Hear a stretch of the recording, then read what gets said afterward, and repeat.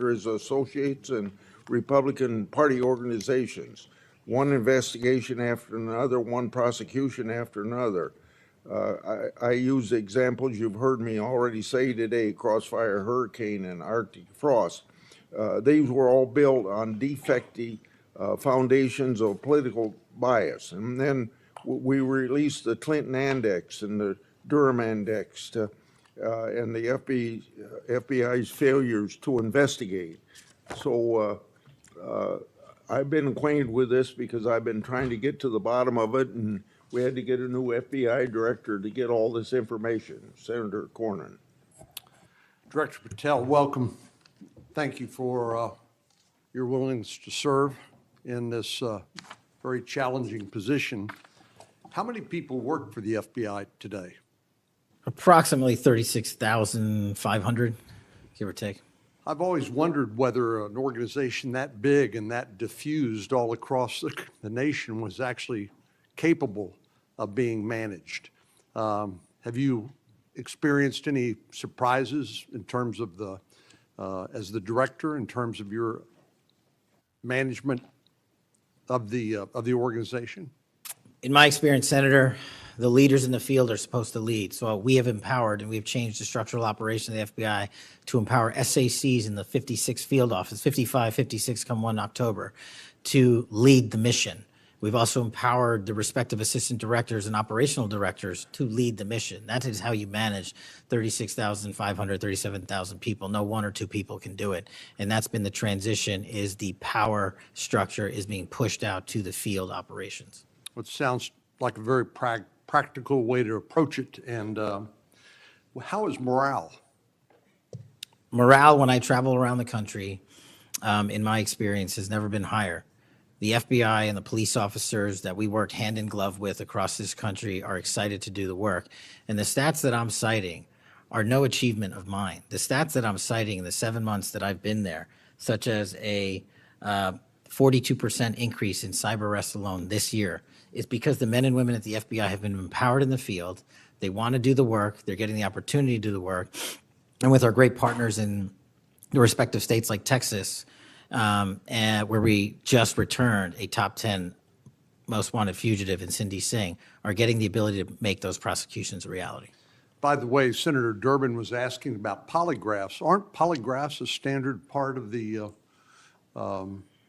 standard test given to people with security clearances across the intelligence community? They are.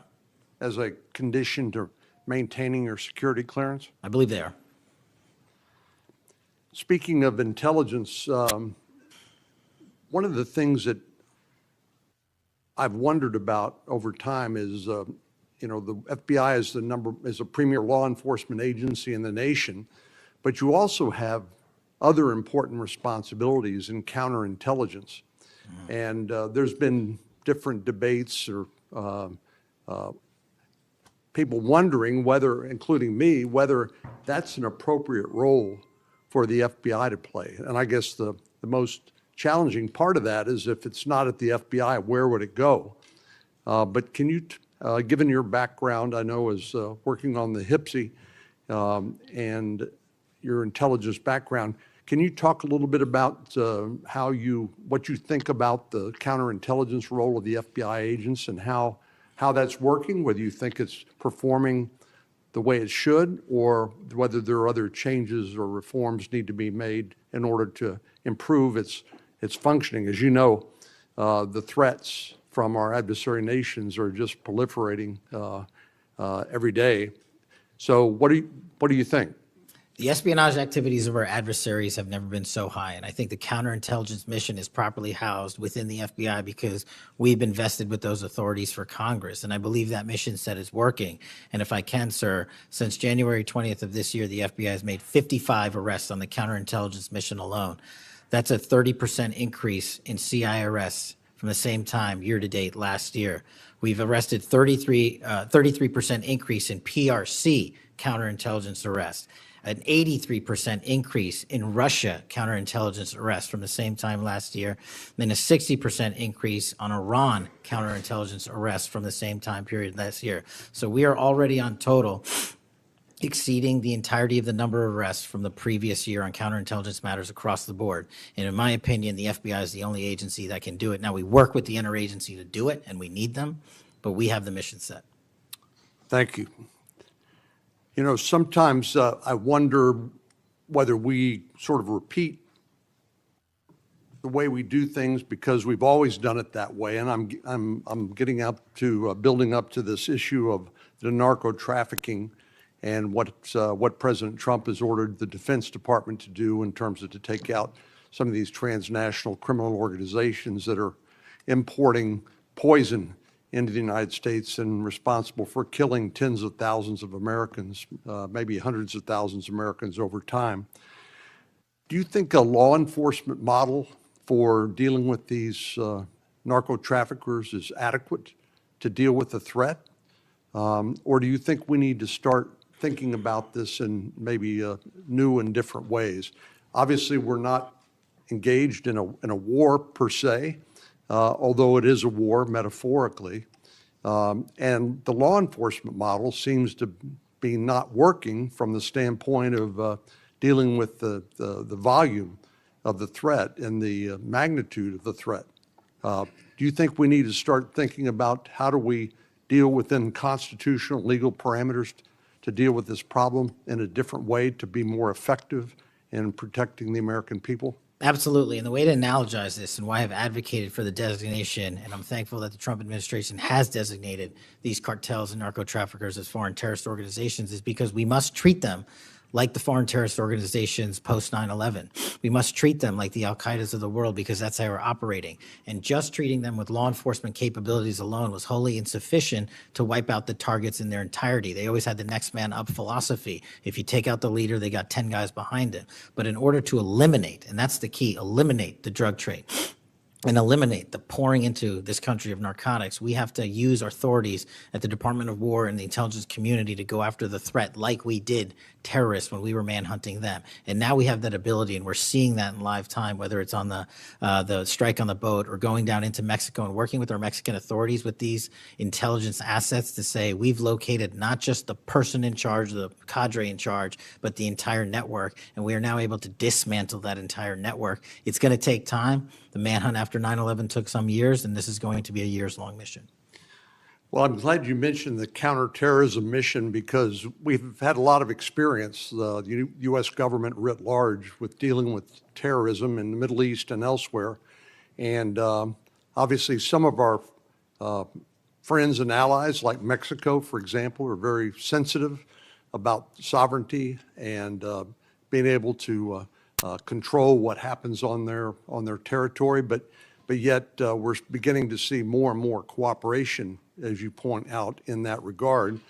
And so in your opinion, has the counterterrorism model, have the lessons learned by the U.S. government writ large, are they being aggressively applied? Are there other things we need to do to make sure that those skills, those lessons learned are applied more broadly to the threat of narco trafficking?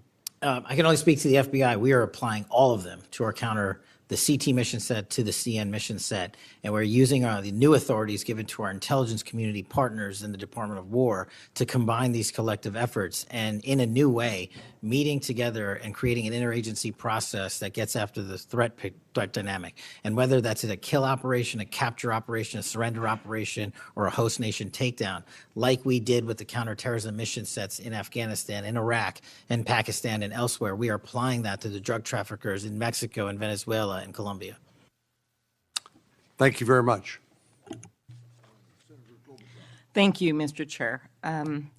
We have seen too much political violence in this country. We all know that. Just last week, Director, your friend Charlie Kirk was gunned down on a college campus. I'm sorry for your loss.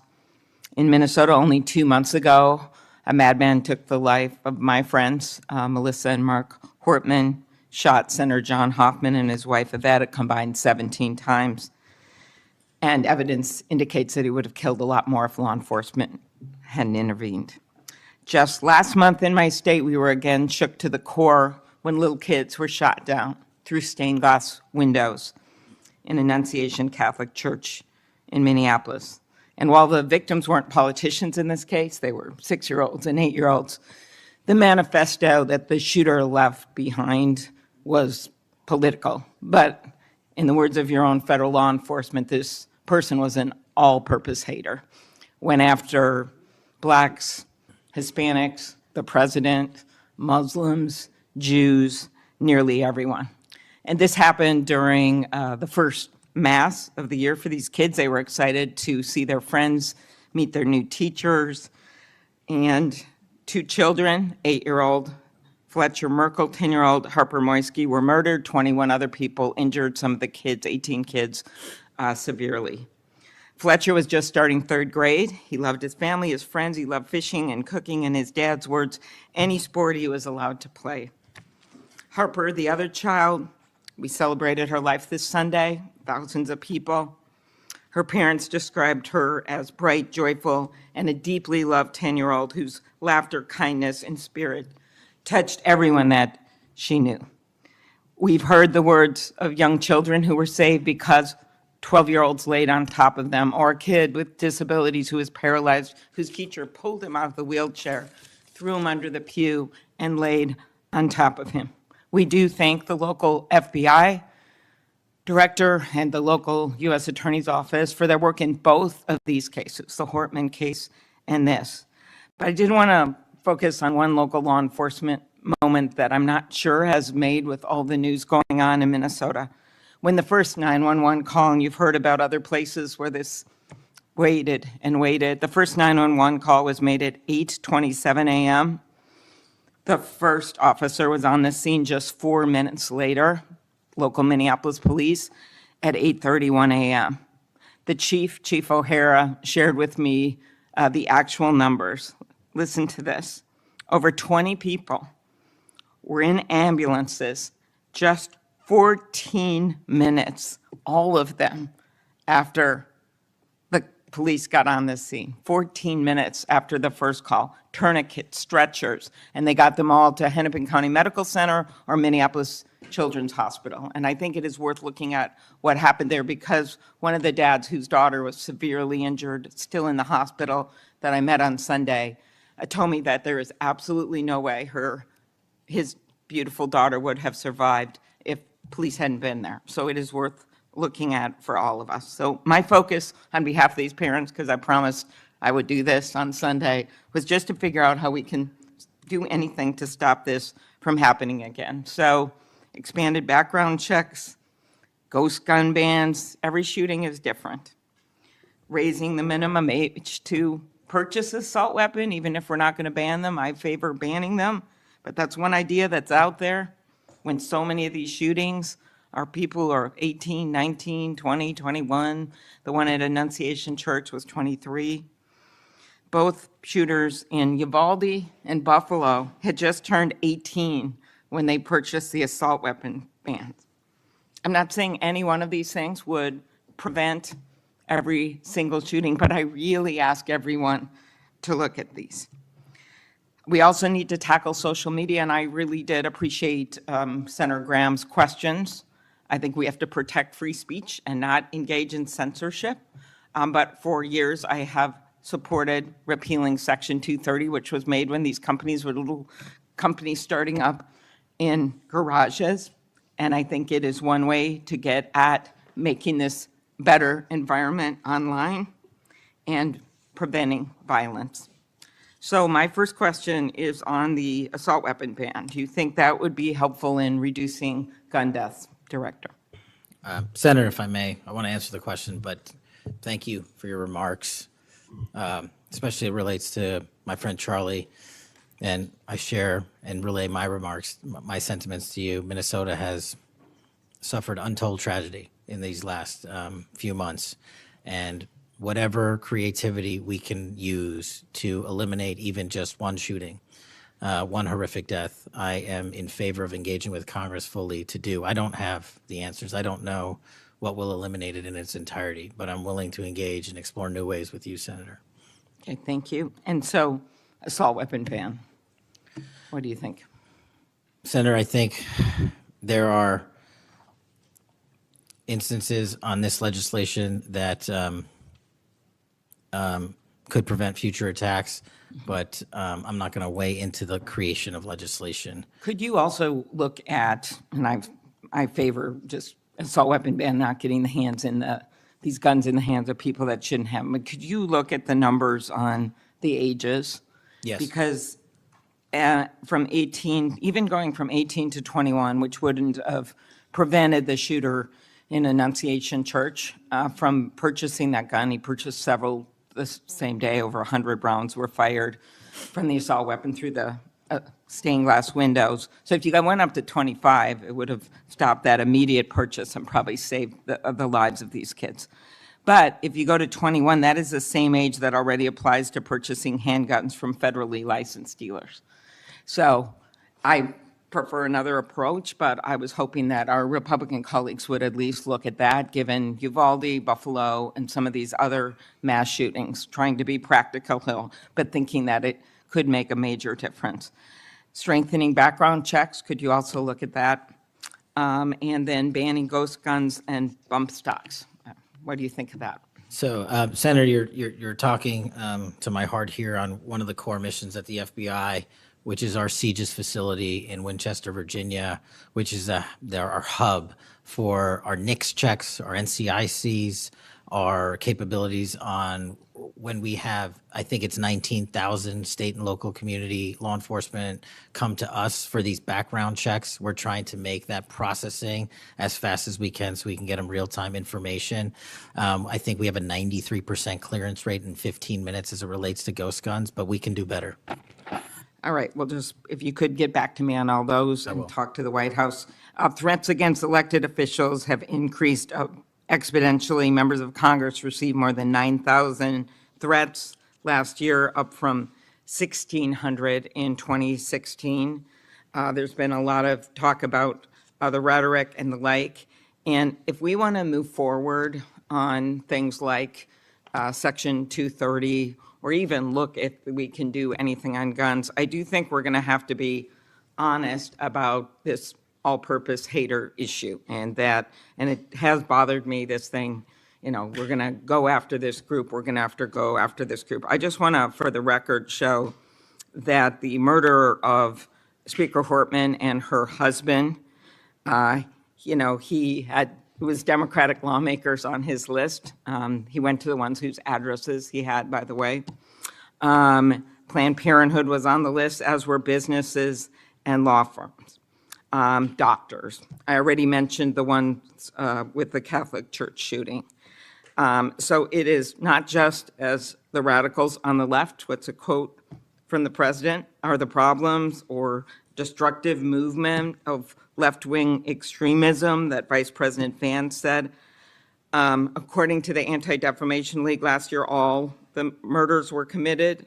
And I'm not actually going to say this because I don't even want to go left-right with this, but you can imagine it wasn't from the left. Cato Institute, conservative think tank, published a study just last week that found terrorists from the right were responsible for 6 times more deaths than people from the left. I actually don't want to go tit for tat on this, but what I am asking for is that this rhetoric of blaming one side or the other stop, if you could convey that to the president, and that we actually work on things that are solutions. So could you commit to me, Mr. Patel, Director Patel, that you will do that? Absolutely, Senator. Okay, thank you. Last, you were asked about social media, and I will put some more questions on the record about that. I think we could make major movement on that. The local FBI helped when the city of St. Paul was a victim of a cyber attack, and I'm concerned about some of the cyber attack cuts. I'll ask you that on the record. AI, I'm glad you raised that. I think we have to do more, but also including election interference, because they're using AI videos. I just had one happen in this very committee on me, and I just think they're going to start using it in democracy, election. They could be foreign. Do you think some of this is foreign entities, Mr. Patel? Generally speaking, we have traced a lot of this to loose groups overseas that don't have any sort of central cluster. There's going to be a lot on you then. And then last, I'll put on the record just my concern about protecting journalists the new guidance that came out of the department? Have you deployed any FBI resources to investigate members of the media for activities related to news gathering, reporting, or reporting on government whistleblowers, something near and dear to the chairman's heart? The only time we would involve an investigation of a journalist if they've conducted or committed an allegation of separate criminal activity, most prominently leaks of classified information. Thank you. Senator Hawley. Thank you very much, Mr. Chairman. Director Patel, good to see you. Thank you for being here. You're leading the FBI at a very critical time for that agency and also a critical time for our country. And I want to start by talking to you about the tide of violence that we have seen, ideological violence against people of faith, particularly Christians. You just think here, take a rough catalog. Just in the last couple of years, we've seen shooting at the Covenant School, Christian school in Nashville. We've seen school shooting at the Annunciation School. We've seen church shootings multiply. We've seen acts of crime and violence, vandalism, arson against churches and parishes all across the country. And then, of course, last week, Charlie Kirk, who said, "I want to be remembered for my courage, for my faith," was shot on a college campus. Let me just start with the assassination of Charlie Kirk. Is the FBI, and I appreciate the tremendous work the FBI has done in this investigation, is the FBI investigating the Kirk assassination as part of this broader pattern of anti-religious, anti-Christian violence?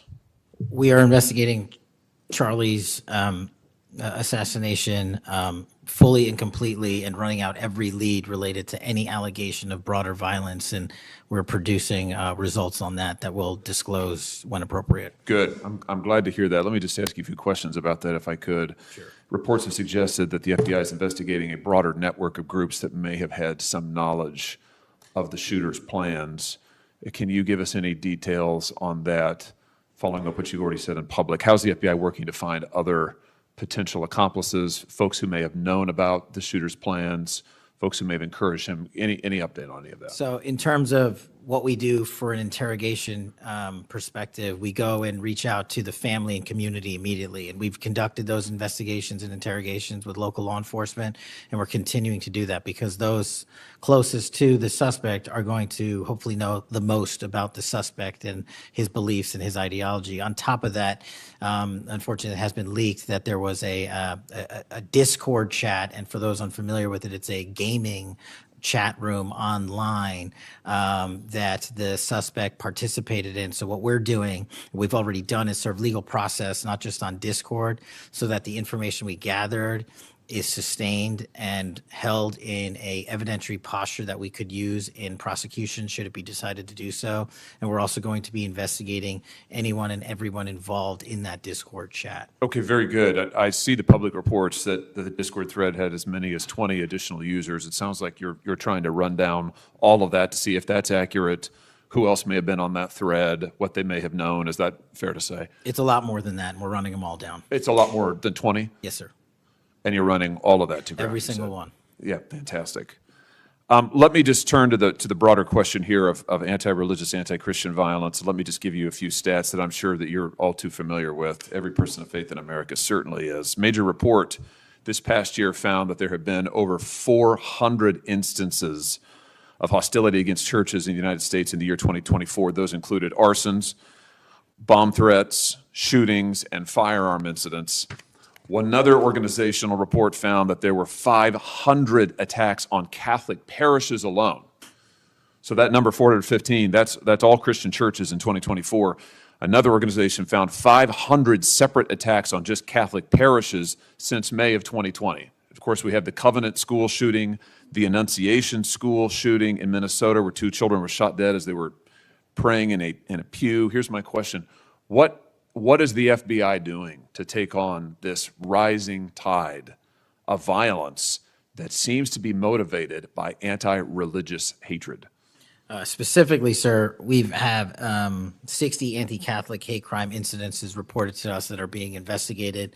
Publicly, I can tell you we have 5 hate crime investigations with anti-Catholic bias ongoing currently in the states, in the cities of Kansas City, Louisville, Houston, Nashville, and Richmond. That's what I can say publicly. But any ideologically based attack against any faith, as a man of faith myself, will not be tolerated, and the full resources of the FBI are committed to all of it. Are you investigating any domestic cells that instigate or encourage or fund or in any way support attacks on churches or other houses of worship? Senator, you raised an incredibly important point that most people don't look at. I've always said we follow the money.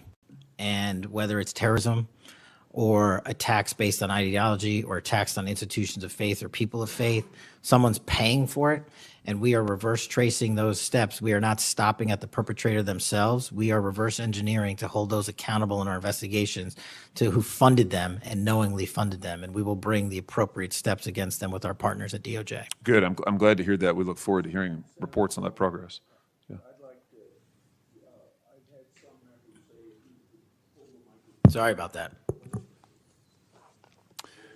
Let me just ask you this in the same vein, Director. Since the Dobbs decision, the FBI has advertised $25,000 rewards for information on attacks on abortion clinics. Will the FBI similarly offer rewards for information on attacks of houses of worship?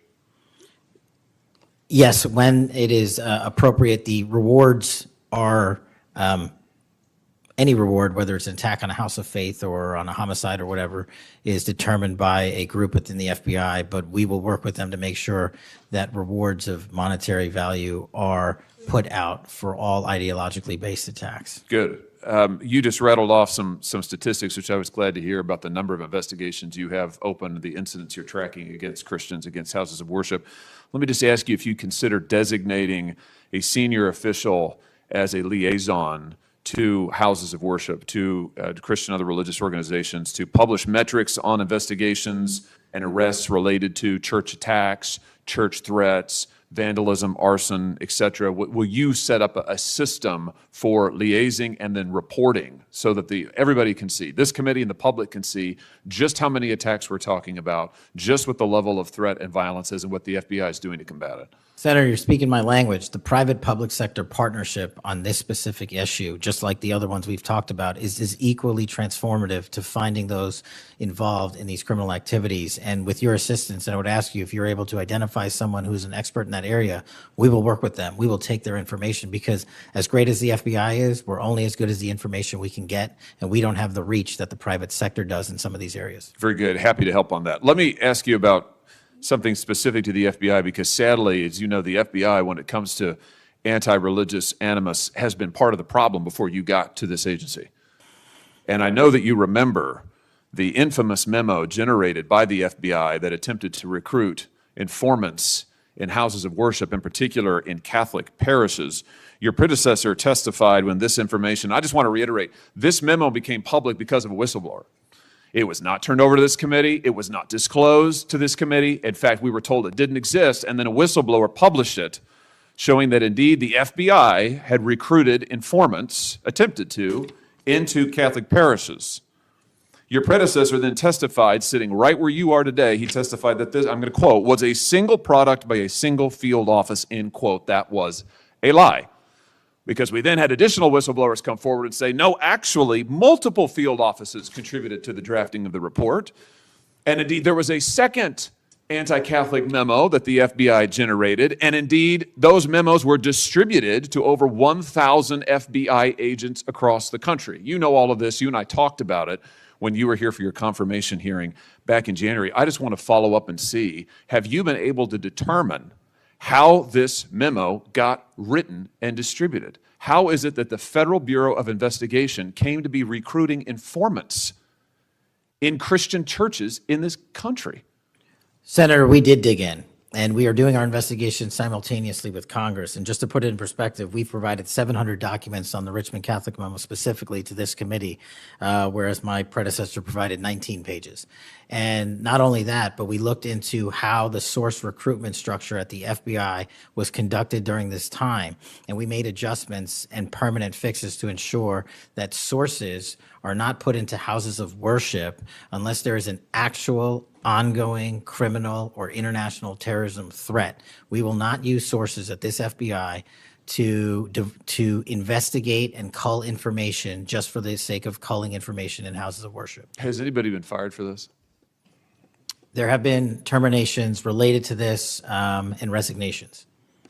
Good. There need to be, because if this is going to be standard at the FBI, nobody can trust the FBI. You want to talk about violating the First Amendment? This has got First Amendment violation written all over it. It's one of the most revolting chapters in the FBI's history. And considering what we're seeing more broadly in terms of the acts of violence against people of faith, this has absolutely got to end. The FBI has to lead the way. So I count on you to do that, Director. Let me just, in the minute or so that I have remaining, let me just shift gears and ask you about something else you said earlier. You said that protecting our youth is maybe the FBI's top priority. It's great to hear. Let me ask you about the role of AI chatbots in that, which you've talked about a little bit already today. Are you investigating any cases of AI-generated child sex abuse material? You issued a PSA earlier this year warning that synthetic child sex abuse material, that's where the AI generates it using maybe a real kid's image, but then generates sex material, sex abuse material. You warned that that was illegal under federal law. Is the FBI investigating any instances of this synthetic CSAM material generated by AI that you can speak to? We are investigating dozens of those matters because let me just say this. As far as the FBI is concerned, generative AI that produces CSAM, child sexual abuse material, under our investigative authorities is treated as equally as if it were actual child sexual abuse material. There's no difference for me in the FBI on this. Let me just ask you one other thing in this vein. I'm sure you've seen the reporting that Meta's AI rules, their own internal guidelines, allowed their chatbots to have sensual, that's their word, sensual conversations with children.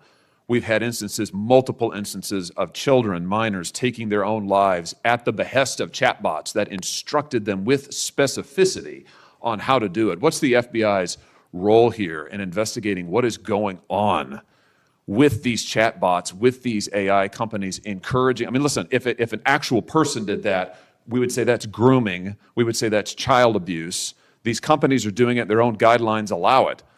What can we do about that? You're referring to NVE, nihilistic violent extremism, and the 764. It has been made a priority of the FBI because they are targeting children, and these chatbots and these generative AI are getting coupled with actual humans who are using them and releasing them because they can do the work faster and quicker than humans can and get into spaces like social media where humans have a difficulty in engaging. And what we're doing is treating any extension of generative AI as the criminal themselves. And we have, I think, I've got to get the number back to you, but over 1,000 investigations related to NVE. We've had numerous takedowns and arrests of 764 individuals. And we are educating, this may be the most important part. I'm directly engaging with the social media and media companies, the internet service providers, to find a way to shut down. There's nothing I can do at the FBI to force them to shut it down, but work with you in Congress to find a way to work with our partners to get that shut down permanently. Thank Senator you. Coons. Thank you, Chairman Grassley. Thank you, Chairman, for calling this hearing. I'm grateful we're continuing this committee's long tradition of oversight, and in particularly today, oversight of the FBI. Director Patel, thank you for being here. There's a number of issues I hope that we can speak to. I want to start by reading something you said to me during your confirmation hearing under oath.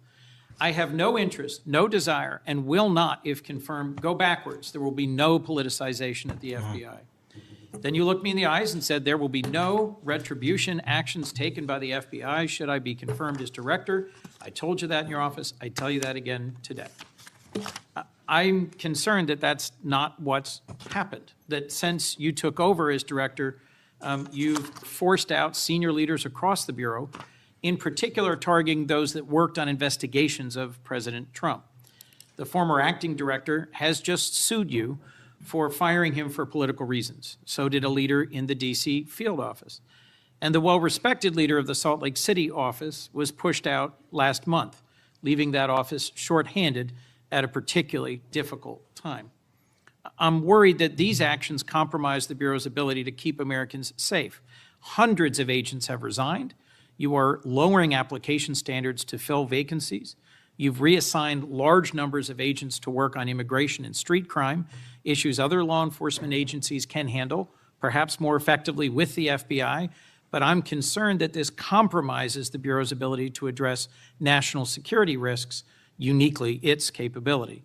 In fact, you've shut down the Office of Integrity and Compliance, which makes sure that agents act in a lawful and ethical way, and reassign staff away from domestic terrorism investigations exactly at a moment I think we are all concerned about it. I also have to ask, you came before the Appropriations Committee in May and told us you wanted a $500 million budget cut for the FBI, literally an effort to defund the police. I am grateful for the work of the men and women of the FBI. They've done great work this year in Delaware, partnering with the Dover Police Department to support human trafficking victims, partnering with the Middletown Police Department on armed robbery and carjacking. And it's urgent, I think, that we fix the direction and the prioritization within the FBI. And I wish we could focus on those efforts today. But I'm seeing an FBI leadership more focused on social media clout and on political revenge than on fighting crime. Director, have you ever ordered that an FBI employee be terminated because he or she worked on an investigation into President Trump? Senator, thank you. One quick correction for the record. There's 280 NV investigations. I gave the incorrect number to Senator Hawley. Thank you. Understood. As far as a lot of your statement, I disagree with it, and I'm happy to address it. But the only way, generally speaking, an individual is terminated at the FBI is if they have violated their oath of office, violated the law, or failed to uphold the standards that we need them to have at the FBI. So those who say that they've been fired because of working on investigations into President Trump are lying or misrepresenting? Well, those matters are alleged in litigation, which is ongoing, so I can't comment on those specifically. Could you comment on why you fired former acting FBI Director Driscoll? I can't because it's ongoing litigation. Could you say now definitively under oath that the rank and file agents who were assigned to work January 6 cases will not be terminated because that's what they were assigned to do? I've said it before and I've said it again. Your case assignment, as I was given case assignments when I was a young prosecutor, does not dictate your career or your termination. Thank you. Then let me go to the appropriations question. In May, you testified before the subcommittee on which I serve, defending the president's request that we slash the FBI's budget by about $500 million. The day before, you testified the opposite in front of the House. Where are we in terms of the budget request? Senator Graham earlier said if you're requesting more funding for more agents, let us know. We're nearing the end of the fiscal year. In front of the committee on which I serve here in the Senate, your request was for a reduction of hundreds of millions of dollars. Where are we? Where we are in the budget cycle is we at the FBI are in support of the president's budget, and we are in support of eliminating waste, fraud, and abuse. We've already identified tens of millions of dollars of duplicative contracts that the FBI was spending on software and private sector engagements. We've also identified duplicative workloads. So we are transitioning those folks out of doing the same thing twice over and into the field. And that's my focus right now. And the move of the FBI headquarters is also going to save the FBI $3.5 billion in the American taxpayers. So we're focused on eliminating waste, fraud, and abuse. And as I told Senator Graham, I'll go back and talk to my team, and if we need more, we'll let you know. Are you planning any additional reductions in force, Director? No. How many vacancies are you currently trying to fill within the agency? In terms of the 1811 ranks, there's a few hundred open vacancies that we have funded. And so we're filling all of those with our hybrid 1811 program and our new recruitment program, and I think a lesser amount of IAs and SOS. So if hundreds of agents have retired or taken the fork in the road offer, and you have vacancies, but you're requesting $500 million less, how does having fewer FBI agents help you tackle violent crime and address our national security issues? Just to put it in perspective, cybersecurity Senator, issues? sorry, I didn't mean to cut you off. If we had this $500 million, we've done the math. It would take us 14 years to onboard every vacancy that's on the books currently at the FBI because we can't hire these folks and train them overnight. It's a years-long process. So we are currently focused on recruiting the best and filling the positions to the best of our needs. And we, even if we had this extra money, wouldn't be able to hire them overnight. We're looking for where the need is greatest, where in the country we need to send them, and how we can change the training requirements, which is why I'm thrilled to have police officers. They might not have a college degree, but they got the street smarts and the cop smarts to become FBI agents, and that's what we want. Let me turn to Section 702. Yes, sir. When you testified in front of the CJS subcommittee, we talked about this issue. You told me you were in favor of reauthorizing FISA Section 702 when it expires next year. So long as the reforms implemented last year, reforms like better training for agents and real consequences for inappropriate searches of Americans' communications were maintained. You also said that you had some ideas about how to make Section 702 better going forward. Can you give me an update on the FBI's implementation of these reforms and the direction you think it should go? Absolutely. I think you're referring to the query process, and if you're not, let me know. But any instance of abuse or mistakes that were made in the query process have now been changed. It used to be you can make multiple mistakes and continue to access the query database system. I've changed that. If you make a mistake, you're immediately sidelined, a review is conducted. And if it was an actual mistake, i.e., there should have been S on the end of that name and there wasn't, then we put you back in. But we have to review those matters. So that's happening. And if there was an intentional mistake, you have no more access to the 702 query system and its database. So we've also done an audit of the entire 702 system and the query databases. And now we are nearly 100% of the audit. And I think we found one or two, I'll have to get back to you, quote unquote mistakes within that system, which are currently being reviewed. Thank you. You had told me in May that you'd send me updated statistics about the Section 702 searches of Americans' data. I haven't received it. When will I get that? I'll work with my team to get that to you, Senator. And frankly, in May, when you were testifying that you were implementing these reforms, you were also closing down the Office of Internal Auditing at the FBI. Now, that was the office created in the first Trump administration to improve the Bureau's compliance with Section 702. How is that working out? How can you continue to advocate for robust civil liberty protections, but shut down the office that was created to enforce those safeguards? Help me understand this. Absolutely, Senator. This is a great example of sort of duplicative work. Both, there was two divisions in the FBI working on this, and all we did was the inspection division, which is the leader in this query system and this audit system, has now been given the single source mandate to conduct these. So the OIA, its elimination is just taking folks who were working there and were experts in it and folded in under the inspection division, and then taking other folks that we didn't need because we had enough manpower and pushing them elsewhere in the FBI. I'm concerned about the rise in threats against members of our judiciary. What are you Yes, sir. doing with the U.S. Marshal Service to help protect our federal judges and with state and local judicial systems to help provide some of the expertise of the FBI in protecting them as well? I share your concern, Senator. We have 35 open investigations, 17 against federal judges, and the remainder against state court judges and threats that they have received. And as you know, federally, there's a specific statute which prohibits that. So we are working up those cases and referring them to prosecution where we can meet the threshold for evidence. In your written testimony, you referenced how counter-UAS legislation expires and we need to resolve the conflict in jurisdiction and authority. I agree, this is an urgent concern. I have heard from state and local law enforcement about it, from the folks responsible for major events, whether it's sports or concerts or public events.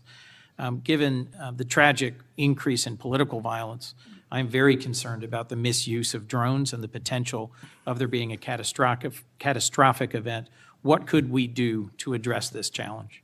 Well, obviously, reauthorizing the capabilities that we have under the Counter-UAS program. But just to highlight what the FBI is specifically doing, we've been given the mandate to work with DHS to secure not just the Club World Cup that we had, by the way, which occurred in 32 matches across the country without any significant incident, which we're proud of, and we're taking that model for the next World Cup and also the Olympics. But the reason I bring that up is because we pushed out our counter-UAS programs to address the security needs, and that's where our focus is on events like that.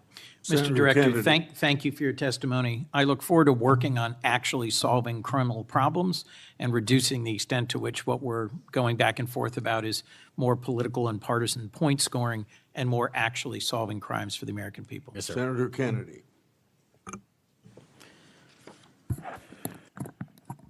Mr. Director,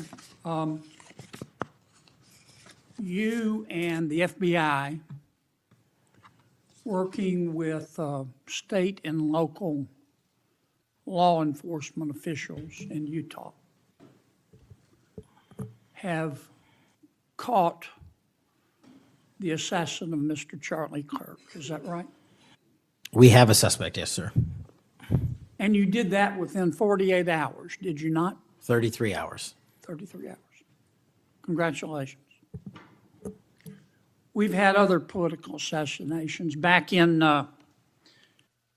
June, an assassinated Representative Melissa Hoffman, Mr. Hoffman, Senator John Hoffman, and Mrs. Hoffman in Minnesota.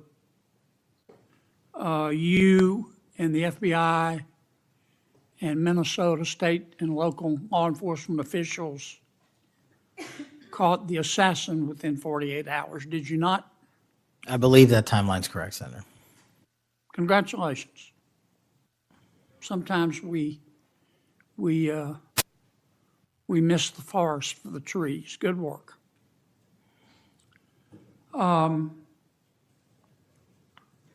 Did Mr. Kirk's assassin act alone? As I've said since the beginning, Senator, it is very much an ongoing investigation, and I can't speak to the state charges. That's for the state to address on their own, but we are providing them with the same investigatory findings reporting the department. And as I noted to Senator, I believe it was Cornyn or Hawley, that there are a number of individuals that are currently being investigated and interrogated, and a number yet to be investigated and interrogated specific to that chat room. So we are very much in our ongoing posture of investigation. So others could have been involved? Yes, sir. Okay. I asked you this last time you were here. Cash, you remember Mr. Peter Strzok and Ms. Lisa Page? Yes, sir. Mr. Strzok was an FBI agent. Ms. Page was an FBI lawyer. They were both very aggressive anti-Trump political activists who allowed their political opinions to affect their work at the FBI. Is that a fair statement? I believe their text messages and their testimony that was secured by the OIG and DOJ speak for themselves. In fact, Mr. Strzok and Ms. Page were having an extramarital affair, and at one point, Ms. Page texted Mr. Strzok, quote, "Trump's not ever going to be president, right? Right?" And Mr. Strzok replied, "No, he won't. We will stop it," end quote. Ms. Page resigned from the FBI. Mr. Strzok was fired. They promptly sued the federal government and the FBI and Justice Department for releasing their emails, which revealed all of this. The FBI settled that lawsuit for $1.2 million, gave Mr. Strzok $1.2 million cash, gave Ms. Page, who resigned. She wasn't fired, she resigned, she quit. Gave her $800,000. Who, if the FBI made that decision to give them money? That settlement was reached in the Biden administration when my predecessor was the director. Who? Are you saying that Chris Wray did? The only people that can decide that settlement are the Attorney General in conjunction with the director and the administration. Okay, so you're telling me that Attorney General Garland and Director Wray decided to give them the money? Is Yes, that sir. right? Yes, sir. Okay. Now, when you took over the FBI,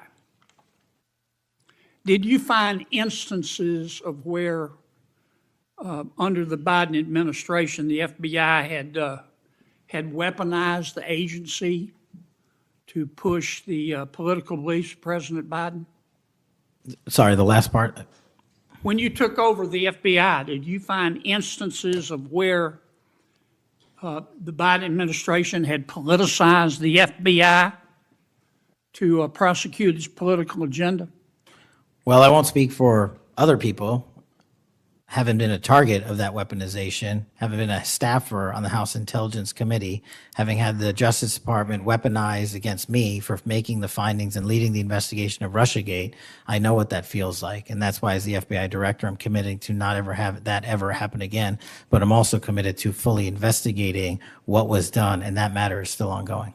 So I assume, I take it your answer is yes. Yes, sir. and you're firing those people, is that right? Anyone that politicizes their job at the FBI will not work at the FBI. Okay. You've heard some of my colleagues either implicitly or otherwise suggest that you have politicized the FBI to prosecute the political beliefs of President Trump. Is that true? I don't know how that can be true when the stats that I cited, to include the 23,000 arrests, 6,000 weapons seized, 1,600 gang and criminal enterprise organizations, 4,700 children found and rescued, more enough fentanyl seized to kill a third of America. The men and women of the FBI are now on an apolitical mission, and this is why the numbers are historic in 7 Have you months. fired people because they voted for Vice President Harris? I don't ask people who they vote for, and neither does the FBI. Okay. But you've given people polygraphs, have you not? Many people in the FBI take polys. The FBI does that all the time. Yes, sir. Does it not? Yes, For a sir. long time, is that correct? Decades. All right. I want to ask you about the Epstein files. Have you seen the Epstein files? I have not reviewed the entirety of it myself, but a good amount. Would it be fair to say that Mr. Epstein trafficked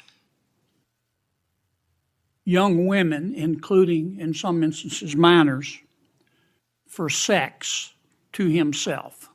That was specifically the allegations in the 2018 indictment in the Southern District of New York. Okay. Who else did he traffic these young women to?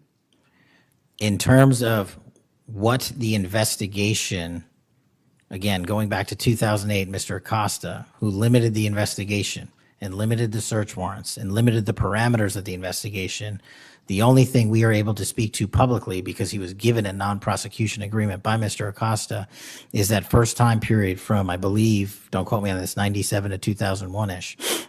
And then when the Trump administration courageously reopened it. Ash, excuse me for interrupting, but I'm going to run out of time. You've seen most of the files. Who, if anyone, did Epstein traffic these young women to besides himself? Himself, there is no credible information. None. If there were, I would bring the case yesterday that he trafficked to other individuals. And the information we have, again, is limited. So the answer is no one For the information that we have in the files. in the case file. Okay. Now, President Trump has deferred to the FBI and the Department of Justice with respect to the Epstein records. He says it is your call about releasing them. And I understand that the department and the agency have decided to release them in cooperation with the House committee. Is that correct? Yes, sir. So you're releasing them a little bit at a time. Is that correct? We're releasing as much as we can, but we are limited by 3 different court orders, and the department went back to each of those judges to waive those court orders or have them lifted, and each of those judges declined. Will you release all of them, or at least as many as you can? We will release everything we are legally permitted to do so. We are continuing to work with the House on the subpoena request. We have substantially complied with it, but we will continue to release whatever we are legally permitted to do so. Okay. I strongly encourage you to do that. Kash, this issue's not going to go away. And I think the central question for the American people is this. They know that Epstein trafficked young women for sex to himself. They want to know who, if anyone else, he trafficked these young women to. And that's a very fair question. I want to know that answer. And I think you're going to have to do more to satisfy the American people's understandable curiosity in that regard. Mr. Chairman, may I just respond to that? I agree, Senator. And what we have done, and just to remind folks, the Epstein case files existed in the 2 prior administrations, in the Obama administration and the Biden administration, and they didn't release anything. And there was President Trump in the first administration that renewed charges against Mr. Epstein. And I know it's a little complicated to understand, but what exists in the Epstein case files was a direct result of the limited search warrants from 2006 and 7, which hamstrung future investigations because of the non-prosecution agreement. And multiple administrations had the opportunity to look at the entirety of that case file and recommend prosecutions against anyone that was trafficked under Mr. Epstein and anyone that participated in that trafficking. And the only person to bring charges was the prior administration against Mr. Epstein. Now, I am not saying that others were not trafficked and others were not involved. What I am telling you is that based on the information we have, and we have continuously and publicly asked for the public to come forward with more information. If there is, we'll look at it. But based on credible information, we have released all credible information, and the information that the Department of Justice and the FBI never releases is information on investigations that are not credible. And we don't release the names of victims who weren't credible, but in the same time, we don't release the names of victims who were credible. And so that's by law. And so the information we are releasing now is historic, and it is also to the maximum capacity that the law allows. And I know that's not going to satisfy many, many, many people. But if they wanted it done right, then the investigation from its origination should have been done right, and he should not have been given a get-out-of-jail-free card to do jail on the weekends for 12 hours a day, and he should have been investigated fully for the entirety of his crime and criminal enterprise, not just from 1997 to 2001. Senator Blumenthal. Thank you, Thanks, Mr. Patel. Thank you, Mr. Chairman. Director Patel, thank you for being here today. You'll recall well in January at your confirmation hearing before this committee, I raised the prospect of politically motivated retaliation, and you promised me, as you did other members of this committee, quote, every FBI employee will be held to the absolute same standard and no one will be terminated for case assignments. You went on to tell me, quote, all FBI employees will be protected against political retribution. And you assured one of my colleagues that you would honor the internal review process of the FBI. I'm not going to mince words. You lied to us. In the short time that you've been FBI director, you've presided over a rash of retaliatory firings. 3 FBI agents have recently sued you. They are FBI agents with 60 years between them of distinguished service, rescuing hostages, saving kids from predators, dismantling drug cartels, and their allegations, their civil allegations, are a searing indictment of your tenure as FBI director. But it's not just those 3.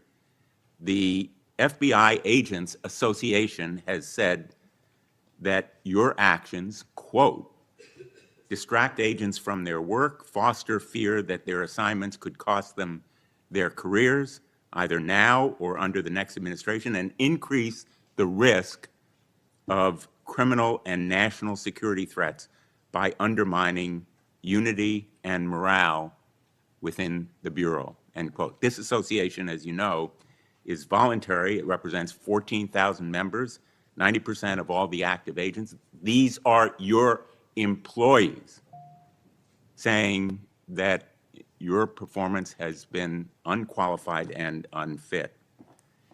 And there is mounting evidence that these retaliatory firings were the result of direction from the White House. There have been instances in the past history of the Bureau of political interference and political direction from the director's office, but not the kind of institutional interference that we're seeing from the White House right now. I'm going to ask you, has anyone from the White House contacted you about personnel decisions? I completely disagree with your entire premise that I have lied or am misleading the FBI. If I were, the results that I announced today by the men and women of the FBI and the historic records we are doing to keep this country safe would not be possible. The men and women of the FBI are responding to our leadership and this administration's priorities. The only way people get terminated at the FBI is if they fail to meet the muster of the job and their duties. And that is where I will leave it. And you accusing me of lying is something I don't take lightly, but I'm not going to get into a tit for tat with you. Well, let me just ask you to answer my question. Has anyone from the White House contacted you about personnel decisions? Generally speaking, we always discuss with the White House, OMB, during the budget process, how many personnel we need, who we need where, Answer is yes. for Have budgetary you been purposes directed and to real. fire people, agents, because they participated in investigations of the president? I don't receive directions to do that. Has anyone I make the suggested it? decisions. Has anyone asked you to do it? The best information is, yes, you've taken suggestions and direction from the White House in firing qualified agents. Any termination at the FBI was a decision that I made based on the evidence that I have as a director of the FBI, and it's my job, and I'm not going to shy away from it. And as you stated, those are allegations, and that is an ongoing litigation. So they'll have their day in court, and so will we. The allegations are not just in that lawsuit, Director Patel, and I think your testimony confirms that, in fact, you've taken direction from the White House I don't. in it those does not. retaliatory firings. It literally does Because you've not. acknowledged that, in fact, they have been in contact with you about personnel decisions. The Let me- White let me House move has on. been, do not put words in my mouth, we're on the record. The White House, like any administration, contacts its agencies on the budgeting process and where it needs personnel and where the mission priorities are. That always happens. If they didn't do that, they would be abdicating the responsibility to law enforcement. I will always work with my partners in the chain of command at the Department of Justice and the White House to ensure that this FBI is delivering the results we are delivering, to include the lowest murder rate in modern U.S. history, to include the most fentanyl seizures in modern U.S. history, to include the most lives saved and the most children found in Just modern ask U.S. you, history. That is a working FBI. That is not a failing FBI. Let's move on to a related area. In White House discussions, have you been asked or directed by the White House or others to engage in a crackdown on political groups or organizations, nonprofits, after the murder of Charlie Kirk? To direct at political organizations? No.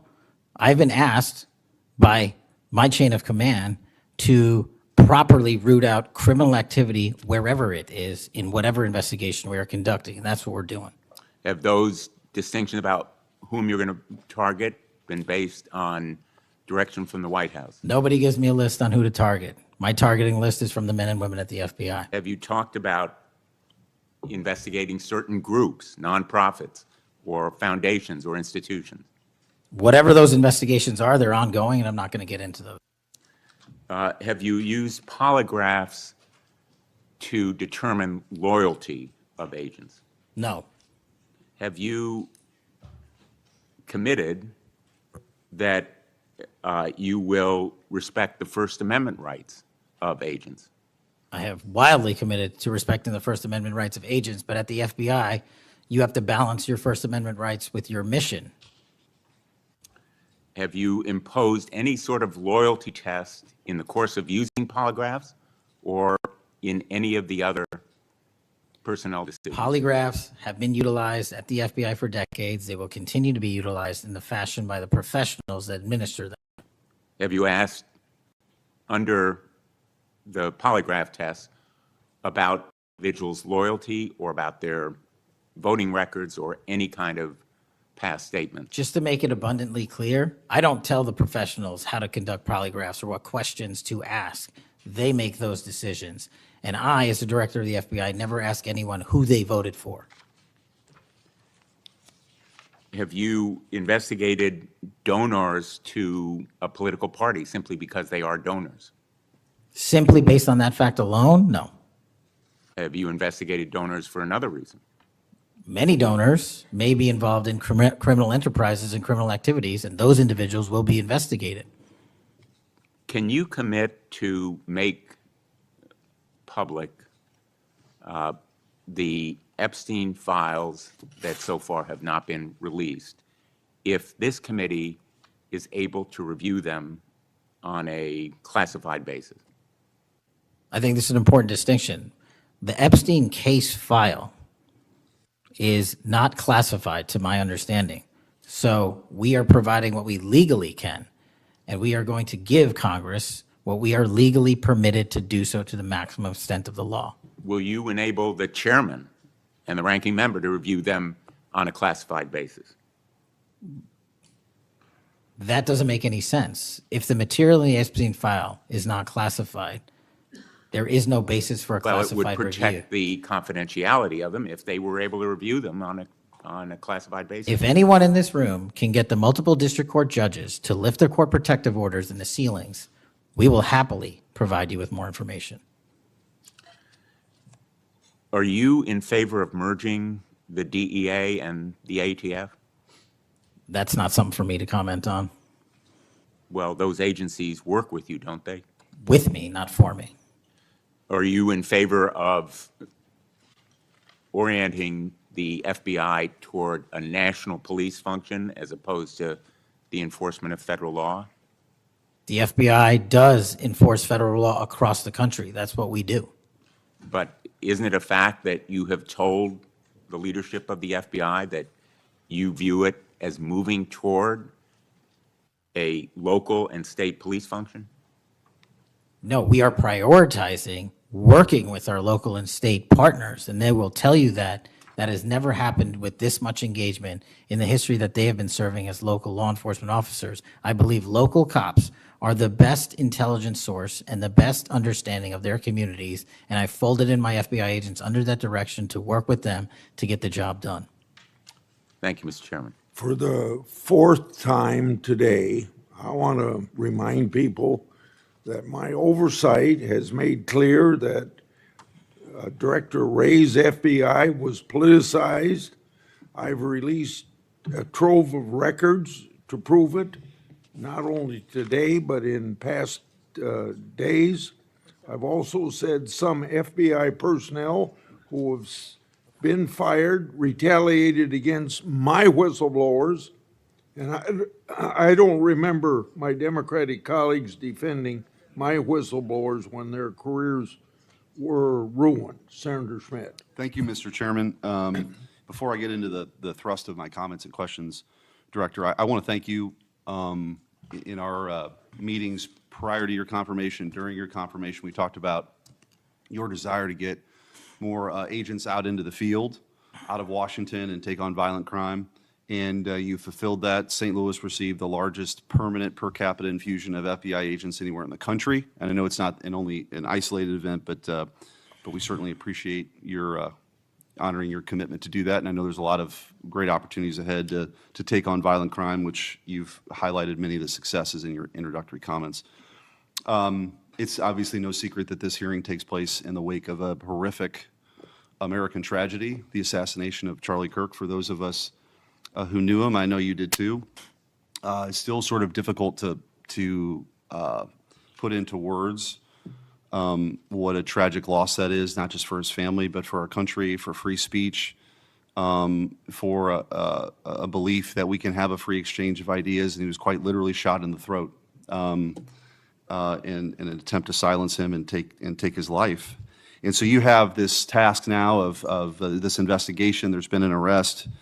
But I think that we face an even larger crisis that law enforcement alone can't tackle alone.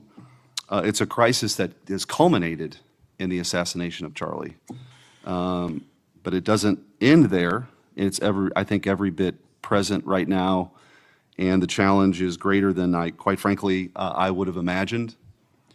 Seeing some of the comments that have taken place after the assassination, and something that I think as a country we have to reckon with. And it's something deeper, much deeper than a rejection of law and order or the norms of civil society. We've entered a very dangerous time, I think, in our country. And that should be clear to everyone. Political violence is a sign of a deep and corrosive sickness in any society. But in America today, the problem is just not political violence in the abstract. It is the specific kind of political violence which is overwhelmingly driven by a specific set of actors and groups. None of this emerged out of thin air. Over the past week, leaders from across the political spectrum have come out and forcefully condemned Charlie's murder and political violence more broadly. For that, we're all very grateful. We should be grateful. There have been calls to unite and come together in the wake of Charlie's murder, and I want to do that. I do. Someday I pray that we can be united as a country again and go forward together as a one people and under one flag, but we are not united. Upstream from the dehumanization and demonizing political violence and rhetoric tearing apart our country is a divide on how we view America and Americans. Is America good? Is America evil? Is there something inherently special about Western civilization, or is this 2,000-year project rotten to the core? And if it is something worth fighting for, which I believe, how do we do it? With words and ideas like Charlie did, or with firebombs and assassins' bullets?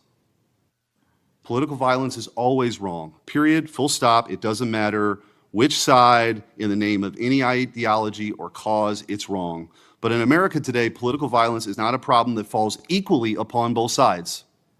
We have to be honest about this. We must reject an attempt to paint it as some kind of random phenomenon with no particular creed or ideology, a kind of spontaneous insanity, which takes place outside of any broader social context and has no pattern at all. That's wrong. So free speech, yes. Political violence, no. But we have to be honest about what's happening. Already, we're hearing people talk about Charlie's assassination in those terms. We're told that we can't possibly know what drove a killer to plan and carry out a murder of the most prominent conservative activist in America. But that's a lie. We do know. The facts are plain and clear, and we have to speak truth in this moment, or there's no other side of the mountain. The vast majority of Americans are against political violence, but there is a vocal, active minority that encourages and celebrates it, and that minority is overwhelmingly on the left. Just last week, a YouGov poll found that a full 25% of those people who describe themselves as very liberal say it can be justified for citizens to use violence to achieve political goals. Less than 3% of very conservative Americans say the same. That's too many. That is 3% too many. But we are lying if we think that this is a both sides thing. It's not. We have to confront it. And you're going to have an important job of rooting out these terrorists. This is an ideology that runs very deep. The numbers are virtually identical to the ones I just noted when it comes to whether or not it's okay to celebrate the deaths of people whom we disagree with. And while large majorities in both parties were opposed to celebrating political violence, Democrats overall were nearly twice as likely as Republicans to believe that it is usually or always acceptable to celebrate the death of a public figure they oppose. What in the hell is going on? Earlier this year, a poll found that more than 55% of people on the left believed that it would be at least somewhat justified to murder Donald Trump. These are not just some abstractions on a page. These are our fellow citizens. How can we come together with people who believe these things? We've all seen the flood of posts on social media over the past week, not just a fringe few, but thousands upon thousands of people gleefully celebrating a father of two young children getting gunned down in broad daylight. I wish I wouldn't have seen that video. I wish my kids would not have seen that video. Blue Sky, the left-wing alternative to X, was so overwhelmed with these posts that the platform was forced to issue a statement warning its users to stop glorifying the murder. And it wasn't just random social media trolls. It was journalists elite college professors, and even politicians, all but saying Charlie's assassination was justified because of what he thought, because of what he said. We saw the flood of hit pieces, the most powerful media outlets in the nation dishonestly attacking and villainizing Charlie for the most vicious possible terms. How can you ask us to unite under that? There can be no unity between good and evil. Somebody has to win this thing. And as a country, we have to absolutely reject it. And don't tell me it's both sides. It didn't happen in a vacuum. Over the past decade, we've seen an explosion of political violence, not just one-off lone wolf attacks, but organized, systemic political violence at a mass scale. It is not organic. It is the offspring of a dark and clandestine system funded in part with our own tax dollars, winning with a large network of foundations, NGOs, activist organizations, and front groups. This system lurks behind every radical leftist movement in our nation today. The George Soros empire has financed a vast ecosystem of radicals, all working together, dropping off bricks at riots to unleash a tidal wave of violently anarchists on our streets and to prop it up in an army of researchers and experts and journalists and propagandists who downplay the political violence. What he's doing is serious. I'm going to ask you, because I don't have a ton of time, The opposite of what we should be doing as a committee. and I would point out, we've heard years of the left, their loudest voices calling anyone on the right extremists, MAGA Republicans, fascists, Nazis, an existential threat to democracy. Check yourself, and don't give me this both sides bullshit. Mr. Director, I want to ask you, tell me if each one of the following perpetrators or alleged perpetrators were acting from a left-wing or right-wing political violence. The man who tried to kill Republican congressman at the congressional baseball practice, nearly killing House Majority Leader Steve Scalise, left-wing or right-wing violence? Sir, I believe it was a left-wing ideology. Okay. Burned down cities during the Summer of Love in the George Floyd riots, left-wing violence or right-wing violence? Sir, I'll rely on you on these. I don't have off the top of my head. I'm sorry. Okay, left-wing. The Waukesha Christmas Parade massacre, left-wing or right-wing violence? Left-wing. The Lee Zeldin stabbing attempt, left-wing or right-wing? Left-wing. The Covenant school shooting in Nashville, left-wing or right-wing? Left-wing. The Butler, Pennsylvania assassination attempt on President Trump, left-wing or right-wing? Left-wing. The Trump International West Palm Beach assassination attempt, left-wing. The Abundant Life Christian school shooting, left-wing. The United Care CEO's murder, left-wing. Tesla's burned, keyed, damaged, firebombed, left-wing.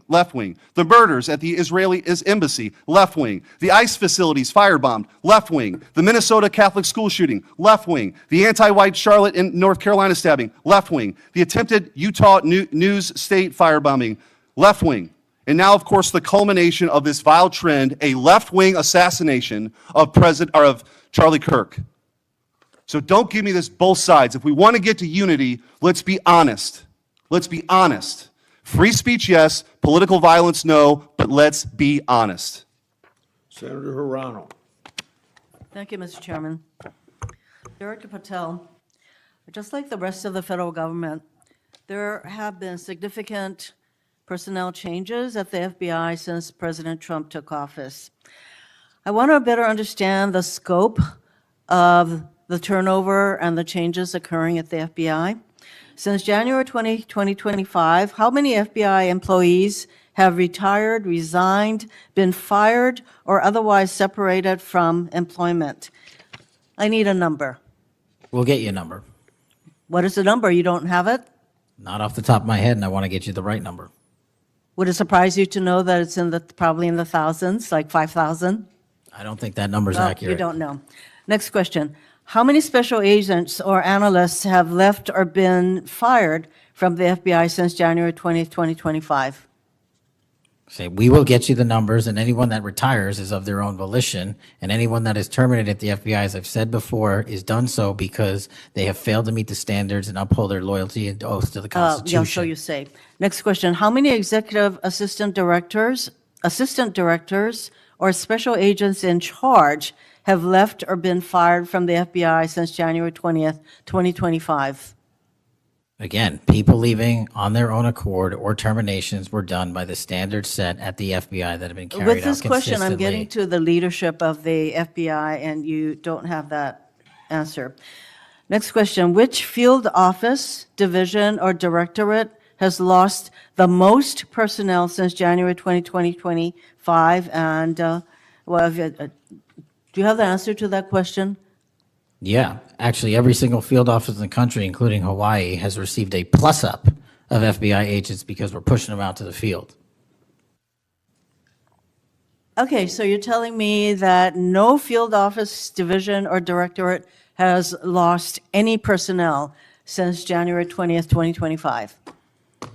That's your answer? In Hawaii, there's been a plus-up. In every single state that I'm looking at, we have allocated a plus-up for field offices across the country so that the FBI can continuing the historic achievements it's done in these last 7 months. When you're talking about firings, you're looking for a media hit and a fundraising clip, and I'm not going to give it to you. It doesn't matter under what basis they left. I just want to know how many have left. And I think your testimony is nobody has left. Next question.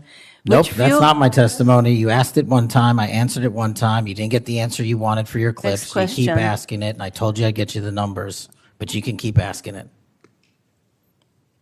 Which field office, division, or directorate has gained the most personnel since January 2025? You noted that there have been plus-ups, so which offices have received these plus-ups? The greatest allocation that I believe was given to California and then Florida. Where were those offices? California and Florida. Thank you. Director Patel, you often refer to FBI agents as cops. All of us, Democrats and Republicans, support the police officers who keep our communities safe. But while our states, cities, counties, and towns all employ police officers to protect our communities, Congress has empowered and equipped the FBI to take on missions that local police cannot, especially taking on terrorists, hackers, and spies. I'd like to assess how well the FBI is able to handle its specialized missions under your leadership. The FBI is the nation's lead federal law enforcement agency for investigating and preventing acts of domestic and international terrorism. And yet the executive assistant directors in charge of the FBI's national security and intelligence branches were both forced out at the beginning of the year. Who replaced them in those positions? Excellent qualified personnel to lead the mission of arresting 23,000 violent criminals this year alone. The That's twice names as many of the as people before. who took the places of I'm not the- going to give you any names so you can attack them. Why not? So you can attack them. I'm not doing that. The You're not people gonna sitting give in me the those seats names are of- extremely qualified to handle the job. You're We not would gonna not give have me the the names results. of We would- personnel who We would should not be have the on your reduction website. of Fine, violence in the moving state on. of Hawaii if we did not allocate the Earlier resources we this did. year, FBI counterterrorist special agents and investigators were reassigned to assist with immigration enforcement. Reportedly, these counterterrorism experts were returned to the jobs they trained for in late January after Iran threatened to retaliate for our strikes on their nuclear facilities. Have those experts remained in the jobs they trained for since that time? Yes or no? FBI agents' primary responsibility is exactly what they are assigned to do. We always work with our So since they interagency part. returned to their positions, If you're not are going to they let still me in answer, those why don't you positions? just do your soliloquy in the 4.5 minutes you have I left? am not asking for a soliloquy. It's just a yes or no. Are those people who were returned to their jobs still on those jobs? Yes or no? They never left. What was that? They never left their primary job. It is a surge of resources in law enforcement working with the interagency to combat violent crime and reduce They were violent never- crime in okay, they were never historic reassigned to do proportions. That's your testimony. Okay, Director Patel, the FBI is also the lead federal agency for investigating cyber attacks and Yes. cyber intrusions, both by foreign nation states and by non-state hacker groups.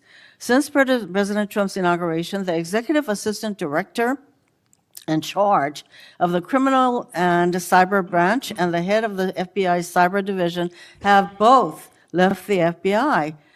What are the names of the people who replace them in those positions? The cyber branch is one of the most impressive at the FBI. 409 arrests this year, 169 convictions. That's a 42% increase from the same time last year. It's that So branch, any Mr. suggestion that the FBI cyber division is not operating at full capacity and better than ever before, the leadership at the branch is implementing these changes necessary to attack the cyber and ransomware infrastructure operators You for know Iran, why China, they're and important? I Russia. want to know who has those positions, since the people who originally were there, Supremely are no longer qualified there. individuals have those positions. Are they?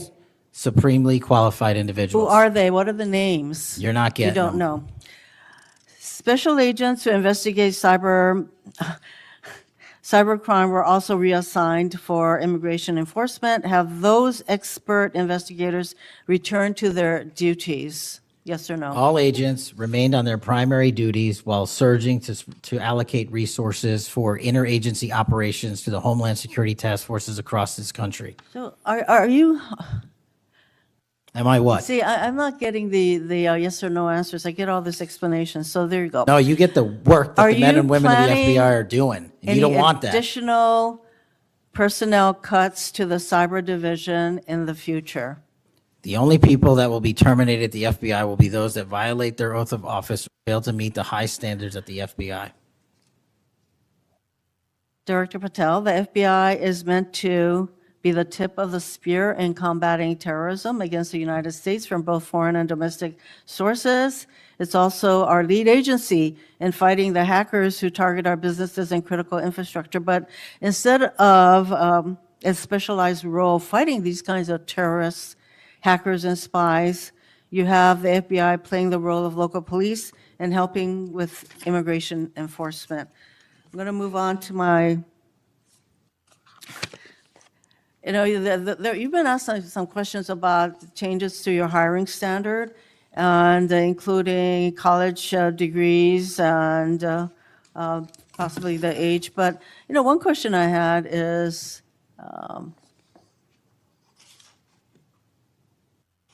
that you are now requiring applicants to be able to do a certain kind of pull-ups, which a lot of women cannot because of physiological differences. Are you requiring these kinds of pull-ups?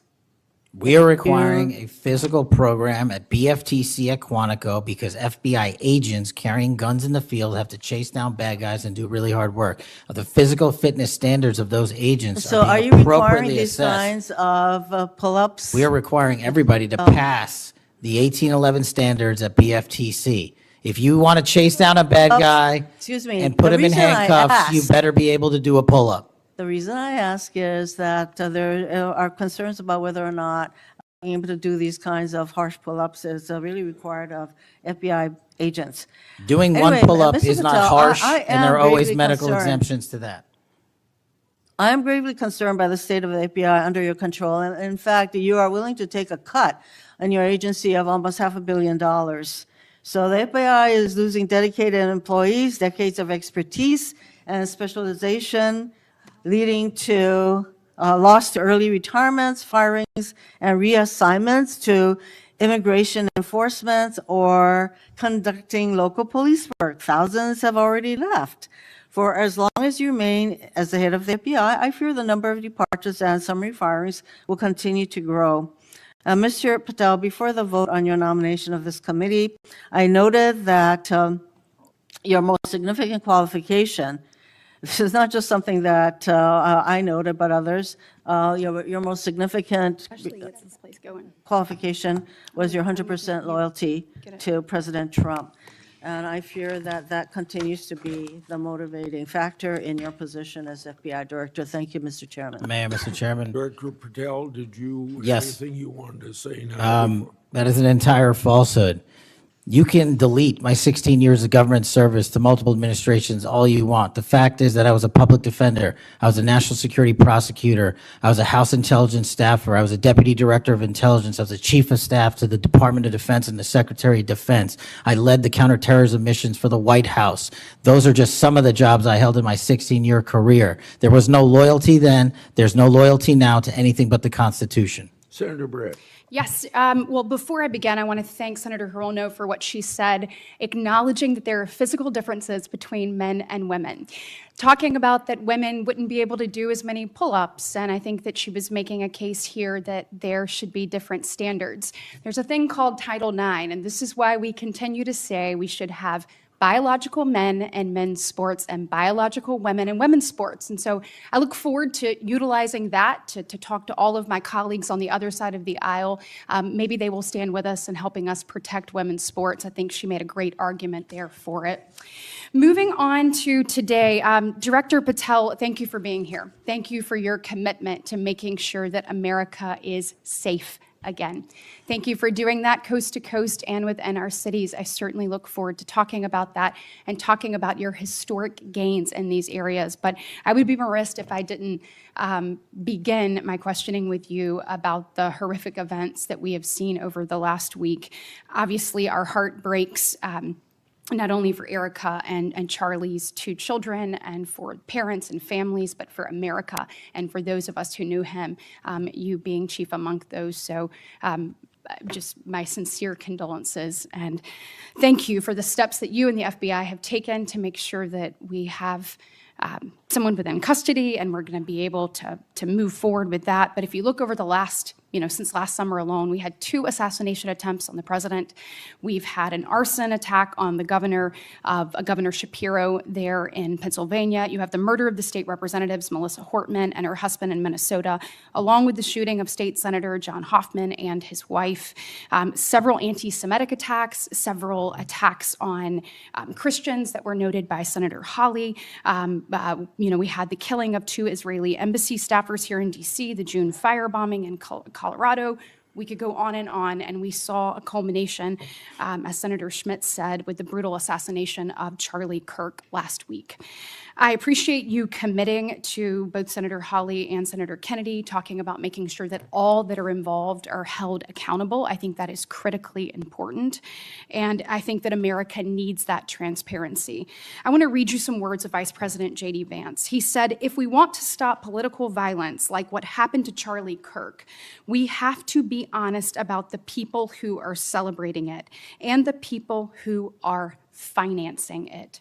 My question to you is, in light of Charlie's murder and all of the things that we have just referenced and have been talking about today, what steps is the FBI taking to more aggressively crack down on those who promote, encourage, finance, fund these types of engagements and this type of political violence?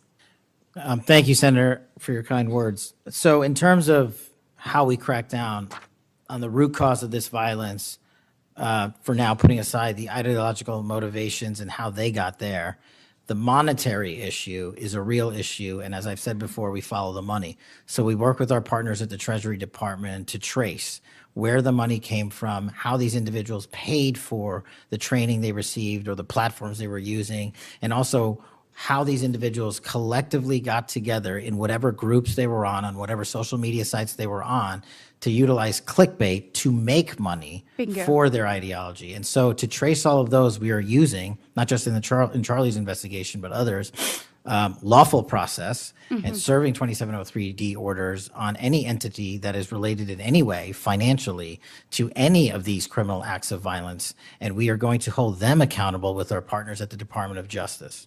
Excellent. I would love to stay abreast of that, and just we must get to the bottom of it. We must follow the money. Someone is funding this discourse. Do you believe, obviously there are people here, unfortunately American citizens, that may be engaged in that, but do you also believe that some of this may be coming from overseas? Yes. Okay, let's get to the bottom of it and let's make it stop. Yes, ma'am. I want to ask you about the Dobbs decision. So we know that it was leaked in May of 22, and then we had the Marshal Service say we found nothing in January of 23. I find that absolutely mind-boggling that we can't figure out who leaked that opinion. We know it was done in attempts to undermine the process, and then the intimidation of the justices occurred after that. Tell me what you can do as FBI director to help us get to the bottom of what happened and actually hold someone accountable for their actions. So I can't speak to what the marshals did and how they conducted their investigation. I can tell you, generally speaking, the FBI has taken over the investigation on the leak because it was such a detrimental leak. So you commit to getting to the bottom of it. We are utilizing the full resource of the FBI as we usually do on leak investigations, and we will make sure our results are public at the appropriate time. We need answers. I want to talk about child sexual exploitation. Thank you for making protecting our youth your top priority. We know that that is the greatest gift that we have. That is our greatest treasure here in the United States is the next generation. And finally, we have an FBI director that is putting that at the top of his list.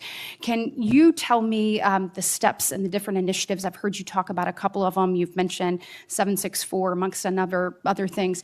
Tell me what you're doing, and specifically, I want to know about when it comes to sextortion. So as a parent who is raising children right now, teenagers, and you're looking at what's happening, whether people are snapping photos and then what's happening online. I have had a number of parents sit in front of me telling me terrible, heartbreaking stories about their children ultimately taking their own life because of being blackmailed.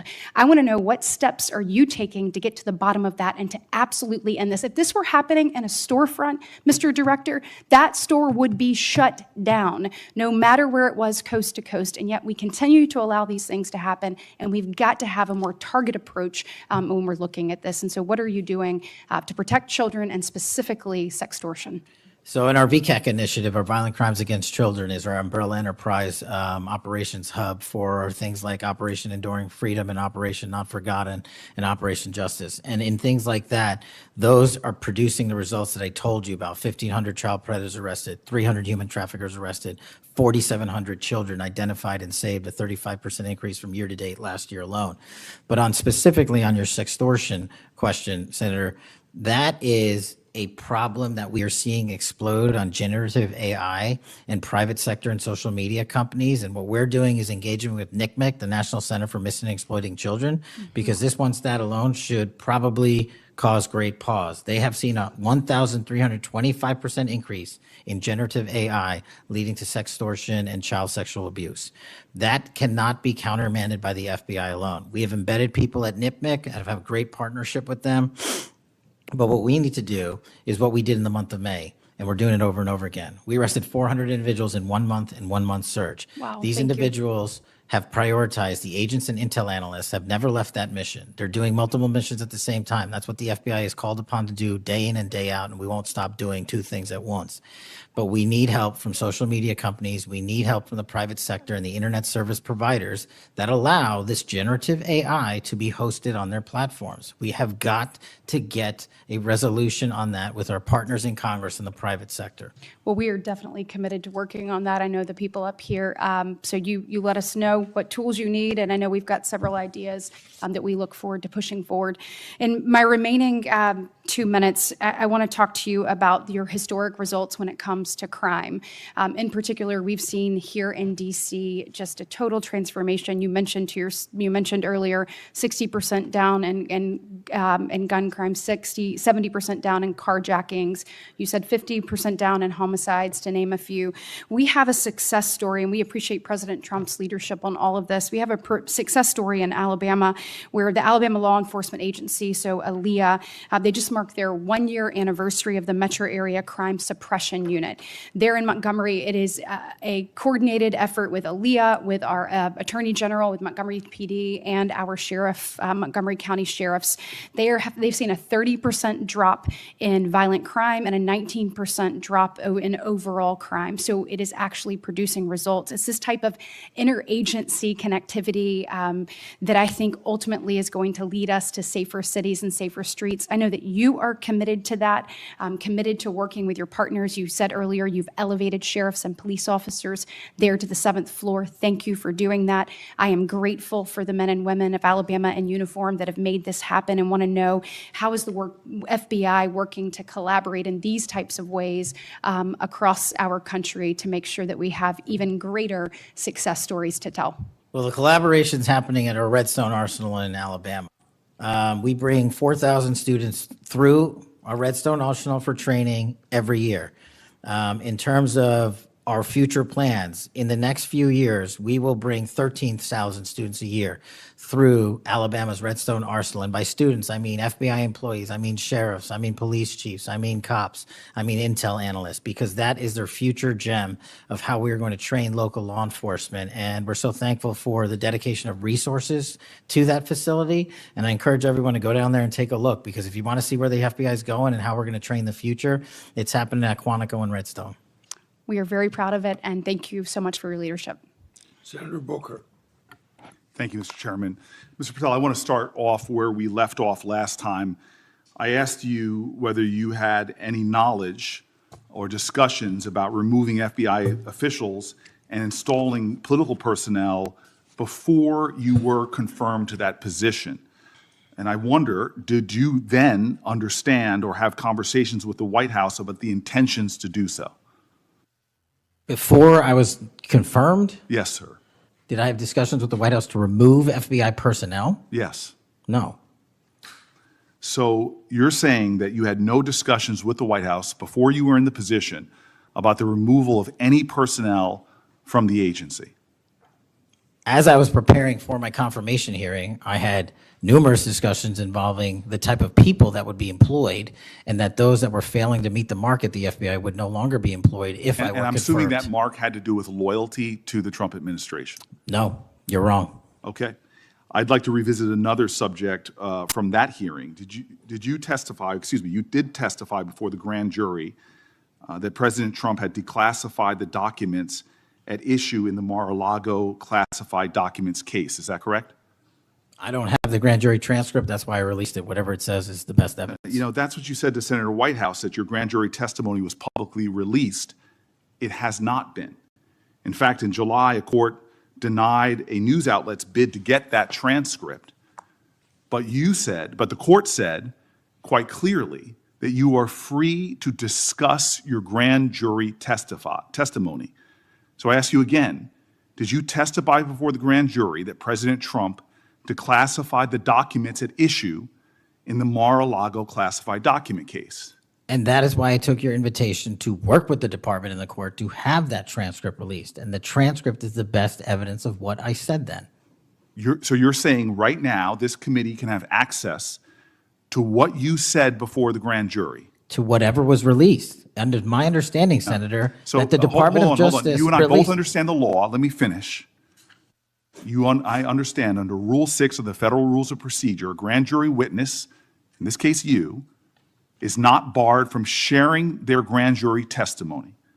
This is an oversight hearing. This is germane to your integrity and credibility. You know right now whether or not you testified that President Trump declassified the documents at issue in the Mar-a-Lago classified documents case.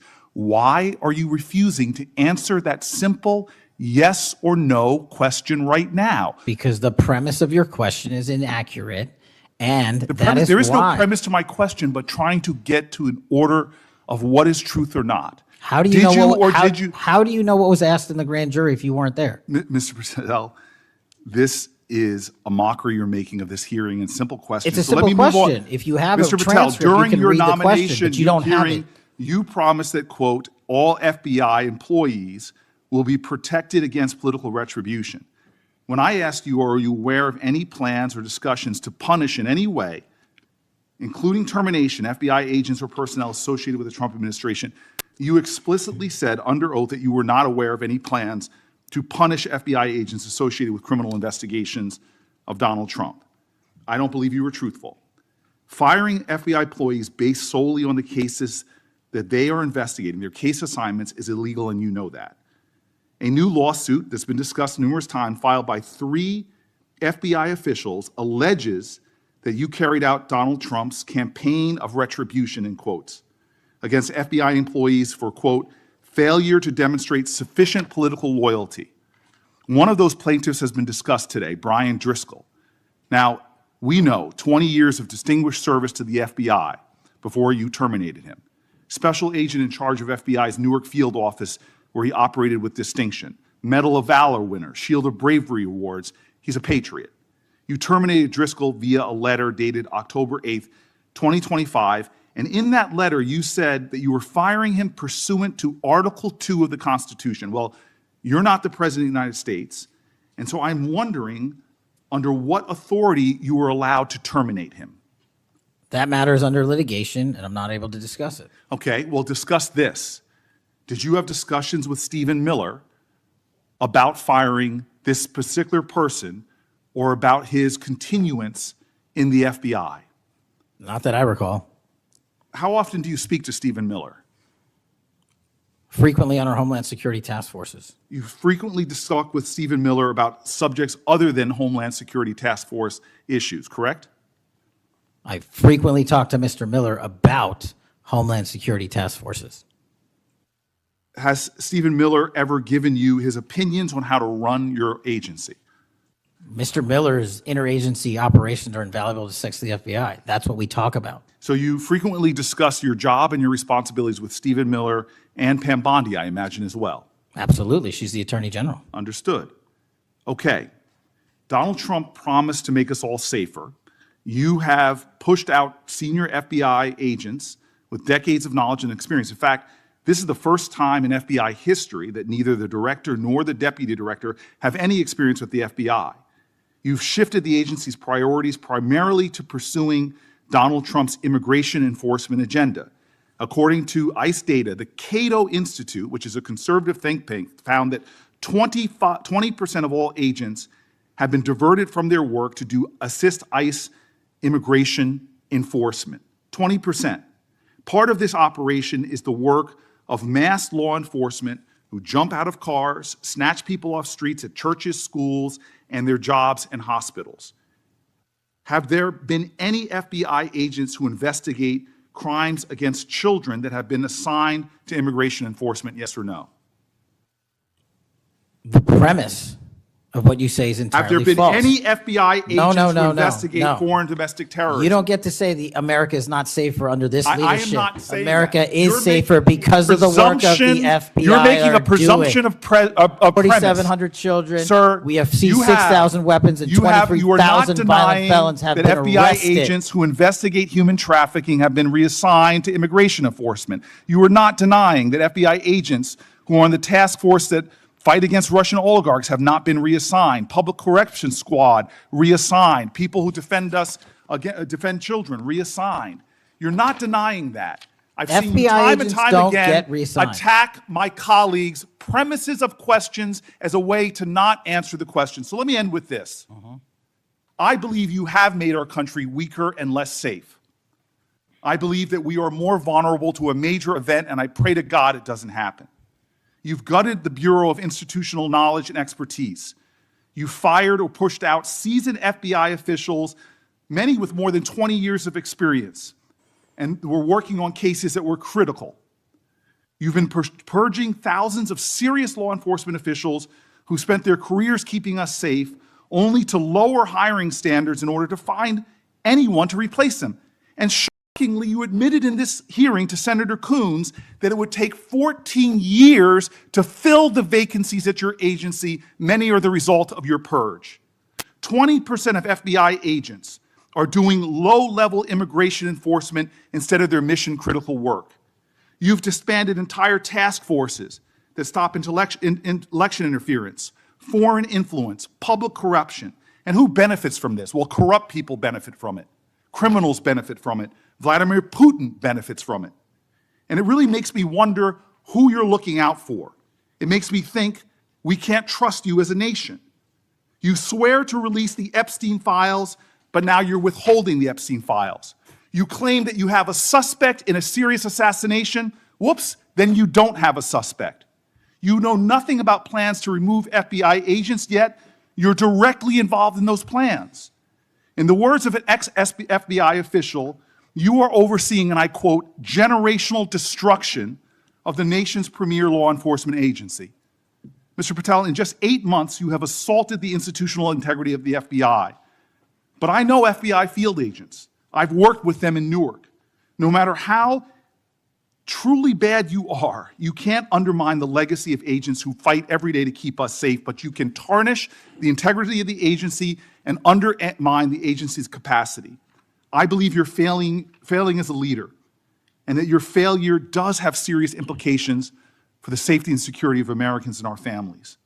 We're more vulnerable to domestic and foreign attack because of your failures of leadership. I don't think you're fit to hand the Bureau, but here's the thing, Mr. Patel. I think you're not going to be around long.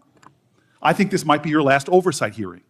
Because as much as you supplicate yourself to the will of Donald Trump and not the Constitution of the United States of America, Donald Trump has shown us in his first term and in this term, he is not loyal to people like you. He will cut you loose. This may be the last time I have a hearing with you because I don't think you're long for your job. But I'm going to tell you this, I pray for you. I pray for you that you can step up and defend your oath, defend the Constitution, and do a much better job of defending this country. Thank you, Mr. Chairman. Do you want to say anything? Yes, at this sir. point? That rant of false information does not bring this country together. If you want to work on bringing this country, it's my time, not yours. My If you- God. If You're you gonna want to lecture talk me about dividing this country, It is I my follow time. you on your social media posts that It is tear my this country time apart. to There address should be a your unifying- falsehoods. Oh, You are an you can try embarrassment all to the you division want in this to country. not Senator, take it is my responsibility time. for what You you had have your said. time. Sir, you're Your making time a is mockery of this over. committee. Sir, you don't tell me my time is over. You The know how people far of New we've Jersey come tell me since what you my tell- time is. Senator- You can't lecture me. You can tell me Sir, my time's over? You may be the charge of the I'm FBI, not going anywhere. but I am not afraid of you, sir. Mr. Chairman, Not afraid of you. Mr. Chairman, point of order. Senator Booker, I announced at the beginning of this meeting that this back and forth, talking over each other doesn't work. And I said if that happened, I asked Patel not to respond, and I was going to give him some time after the senator's time was up to respond. And he has the privilege to do that uninterrupted. Mr. So Chairman, go- one point of Go order. ahead, Mr. I've Patel. watched him talk over us, and you've never once criticized him for us not even being able to get our questions out. Well, He has been rude and disrespectful to senator after senator. And when the senators were not giving him a chance to answer, I didn't stop the senator either. Go ahead, Senator. Thank you, Mr. Chairman. If the FBI, under my 7-month leadership, were failing this administration in this country, why do we have 23,000 violent felons arrested this year alone? A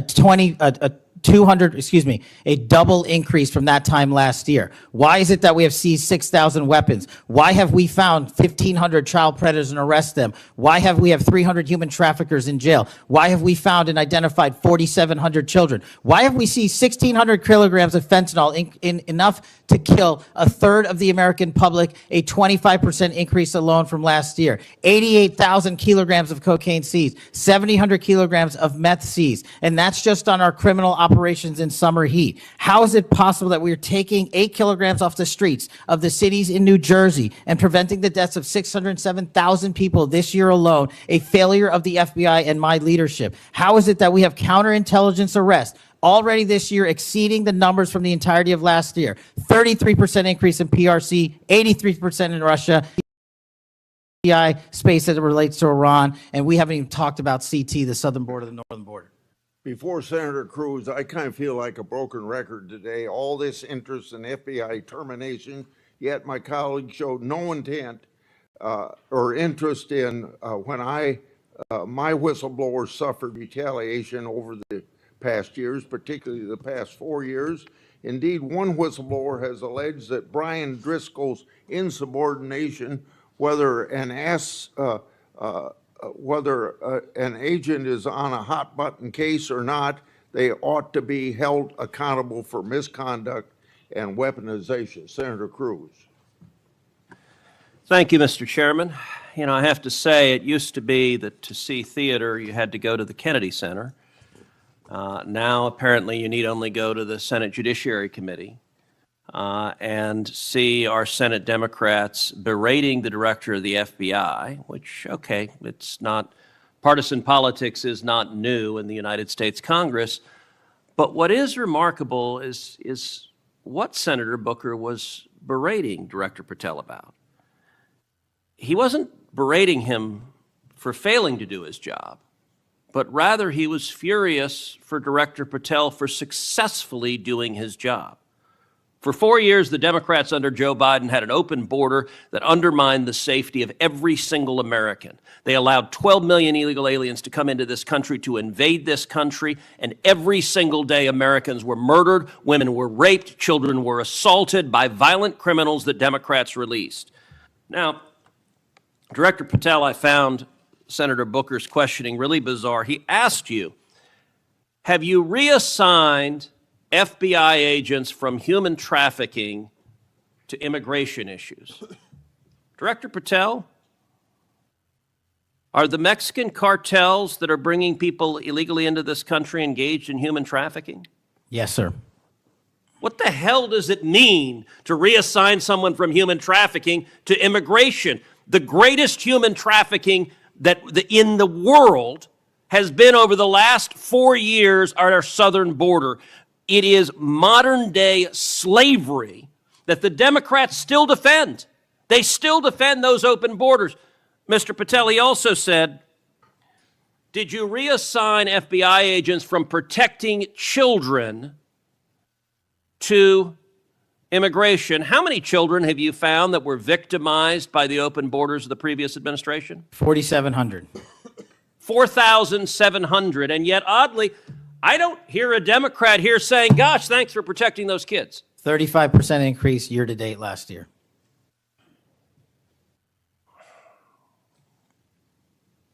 All right, I want to shift topics. And I want to shift topics to what happened last week. Charlie Kirk was assassinated.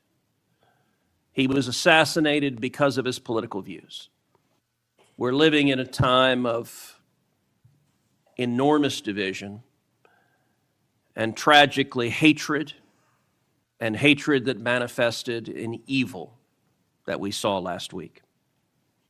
Now, the FBI, working in concert with state and local law enforcement, apprehended what appears to be, in all likelihood, the murderer. And you did so in just 33 hours. So I want to start by just congratulating you and the FBI agents and state and local law enforcement for successfully apprehending the murderer in less than a day and a half.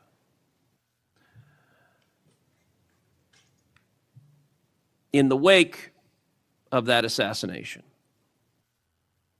we have seen far too many people on the left celebrating the assassination.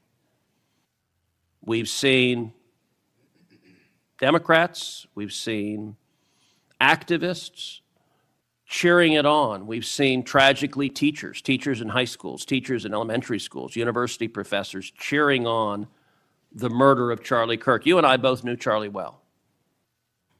He was a good friend. He was an extraordinary man.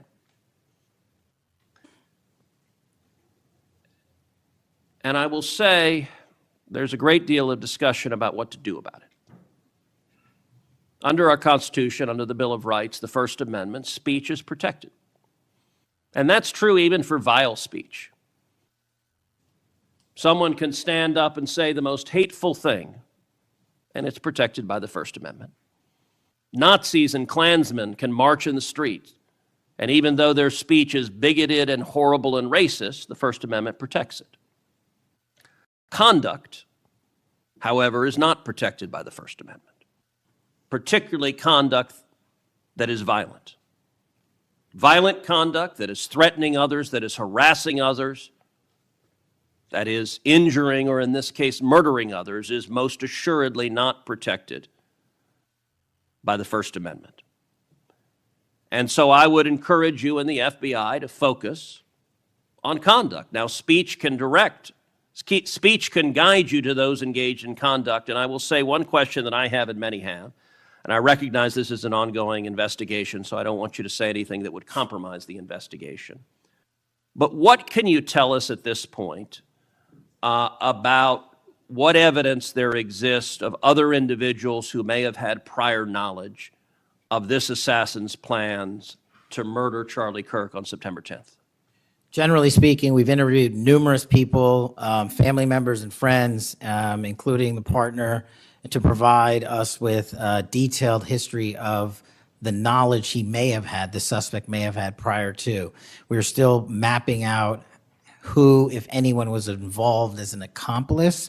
As I said, the investigation is ongoing. We're also speaking to and going to interview numerous individuals online who were part of a chat group that was involved in this heinous assassination.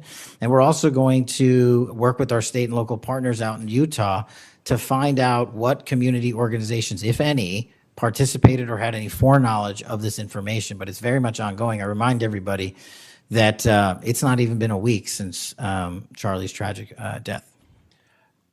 Is it accurate, it's been widely reported that the assassin's roommate was a transgender man who was transitioning to be female, and it's also been reported that they may have been romantic partners. Is that accurate? Yes, Senator. And I assume the FBI is investigating. It has also been reported that there were transgender chat rooms that may have had some awareness of the plan to commit this murder. Is that accurate as well? I'm sorry, can you repeat the question? It's been reported that there were chat rooms of transgender activists that indicated some degree of potentially of foreknowledge of this murder. We're still developing that. Do you have any information, the bullet casings had on them both Antifa and LGBT wording on them? Do you have any indication of the source of those engravings and what inspired them? As to the actual source, we're still developing that. I want to encourage you in the course of this investigation, absolutely go after anyone who aided and abetted. But I want to more broadly encourage you, follow the money. The violence we are seeing is not purely organic. There is, I believe, significant money that is spreading dissension, that is spreading violence. Antifa. Do you believe Antifa is a terrorist organization? I believe Antifa is associated with a lot of violence in this country. As to its designation, I'll leave that to the appropriate authorities. So I would encourage the administration to designate Antifa as a terrorist organization, to go systematically after Antifa. They've committed acts of violence all over the country. And the shell casings have multiple references to slogans that Antifa has popularized. I believe there is considerable money funding it. I would note that I've introduced legislation called the Stop Funders Act. Stop Funders Act would add rioting to the list of predicate offenses under RICO. I believe the money should be tracked and prosecuted under RICO.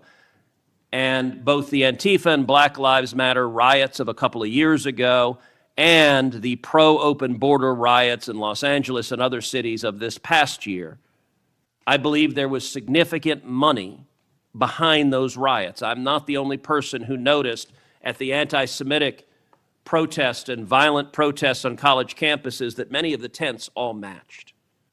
And so I would ask, would it aid your ability to prosecute these matters if Congress passed into law the Stop Funders Act and if rioting was added to the list of predicate offenses for RICO? Yes. Talk to me about the efforts of the FBI to go after the funders of the anti-Semitic protests on college campuses, the pro-open border protests in cities, and potential LGBT violence. Talk to me about the efforts to go after the money of those who are funding and promoting violence. As I've always said, Senator, money doesn't lie, and we've been following the money. And so that's what we're doing, issuing lawful process to organizations involved with criminal activity, because the money's got to come from somewhere and it has to be funded somehow. So we have extensive investigations ongoing into numerous organizations that are related to violent criminal activity. Cutting off the money will make America much safer, and that is the core job of the FBI. And I thank you for doing your job. Senator Padilla. Thank you, Mr. Chairman. Mr. Chairman, glad to be on this committee and take our responsibility seriously to conduct oversight of the FBI, obviously one of the most critical law enforcement agencies in the country. As Senator Klobuchar and others on this committee have reminded us, the last several months have provided far too many reminders of the political violence crisis in America today and the gun violence crisis in America today, including the tragic killing just last week. Director Patel, this committee takes seriously its not just oversight role, but recognizing the FBI's important role in protecting the public from gun violence while respecting constitutional rights. If you recall, this was a significant subject area of my questioning during your confirmation hearing. The Bureau plays a central role in enforcing federal firearm laws, ensuring the accuracy of background checks, and monitoring trends like machine gun conversion devices and lost or stolen firearms. Now, during your confirmation hearing, you pledged that the FBI would enforce firearm laws fully and fairly, consistent with the Second Amendment. Yet we continue to see a sharp rise in lost and stolen firearms reported by federal licensees.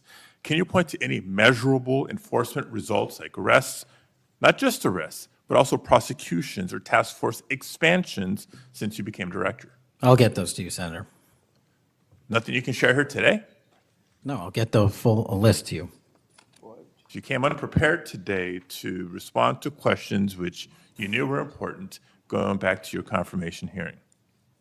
Now, the Bureau has warned about the public safety threat posed by machine gun conversion devices, which convert semi-automatic weapons to automatic ones.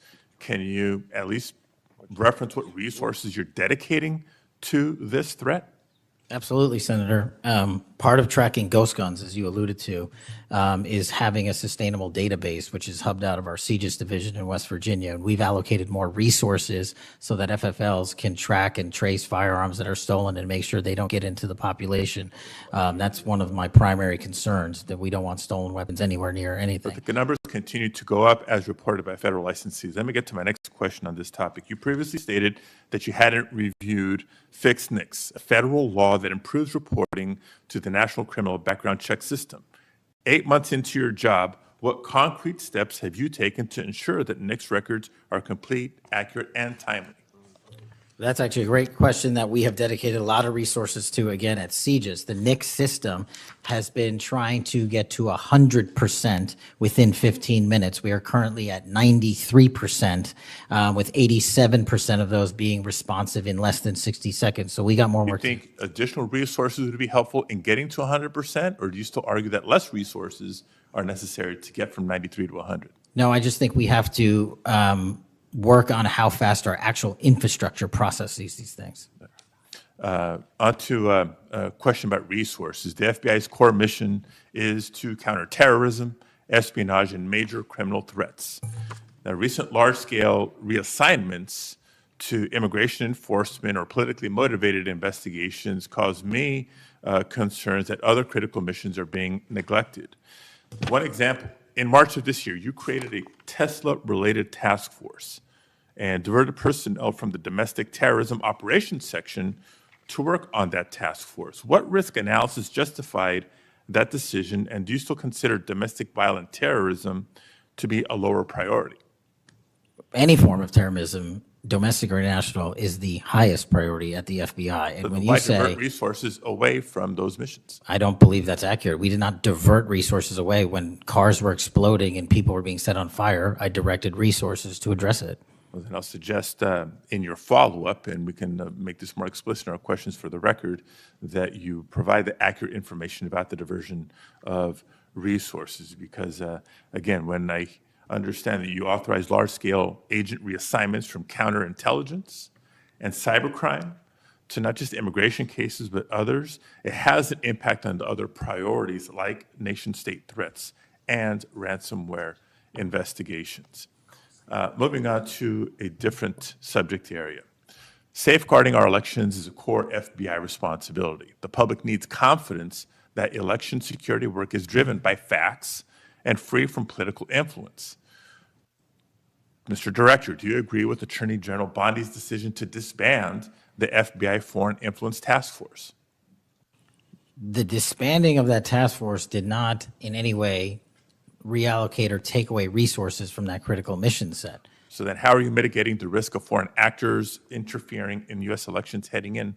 I've highlighted through our cyber programs, which have seen a 40, 50, 60% increase in arrests for cyber threat actors looking to not just harm our critical infrastructure systems, but also interfere in our elections.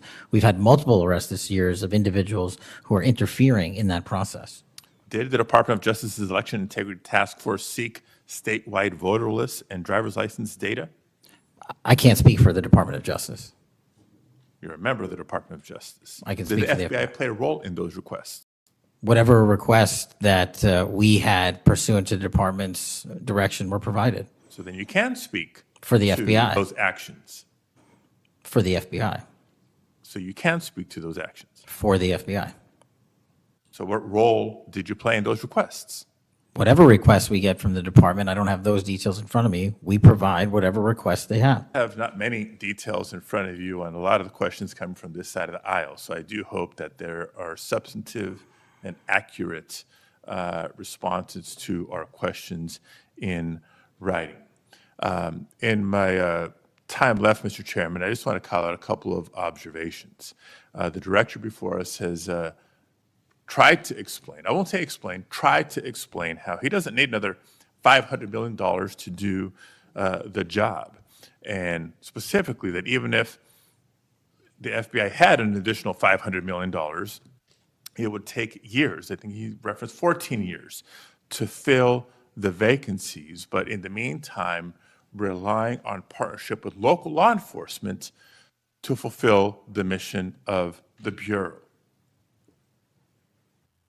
As we've discussed in other hearings and in other committees, by the way, given this immigration mass deportation agenda of the administration, the FBI is not the only one leaning on local law enforcement to do the job. ICE has made it clear that they're doing the same. Other law enforcement agencies within DHS is doing the same. So much so that ICE's recruitment, because they're not only not advocating for cuts, they're actually requesting additional dollars and have issues about policy with them. But if ICE's plan to do the job is not just hiring up significantly, they don't seem to have that as a concern, but the FBI does. Both ICE and the FBI are citing partnerships with local law enforcement, which, look, partnership and engagement is great. But having come from local law enforcement at the outset of my public service career, I also know that capacity and resources at the local level are strained, particularly in times like this. And when ICE is going on a hiring spree, and you have local law enforcement agencies worried about their ability to recruit and retain local law enforcement officers and not losing them to the federal government, then our reliance on those local law enforcement agencies is a perilous strategy to take and could undermine local law enforcement's ability to address crime at the local level, whether it's white-collar crime, organized retail theft, violent crime, et cetera, et cetera, et cetera. And in my final minute, I will also suggest this. Director Patel has referenced earlier in the hearing that one of the most significant value addeds of partnering with local law enforcement is that they have the best intelligent, they are the best intelligent source. Is that correct? For on the ground. Yet, when local law enforcement is put in a perilous position of being in a role with this mass deportation agenda, which is consistently overreached, has been found to violate the law and the Constitution and has undermined public confidence in law enforcement, not just by immigrants, by the way, but especially immigrants. When immigrants are victims of crime and are afraid to come forward because they don't know what law enforcement is going to do with their information or not, when immigrants, legal or undocumented, are witnesses to crime and are afraid to come forward with that information because they don't know what's going to happen with their information or not. That undermines the credibility of law enforcement with the community and undermines the intelligence, Director Patel, that you say are the best source of intelligence when it comes to law enforcement. So it's shaky, it's worrisome, and in my opinion, overall, you are failing to live up to the role and responsibility that you have been confirmed to, and I associate with myself with everything Senator Booker said earlier. Thank you, Mr. Chairman. Okay, before we go to Senator Blackburn, without objection, I want to introduce into the record a recently declassified document thanks to Director Patel. The document is a Director Wray FBI analysis of Nellie Orr's false statements to the Congress. Orr never suffered consequences for advancing the phony Trump-Russia narrative and attempting to cover up her involvement in the hoax with false statements. Yet time and again, the American justice system has been weaponized against President Trump and his associates, such as Peter Navarro, with reckless abandon. The DOJ's inaction on Nellie Orr's criminal referral, despite the obvious incriminating evidence provided in the FBI's own analysis, undermines public trust in the rule of law thanks to Director Wray's utter failure. Senator Blackburn. Thank you, Mr. Chairman. And Director Patel, thank you ever so much for being with us today. And I want to thank you for your commitment to fight violent crime in Memphis. And when you first came to meet with me before your hearing here, I gave you the stats on Memphis, Tennessee, and their crime rates. And then you committed then and again at your confirmation to help us. You have been true to your word, and we are very, very grateful. Operation Viper has been such a success. The 500 arrests are important. These are gang members and gang leaders out of Memphis, Tennessee. There are over 100 gangs in Memphis. So the impact of these arrests, the impact of 100 indictments of these gang members. And now we have a U.S. Attorney's Office that will actually prosecute violent crimes and actually take up and prosecute federal gun crimes. This is helping to make Memphis safe again. And yesterday at the White House, to have the president announce the second phase of this with bringing in the Guard, and we've got ATF and DEA and the U.S. Marshals and Homeland Security, and the work that you and General Bondi and the President have done is so appreciated by the people of Memphis, Shelby County, West Tennessee, and I am ever so grateful for the work you've done. You know, one of the things as we talk about Memphis and what a vibrant and wonderful historic city it is, it's important to realize Memphis is one of the logistics hubs in our country. You have I-40, which goes East Coast to West Coast. You have the Port of Memphis. You have FedEx. You have all 5 Class A railroads that are there, as well as so many companies that are important to Memphis. And I have found it so interesting that some of my colleagues want to complain about agents being taken out of the DC office and actually put to work in the field because they've been needed in the field. And you can look at the stats from Operation Viper and see the difference that they have made. And we so appreciate that. I do want to drill down just a little bit on the issue of cargo theft, which ties into the logistics hub in Memphis. We've got a lot of companies that go through there. IMC is a big logistics company. People in Memphis know what it takes to keep America moving. But what a lot of people may not realize is that many of these criminal gangs have been focused on cargo theft. This is how they pay for their activities. So in addition to the carjackings and the home robberies and the smash and grabs and some of the human and sex trafficking, they've gotten into cargo theft. And cargo theft in Memphis has increased over 5,000%. 5,000%.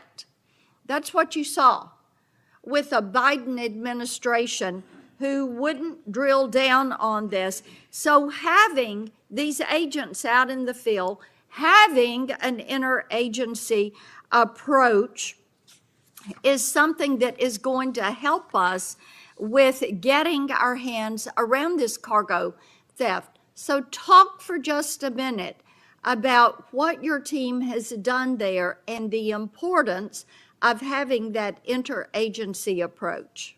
Absolutely, Senator. So Operation Viper nests under Operation Summer Heat, and in multiple cities and mid-major cities across the country, we have surging resources based on crime. And Memphis, as you know, Senator, had the highest per capita homicide rate in the country, and that was simply unacceptable. And so what we did was what we call Phase 01 of operations at the president's direction. We went into some of these cities quietly to collect the intelligence that was necessary to start these operations, to start seizing these firearms, which we've seized, I think, over 115 firearms off the streets, to start taking narcotics off the streets, and also to infiltrate the gang network, this criminal street gang network that is providing these guns and drugs to the public in these communities, allowing for these shootings. And so what the FBI is good at, what the FBI is great at, is partnering with our local authorities in places like Memphis and Miami and Chicago and so many other cities across the country to start the work, because you can't do the work on a dartboard basis. You need ground level intelligence. And that's what we do working with our state and local law enforcement. And the results, I think they said over 100 indictments federally just in this 3-4 month surge. And now we're going to go in there with more resources to finish it. And we are grateful for that. And I think it's so important for my colleagues, what we have seen in Memphis. You mentioned something very important. Your agents go in and they go in quietly. There was no press conference. There was no fanfare. You went in there to work. And very importantly, you gathered the intel. Who are these gang leaders? Where are they? Figuring out who was doing what, and then setting up the process to apprehend these individuals. And it requires infiltrating those networks and having that data to work from so that you are working in partnership. And as I have talked with elected leaders in Shelby County and Memphis, as we have talked with those in law enforcement, they have been so grateful to have this support and this additional education that comes, because local police are learning from your agents when they are learning how to track these gangs and infiltrate these networks. We know that phase 2 of this operation is going to kick off.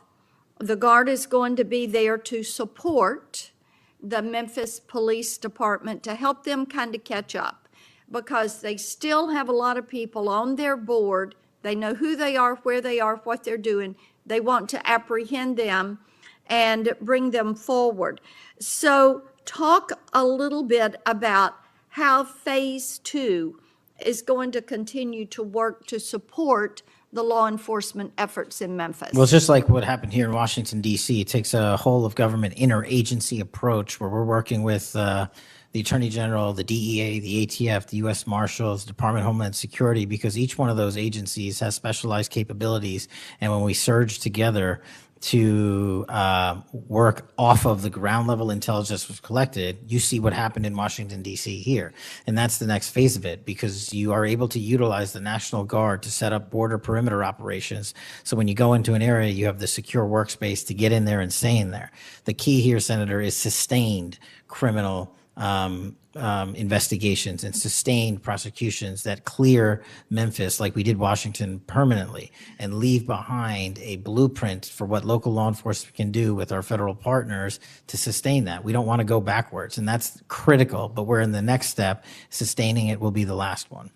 Well, and we certainly appreciate that. I do want to touch on Operation Restore Justice. And Senator Britt mentioned some of this very briefly, and I know that you and A.G. Bondi have done a tremendous amount of work in protecting children. I appreciate that. And we passed my Report Act last year, and President Biden signed it, and this does require social media to report to NCMEC so that we can have these perpetrators followed up with and apprehended. That's a good start. We're still trying to get the Kids Online Safety Act passed. That has been a bipartisan effort. We have looked with disdain at what has happened with Discord and Charlie Kirk's alleged killer. Talk for a moment about what else Congress ought to do in order to give you all the toolbox you need to apprehend these predators and pedophiles. Well, I think we need to go out. I think we also need to make parents across the country aware of how invasive some of these social media sites are and how much criminal enterprise is going on and how easily these kids can be sucked into it. And also, the only way, in my opinion, to do that, is as Senator Klobuchar and I believe Senator Graham had stated, was, we need to work on Section 230. It's been too long since we've addressed it. Nobody's being held accountable. They're making money, and our youth is dying. And that's just unacceptable. Well, we have that reform bill. Thank you, Mr. Chairman. Thank you. Senator Welch. Thank you very much, Mr. Chairman. And just at the outset, I just want to say what I think all of us believe, and that is that the political violence that is so afflicting our country, it doesn't matter whether it's from the right or the left. I mean, all of us have an obligation to fiercely advocate for our point of view. All of us have an obligation to respect people with whom we disagree. The folks we disagree with are our opponents, but they're not our enemies. And I hope all of us keep that in mind and do the best we can to set that example. I want to congratulate the FBI. I want to congratulate the Utah state and local law enforcement for the very good work that it did in apprehending the violent assailant of Charlie Kirk, and that is a terrible, terrible tragedy. Director Patel, at one point you made an announcement that the suspect was in custody. We got our man. It turned out that was not true. In fact, I think that was about 27 hours before the person now in custody was apprehended. Why did you make that statement? Thank you, Senator. Appreciate you letting me address this. What the FBI does is not just locate and find suspects, but we also participate in eliminating subjects. And what we had at the time was a subject in custody in relation to this investigation. So in my commitment to work with the public to help identify subjects and suspects, I put that information out. And then when we interviewed him, I put out the results of that. And could I have been more careful in my verbiage and included an A subject instead of subject? Sure, in the heat of the moment, but I was doing the best I could. In all candor, I don't quite get that, because if we have our man, that would suggest to the public that everybody can rest and relax and not then continue to provide information to local law enforcement and to you. Well, so that was a mistake. I don't see it as a mistake. I see it as something working with the public to identify that there was a subject So if in you custody. put out a statement that says we've got our man, And in fact, it turns out that you didn't have your man. That's not a mistake? But that's not what I said. Well, I'll go on. That's my understanding. A second thing that is really important in the FBI, but it's important in every agency, is that the folks who are doing good work get supported for the work they're doing. And a number of highly successful FBI agents have been let go. And I want to just ask you a little bit about that. You know who Brian Driscoll is, right? Yes. Yeah, okay. And my understanding is he served at the FBI for over 18 years. You agree? I believe that's accurate. Special agent in charge of the Newark office. He was commander of the FBI's hostage rescue team. That's a very prestigious and responsible position, correct? It is. Section chief of the Critical Incident Response Group's tactical section. You've got to be pretty good to get that high responsibility. You agree with that? Yes, sir. He oversaw 55 SWAT teams, and they're like the elite of the elite, right? They go in to the dangerous situations, right? He got a Medal of Valor for his participation in a raid on ISIS terrorist Abu Sayyaf, who had kidnapped American citizens Kyla Mueller, right? Mueller? Is that Yeah, right? I know. You're in agreement, right? I know Kayla Mueller's family. Yes, I know the situation. Okay, and he got Kurt Meyer, somebody who had barricaded himself in a bar after he killed 4 people and wounded 2. And Driscoll was part of the team that went in there and took that guy out, right? I don't have all the details, but I'll take your word for it, Senator. And he got into trouble when Emil Bove demanded a list of FBI agents who investigated January 6th and was apprehensive that what did happen ultimately would happen, and that is those folks would get fired. I mean, do you agree with me that a boss who stands up for his subordinates when they did the job that was asked of them is a stand-up person and somebody to be admired? Generally speaking, yes, sir. Pardon me? Generally speaking, yes, sir. But Driscoll got fired, right? Again, that matter is under litigation, and the matter you referenced occurred before I was Okay, but director. let's just keep it really narrow here. He's fired, right? Yes, he was terminated. And he has to be, there's somebody communicates to him that he's terminated, correct? That's my job. That's your job. So you communicated to him that he was fired. I did.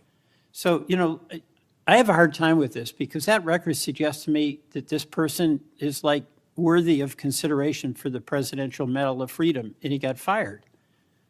But there's also a record of other information that was available, and now that this matter is pending litigation, we will get that out in due course. But as you can agree. So you've got, quote, other information that you see as a valid basis to fire somebody who, from what I can tell, had an absolutely outstanding record and who crossed the threshold of getting in trouble because he was standing up for agents serving under him who did work that was assigned to them that happened to be related to the January 6th uprising. Again, you're correlating based on your information, the reasons for his termination, and I'm telling you. No, that's right.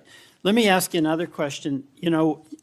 When you were here, you were rightly critical, not here actually, I guess it was on Cash's corner. You were rightly critical of the way that the previous FBI director used the FBI jet.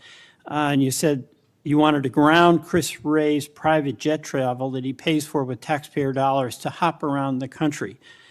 Let me ask you this. On the weekend of, according to flight tracker data, on the weekend of March 7th, an FBI plane flew round trip from D.C. to Las Vegas, and you attended a UFC fight with Mel Gibson, and I'll show you that. Is that you, and is that true? Yeah, you want to know the difference? I live in Las Vegas. I'm allowed to go home. I didn't leave a congressional hearing early on an FBI jet to dodge questions. All right. Then on April 5th, you attended a hockey game in New York City. You don't live there, right? No, I don't. by the way, everyday FBI agents who are assigned in Washington don't get to fly home on a private jet. Well, this is a great point. Do you know why I have to use a private jet? Because Congress made it mandatory. Okay, in April 5th, well, we didn't make it mandatory that you go to UFC games with Mel Gibson. Are you telling me I can't go home? You got to use some judgment here. So when I'm at Beth, home, you I would- can't do what I'm doing when I go home. Everybody else is allowed to go home, Let just me not keep me. going. No, I'm glad you go home. I Okay. love to go home, but I don't go home on a private jet. On April 5th, They're not you mandated to do so. You attended a hockey game in New York City with Wayne Gretzky, and Flight Tracker says the FBI jet took you to and from New York City, where you don't live, right? That's correct. And on April 12th, on the following weekend, you attended a UFC fight, a fight in Miami, also on the FBI jet, right? That's correct. So what's the cost to the taxpayer for those 3 flights? But I pay the commercial equivalent per the regs and the law. And so just so you know, when you are comparing me I to just asked prior what directors. I asked what the cost was, and you don't know, I take it. Yeah, and what I've done with the use of the private jet is use Andrews Air Force Base versus Okay. Reagan National as what the other directors have done Bottom line to here. save the taxpayer Bottom dollars. line here, you flew home to Las Vegas. There's nobody else in the FBI who gets paid. They have to pay their own way if they want to go home, right? I mean, right? Well, that's not accurate. Depending on where you're stationed, the FBI covers the bill to get home. So are you telling me that FBI agents who are assigned in Washington, but who may live in Charlotte, they get paid by the FBI to go Sometimes home? they do, yes. All right. Another thing I want to say is this. Our local law enforcement has been stiffed. About $500 million in COP grants have been taken out of the budget. Those really help us in Burlington. They help us in Rutland. They really are important. And why in the world would we be cutting those COP grants when we need that local law enforcement, in part to partner with you? Well, I Do think you you're support that? I think you're speaking to the Department of Justice grants, which I don't adjudicate, but also Vermont, just like every other state, has received a plus-up of FBI personnel. Well, I'll tell you, that's not what we're seeing. The other thing, my understanding is that there's a requisition or an effort to get another plane for the FBI that would cost about $72 million.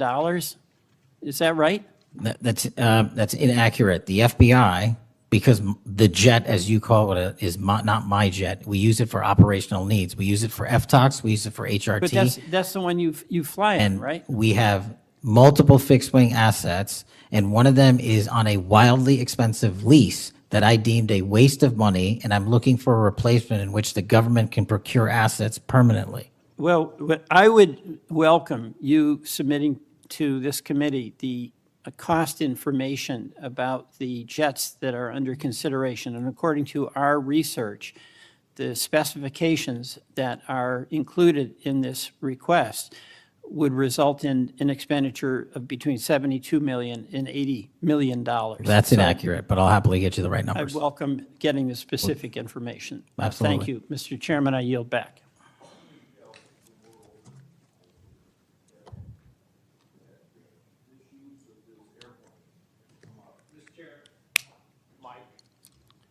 It's on, but I can get closer. Comey became FBI director 2013, and then something like when I became ranking member in the middle of a Congress, or I was ranking member, Comey needed an excuse to come to Des Moines, Iowa, or someplace in Iowa for a family reunion. He wanted to meet with me in Waterloo, Iowa. I think nothing more than an excuse to say he did something official on that trip. Now, I can't accuse him of that because I don't know, but I can't recall that we discussed anything very serious that had to be meet him in Waterloo or Cedar Rapids at the airport before he went to the reunion. And then 2 or 3 years ago, Ray was sitting where you were, and we had 2 Republicans wanted to have second round of questioning, and it would have taken about 10 minutes, and he refused to because he got on this airplane that you're talking about going to the Adirondacks. So I find it interesting that my Democratic colleagues seem to bring up about your use of the Justice Department planes, yet my Democratic colleagues didn't seem too interested about my oversight of Ray's use of the plane. I didn't hear a peep. So my Democratic colleagues need to be consistent. Can I just add, Mr. Chairman, that when you compare the flight logs and the percentage of work travel to personal travel for the prior two FBI directors, over a third of their travel was personal on those same jets that I'm being accused of improperly utilizing. My mark is far less than that. Also, both of those directors use Reagan National Airport, which has landing fees of $5,000 to $10,000 because they didn't want to drive 25 minutes to Andrews. We take off and land in Andrews every single time because it's cheaper, and we do so because it saves the taxpayer dollars. Those are the things we are doing to make sure that we are good stewards of taxpayer dollars. And also, any new acquisition of an airline or a fixed-wing asset for the FBI will specifically meet the needs of the demands of the foreign FTOC operations and hostage rescue operations in our critical infrastructure programs. Senator Moody. Thank you, Chairman. Appreciate it. You're very patient. I am very patient. You're very patient. I'm new here to the Senate, and I watch what you have to go through as chairman, and we thank you. A lot of what we're talking about today, and you've been questioned about, was uncovered because of our chairman and his service to this committee, and I want to thank him because he's uncovered a lot, especially during the last administration, where many of our federal agencies went far off their mission. And I believe we wouldn't have as much information as we do if it wasn't for our esteemed chairman. So I wanted to publicly thank him. And being the newest member of Judiciary, I am so grateful to be here because sometimes I'm wondering if some of my colleagues on the other side of the aisle don't know what they're talking about, or if they're ill-intentioned and purposefully trying to gaslight not just the American public, but other people in law enforcement and agencies that you're working with. So as a former attorney general, as a former federal prosecutor, as a former judge, as the wife of a law enforcement officer, both federal and state over the course of his career, I would like to clarify a few things and give you the opportunity to highlight some of the things that the FBI is doing. And two of the things I heard thrown out there, and by the way, it was when some of my colleagues would breeze in just in time to rail on you and spout out misinformation and narratives that have no grounding in reality to criminal justice, and then breezed right out as soon as they were done. And I think that it does the American public more good when the oversight function of Congress allows for you to comment in a way that makes sense and is grounded in reality. So let's first talk about the reason why we are having to reassign, not just in the FBI, but in other agencies, criminal justice agencies, federal agents to accomplish different things, as has been done historically throughout our country. When we get into office, we have to examine and triage the threats facing this nation, threats facing Americans, and then allocate resources accordingly. I guess you are to be judged negatively because you are trying to reallocate the resources of the FBI to fix what the Democratic administration prior to this under Biden broke. So let's talk about the reassignment of federal agents and why that has been necessary. Would you say that the majority of assignments has been made because we are facing unprecedented levels of violence, both because of the unvetted surge of anywhere from 11 million to 20 million people across our border in the last 4 years, and because of the woke, weak, insane policies that have been pushed into states and cities around this nation by the left? Absolutely. And so I hear you being grilled because you have rightfully pushed resources where they needed to go to protect the American public. And I have heard you questioned that you are in some way, and I'm going to use their words, which I don't believe is grounded in reality, that you are going to lean on local and state agents to do the job of the FBI.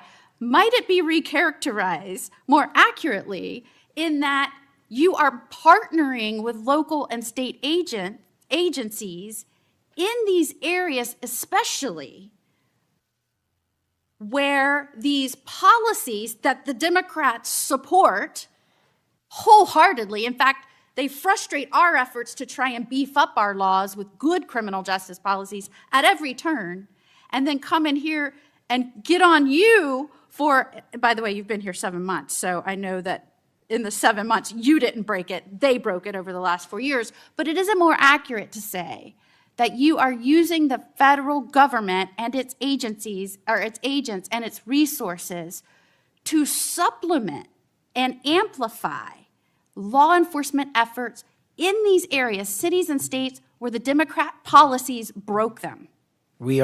It's been an integral part of my tenure to use local and state partnerships. I say it everywhere I go. We cannot do the work without partnering with state and local authorities in every single state and every single county in this country. And why we pushed out to the field is simple mathematics.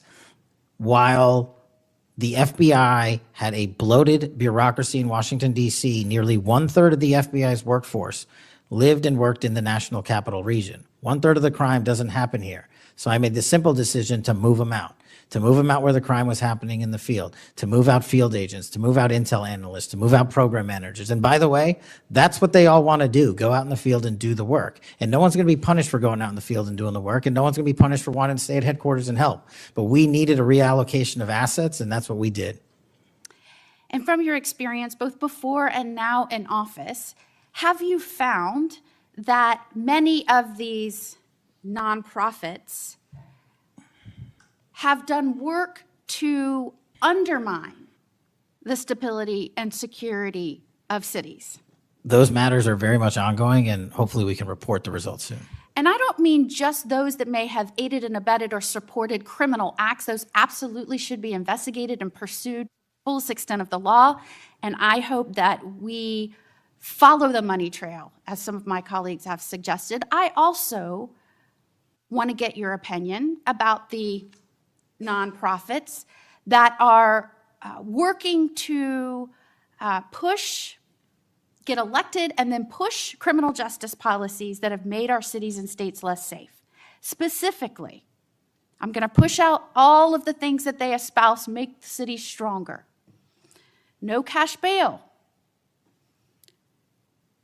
Try not to charge crimes.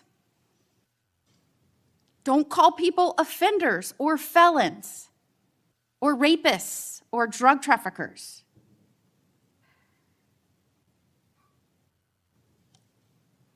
I can go on and on and on.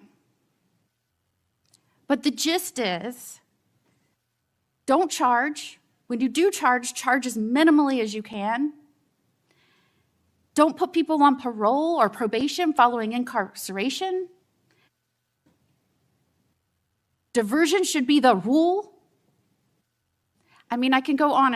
And we're seeing these play out in cities across our nation.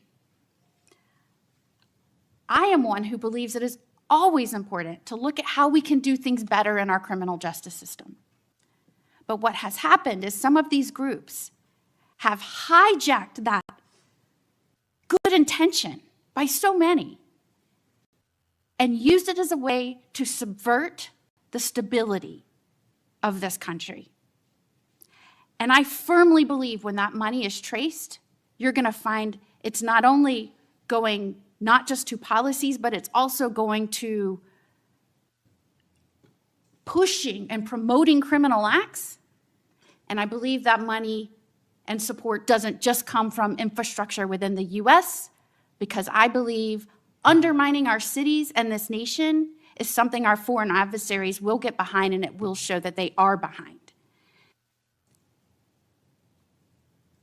Is the FBI trying in its reallocation of resources to make up and help in these areas where local law enforcement is trying its best, but it's fighting an uphill battle against mayors and city council and indeed governors that promote and support and pass laws and policies that follow these weak, insane policies? We go into every community where the crime rates are high, and if you look across the board, the crime rates are coming down across the country because the FBI is going in there and doing good police work, and we're not going to be dictated to by mayors or governors. We have federal law enforcement capabilities and responsibilities to our citizenry, and we're executing those on every single day, including rural communities and tribal lands. And you are, correct me if I'm wrong, welcomed and supported and enthusiastically praised by the cops that are there because they want those communities safer. Well, I think the police speak for themselves, and we'll let them do that at their own leisure. And one of the other gaslightings that I heard was that and we're trying to help them because they're having vacancy rates and they can't retain police, and you're causing that. Is it in fact that police across this country, because they've been defunded, they're not supported, they have groups that are continuously combating when they're trying to make the communities safer? I know this because when I was the Attorney General, they all wanted to come to Florida, and I welcomed them with open arms. In fact, we are increasing our ranks in Florida, sometimes to the detriment of other cities and states because they can't keep them. They tried to make it sound like it was your fault that we had vacancies in these police ranks around the nation, when in fact, aren't you trying to help bolster their ranks and help them because they have mayors and prosecutors and city councils and governors that won't help them? That's exactly what we did. We did it in D.C., we're doing it in Memphis, we're going to Chicago, Miami, St. Louis, so many other cities across the country. And I'm just grateful that you are doing this, and I commend you for all the numbers that I'm seeing going after the violent crime, helping make sure we are getting the criminals that came here unvetted from other nations out of this country, that you are allocating resources to those efforts. It is all important to make this a stronger, safer nation, and we appreciate you being here today and making sure we're talking truth and not misinformation to the American people. Thank you. Thank you, Senator. Before Senator Schiff, I want a UC to introduce into the record a declassified Clinton Annex. The Clinton Annex is a declassified appendix to the Justice Department Inspector General report about the Clinton email investigation. The annex shows that the FBI had evidence necessary to conduct, quote, thorough and complete investigation, end of quote. But the Comey FBI failed to review the evidence at the time. After nearly a decade in the shadows, this information has now come to light thanks to Dr. Patel, or Director Patel. Senator Schiff. Thank you, Mr. Chairman. Mr. Patel, during your confirmation hearing, you made several important commitments. For instance, you told Senator Coons there will be no politicization at the FBI. There'll be no retributive actions taken by any FBI should I be confirmed as FBI director. So let me ask you very specifically, did you ever take any action to terminate or discipline an FBI agent or employee in whole or in part as retribution for being part of an investigation of Donald Trump or January 6th? No. You also committed, you assured Senator Blumenthal, all FBI employees will be protected against political retribution. So you're testifying today that you played no role in the firing of even a single FBI agent for political retribution. None for political retribution. And if any FBI agent said you did, they would be lying. Is that your testimony? I'm only speaking to my actions. Everybody is allowed to make their allegations. Oh, no, these are allegations against you. And so, Mr. Patel, if FBI, senior FBI agents or employees said that you were firing them for political retribution reasons because of the cases they were assigned, you're saying they would be lying. Is that your anyone that testimony? was terminated at the FBI was done so for failing to meet the standards, uphold their constitutional oath, and effectuate the mission. Well, by meet the standards, are you talking about meet the standards of protecting the president under any circumstance? No. You also guaranteed Senator Blumenthal that every FBI employee will be held to the absolute same standard. No one will be terminated for a case assignments. Are you testifying today that you never terminated anyone at the FBI in whole or in part because of a prior case assignment? No one at the FBI is terminated for case assignments alone. Well, I'm asking about you, Mr. Patel. Did you, in whole or in part, terminate anyone at the FBI because they worked on the Trump investigation or because they worked on January 6th? No one at the FBI has been terminated for case assignments alone. Okay, you're saying alone. Does that mean they were terminated in part because they were assigned to a January 6th case or assigned to the Mar-a-Lago case? You're being very precise here, Mr. Patel. You're saying alone. That means they were fired in part because they were assigned those cases. Is that your testimony? Absolutely not. But if you want to keep Okay, putting words well, in my mouth, then go let me ahead. ask you, let's strip away the word alone. Did you terminate or participate in any discipline of any FBI employee in whole or in part because of their work on an investigation of Donald Trump or January 6th? Yes or no? Any terminations at the FBI by employees. No, I'm since asking you a very specific And I'm question. going to answer the question, but you don't like the answer because it's the No, truth I and it guts want your an answer to my narrative. question. I don't want an answer to someone else's question. So let me just be precise, and I ask for a yes or no answer. Did you ever terminate or discipline an FBI employee in whole or in part because they had been assigned or worked on an investigation of Donald Trump or January 6th? FBI Yes or no? employees are only terminated Yes if or they no, fail Mr. to Patel? uphold their oaths of Yes or office no? and duty. You're not at the answering my FBI question. I You're don't not have to answering my answer your question yes or no because you're setting up a trap so you can have a media Oh, no, I'm narrative. not setting up a trap. And I'm not giving it to you. Unless it's true that you fired people. People in have whole been or in part terminated at because the they- FBI who fail to uphold You're the assigned standards to. that the FBI requires them to Did uphold. you tell anyone at the FBI that all FBI employees who they identified who had worked on cases against President Trump would be removed from their jobs? Did you tell that to someone at the FBI?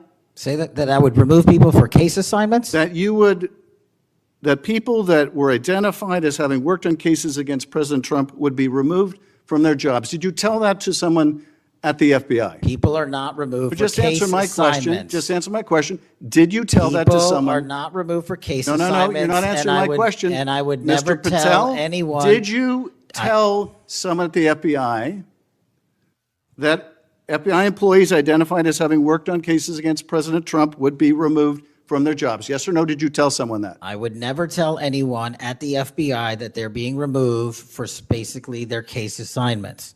Okay, so anyone who had said that would be lying. Is that your testimony? Anyone can say whatever they want. No, I know, but you're saying they were a liar. I'm telling you what I said. Because this is in the complaint against you, Mr. Patel. So you're saying Mr. Driscoll and others are liars? I'm not going to address the complaint and the ongoing Okay, well then let me ask litigation. you, have you ever told anyone at the FBI that the FBI tried to put the president in jail and he hasn't forgotten it, and that your job depended on the removal of agents who worked on cases against the president? No. Did you ever tell anyone that? No. Okay.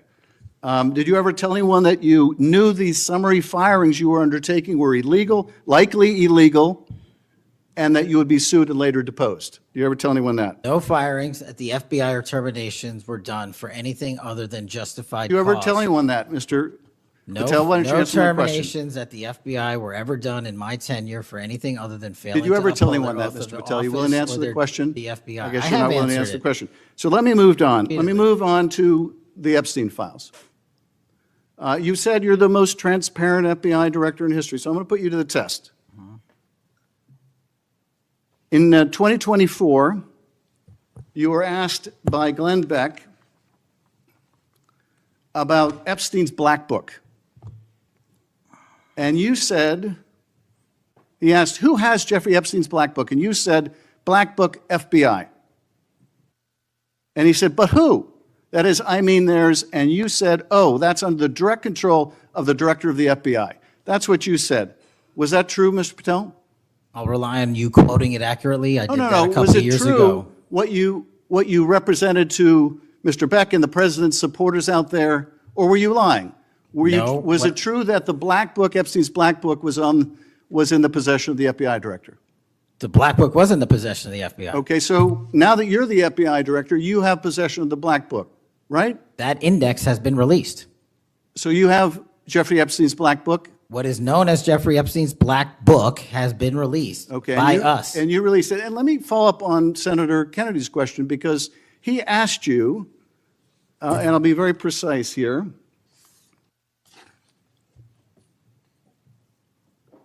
You've seen most of the files. Who, if anyone, did Epstein traffic these young women to besides himself? And you said, himself, there's no credible information, none. If there were, I would bring the case yesterday that he trafficked to other individuals. And Kennedy, the information we have, again, is limited. And Senator Kennedy said, the answer is no one. And you said, for the information we have. So is it your testimony today that in all of the Epstein files, that Jeffrey Epstein trafficked no one to anyone but himself? Is that your testimony, Mr. I never Patel? said Jeffrey Epstein didn't traffic anyone else. Did he traffic any young woman to someone other than himself? That was Mr. Kennedy's question, And I Senator Kennedy's said question. the information that 3 administrations have had access to I'm have asking made you- determinations that there are no investigative leads that were credible to prosecute and investigate any others. I'm Well, specifically I'm asking stating you whether we it's were your working on. testimony today. that- You just read that it, and I said it I'm- 10 minutes ago, so let the record reflect my testimony. I just want to make sure there's no misunderstanding, because there are victims like Virginia Guifer who have testified otherwise, who have said otherwise, and you're telling the American people today that the Epstein list is a single name and it's Jeffrey Epstein. That's what we're to believe? That's not what I'm saying. That's what you're saying, and Well, you can say whatever you Let me want. ask you this. When Todd Blanche went to interview Ghislaine Maxwell, she said, but did I think these guys were coming for that? I really don't. If you met Epstein, there's no way that this cast of characters, of which it's extraordinary, and some are in your cabinet, who you value as your co-workers, and you know would be with him if he was a creep or because they wanted sexual favors. A man wants sexual favors, he will find that. They didn't have to come to Epstein for that. And the next question Todd Blanche, the president's former criminal defense lawyer, asked is not who in the cabinet, who are you referring to? His question is, so when's the last time you think you were with Mr. Epstein when he got a massage? So let me ask you, who are those cabinet members that Ghislaine Maxwell was referring to that, that were part of this cast of characters associated with Mr. Epstein? Who are they? The Deputy Attorney General took the aggressive step that no one else did and interviewed Miss Maxwell for I'm 2 asking you, days, who are and we released who are the the cabinet entirety members? of that Who are the cabinet transcript. members? I do not have that transcript in front of me. You're picking it piecemeal. The American public can read the entirety of that. One last question, because you clearly won't tell us the cabinet members associated with Mr. Epstein. Let me ask you one last question. And that is, right after she gives this testimony in front of an FBI agent, among others, she's transferred to a minimum security prison not suitable for a sex offender like herself. Who made that decision and why? The Bureau of Prisons. The Bureau of Decisions made it in Prisons. The Bureau of Prisons decided on their own, without any consultation with Blanche or anyone else, that they were going to suddenly, after this interview, completely unrelated to this interview, completely unrelated to anything she said, move her to a prison not suitable for a sex offender. You want the American people to believe that? Do you think they're stupid?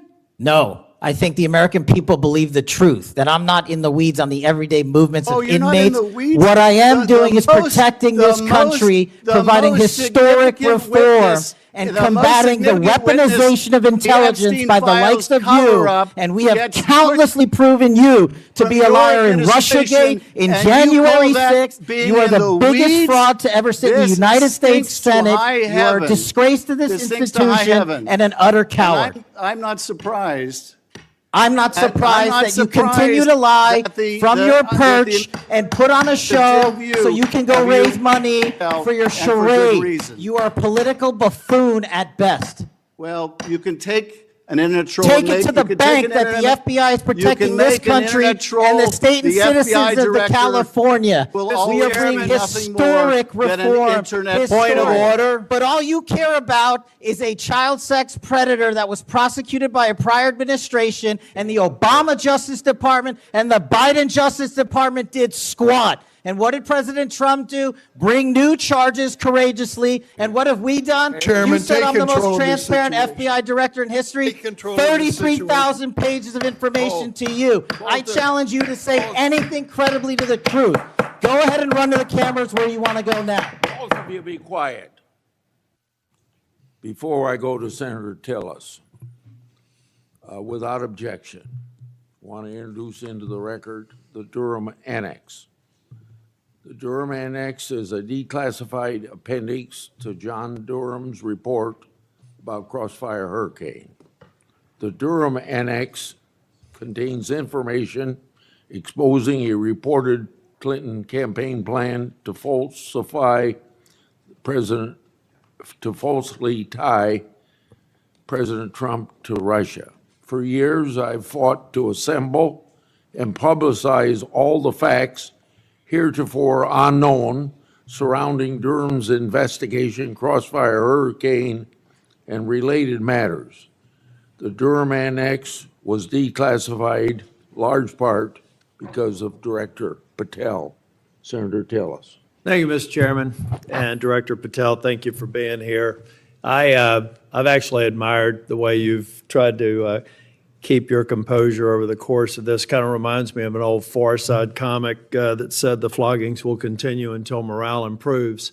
The last one I just coach you on, don't take the bait, because they're going to use that discussion between you and Senator Schiff, as you've suggested before, to raise money. Just sit down in the quiet confidence that you're doing a good job. Real quick, in less than 30 seconds, give me your resume again on why you're qualified for this position. Thank you, Senator. I served as a public defender and national security prosecutor. I tried over 60 criminal trials to verdict in state and federal court. I served as the lead investigator in the House Intelligence Committee and the counterterrorism expert there, unfolding the Russiagate investigation. I served as the head of counterterrorism for a presidential White House. I served as the deputy director of national intelligence at the Office of the Director of National Intelligence, overseeing our 17 intelligence agencies. I served as a chief of staff to the Department of Defense and the Secretary of Defense, overseeing a $2 trillion financial equity flow, and also defending the homeland and providing for our no-fail mission. We could drill down in details, because I've studied that record, and I think you should be very proud of it. I just did that for the benefit of the liberal media that just keep referring to you as a podcaster, I think, and I appreciate you giving me that resume. It's a good body of work. It's why I supported your nomination so strongly when you were before this committee. Really quickly, too, on the events of last week and the sad death and assassination of Mr. Kirk, I seem to recall that Mr. Zinn, I think, was the first person of interest. He was reported to be saying, "I shot him, now shoot me," or something to that effect. Would that have more or less, and your job is to calm the tensions, right? There were people running all over the building. People are afraid over there. Could it be that because you were in possession of some of that information that maybe you did just characterize as getting our man, that maybe that's what led up to it, if those facts are correct? What led me to that is to the eliminate subjects, but also we were in a period with inside of 24 hours where we didn't know who the shooter was. Well, that's why I asked, because people are forgetting that this man was reported to have been saying, "I shot him, now shoot me." They're also forgetting that he brought in an attorney and said that he'd fabricated the claim to draw attention away from the actual shooter. And he went on to get multiple charges for possessing child pornography and sexual abuse material on his phone. So I'm just saying that it just seems to me that in the moment, maybe you should have used different words, but I can't imagine that the amount of time that we've spent on that subject in the hearing today. But I think it's because they're really worried that they're another punchline to an old joke. Your work, it's working in practice, but it's not working in their theory. They haven't heard you, so it's working in practice, but not in theory. They haven't heard you say multiple times that you've plussed up FBI resources in every state. They haven't heard you when you've talked about year-over-year comparisons for results. I don't care how many people you have at HQ, as long as you keep producing those results and they're good. They need to be sustained. Now, I am a little bit concerned about the deployment of National Guard troops to dangerous cities, but you keep on mentioning something I'm going to go back to in terms of joint task forces. You also did a great job of explaining why you think you should save money and go out and fly out of an airport versus an easy trip across the Potomac to National. I love all of those responses. I'm not going to repeat them here. But I'm worried that if we move in too quickly, let's say to Memphis, I should back up and say I was Speaker of the House in North Carolina. And I would consider it a personal failure on the part of state leadership if they have to call in federal resources to do their job beyond what they do every day. And that's promoting joint task forces. I've seen ATF, DEA, FBI. I've been in the briefing rooms at 3 o'clock in the morning about to go and do a 55 no-knock warrants on bad people. You all do that every day, and thank God that you are. It looks like we should plus it up in a few cities. I'd rather use the money to deploy National Guard to just continue to leverage what you're already doing well. And I compliment you because I've got to believe it's a lot of these joint task forces that have increased the apprehension and charging rates. So thank you for that. But do you agree that at the end of the day, if we're going to have a sustained impact on crime, whether it's Memphis or any other city, that we've really got to enable, empower, and continue to support the men and women on the ground there every single day? 100%. Thank you. I think that your cost-benefit mind needs to go into, if I'm about to deploy this many National Guardsmen to a city, what does that cost? And what would that look like if we were plowing that cost of deployment into ongoing, I believe, joint task force, which are working very well. They're working well in North Carolina. So I'd like you to look at it. Now I'm going to move on. The Safer Communities Act, can I get your commitment to get an update? Maybe we could even take a trip out to West Virginia to see how we're doing an extraordinary job of NICS background checks. People are getting them in record time, but we are taking a few guns away from people that probably shouldn't be able to buy it that day. Would you agree with that characterization? I would love to have you out and anyone else on this day is to West Virginia to see that I'd like work. to bring some of my colleagues to see it's working. We had people on my side of the aisle saying it was going to be awful, it was going to result in mass confiscation of guns. Not true. They were wrong.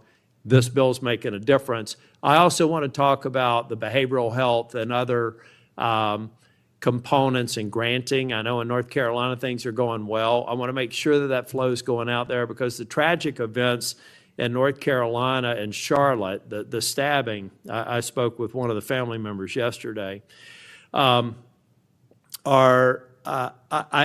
think that we have to recognize that we have magistrates that have a revolving door policy, no doubt about that. And they should be held accountable if they're releasing dangerous people.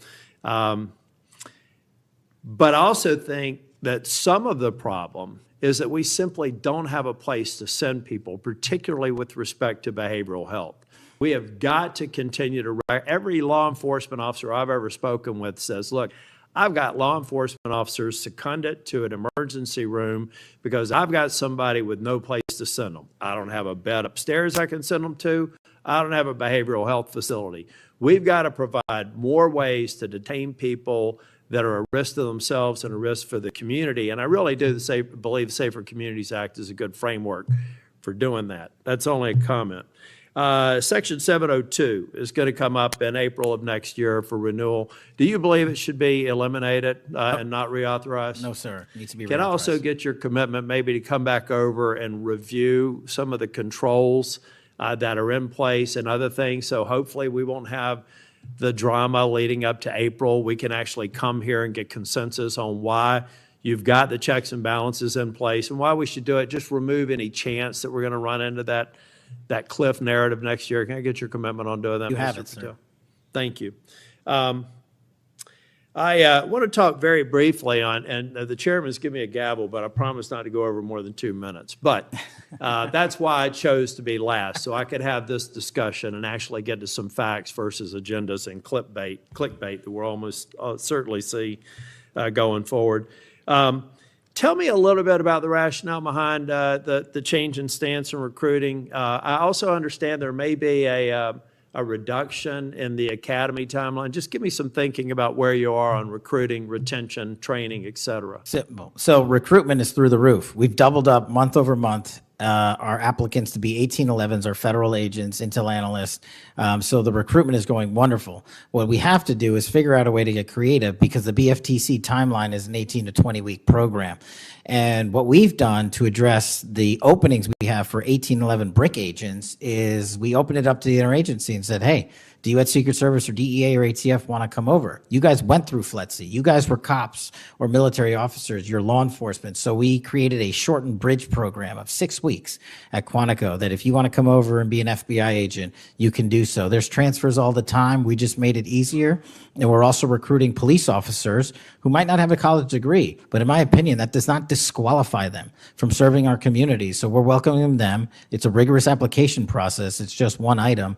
But we are changing the timelines based on the needs of the country, but not jeopardizing quality. I'm glad you mentioned that. I heard someone almost a throwaway line that you were hiring people without a college degree.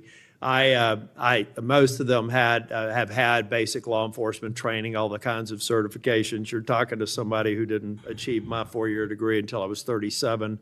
I'd like to think that I brought some things to the table, and I think that those people, the mere comment, I think is inappropriate for somebody considering this to think that they're a lesser person because they don't have a piece of paper. I wanted to get back to the last thing that I will talk about. I'll follow up with some questions for the record. Thank you, incidentally, for consistently being responsive to any inquiries I've made to you.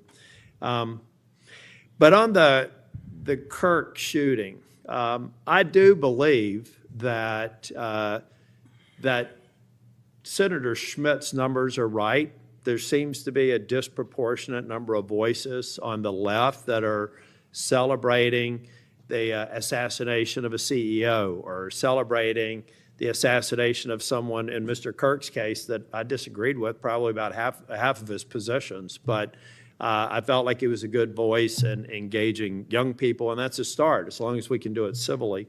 And then I also just went back online because I've hammered on this committee multiple times. I just went online and I found in Pinterest that even today you could order a T-shirt that says ACAB 13.12, which translates to all cops are bastards. Or if you don't like that shirt, you can go get an F the Cop shirt at the same website, on a location on Pinterest. There is clearly a problem with some of the voices of the left, and I'm not necessarily saying any members of Congress, that need to tamp it down. Having said that, within 24 hours of Mr. Kirk's shooting, we had the guy that does the podcast for the War Room and another guy who's denied the Sandy Hook shootings say we're at war. Now, how on earth, and I do believe it's a smaller number, but it's a number that has an influence. How on earth are we de-escalating the situation and with the tensions as high as they were last week with going out and saying we're at war? I'm not asking you to respond to this question. I'm just saying that there are people out here on our side of the aisle that still need to look in the mirror. Even if you agree that it's a lower number, bad is bad no matter how many numbers they are. And that kind of rhetoric and that kind of mobilization makes your job more difficult and puts us in a position where we're not being as productive as you want the FBI and state and local law enforcement to be. I'm finished. I just want to thank you for your service. I want to thank you for your concise answers.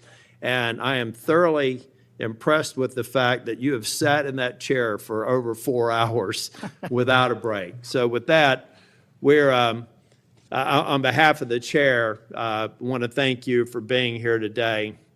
And also, I assume, are we leaving the record open for any period of time for 1 week? The record will be open, left open for 1 week so that you may have questions for the record. Mr. Patel, thank you for being here Thank you, today. Mr. Chairman. Meeting's adjourned. Under your leadership, the FBI has apprehended several most wanted fugitives and secured the extradition of senior leaders of the Central American gangs like MS-13. Now, well, it's well understood that your predecessor left you an FBI infected with politics. I'm going to provide examples of that today, including making public new whistleblower records. At your nomination hearing, I made public records that whistleblowers provide me about Arctic Frost. Arctic Frost was the FBI case opened and approved by antitrust Trump FBI agent Tebow. Arctic Frost then became Jack Smith's elector case against then citizen Trump and now President Trump. These new records show that Arctic Frost was much broader than just an electoral matter. The case was expanded to Republican organizations. Some examples of the group that Ray FBI sought to place under political investigation included the Republican National Committee, Republican Attorney General's Association, and various Trump political groups. In total, 92 Republican targets, including Republican groups and Republican-linked individuals, were placed under investigative scope of Arctic Frost. On that political list was one of Charlie Kirk's groups, Turning Point USA. In other words, Arctic Frost wasn't just a case to politically investigate Trump. It was the vehicle by which partisan FBI agents and Department of Justice prosecutors could achieve their partisan ends and improperly investigate the entire Republican political apparatus. So today, Senator Johnson and I are making these records public for the entire country to see, and I hope a lot of people are interested in seeing what government can do when various agencies have a political agenda. My investigative work has also exposed the political way in which Peter Navarro was investigated and prosecuted. When FBI agent Tebow found out that Biden's DOJ would prosecute Navarro, he said, "Wow, great." That's a quote, unquote. Through whistleblowers, I've obtained an audio recording of Special Agent Giagardina and Special Agent Sebastian Gardner's delivery of a subpoena to Navarro. I'm making that audio public today.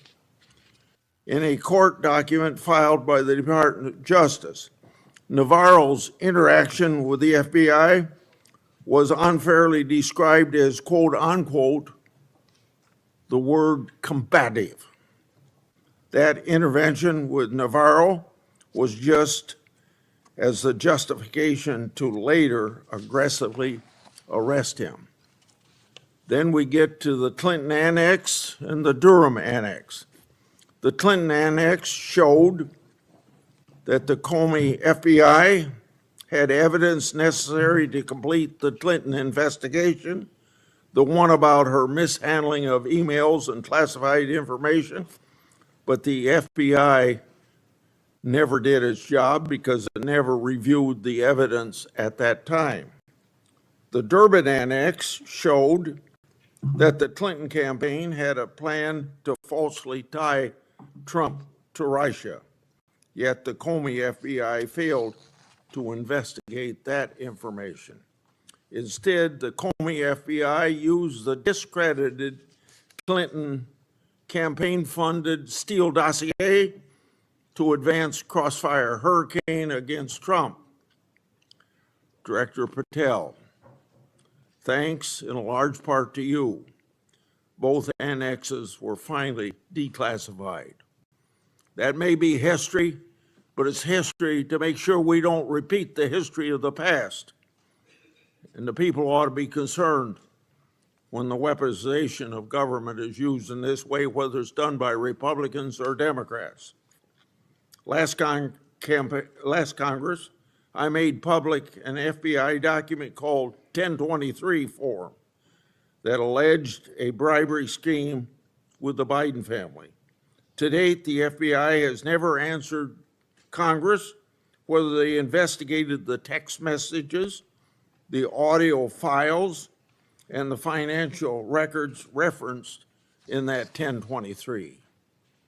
Whistleblowers have provided my office with 2 additional FBI 1023 documents.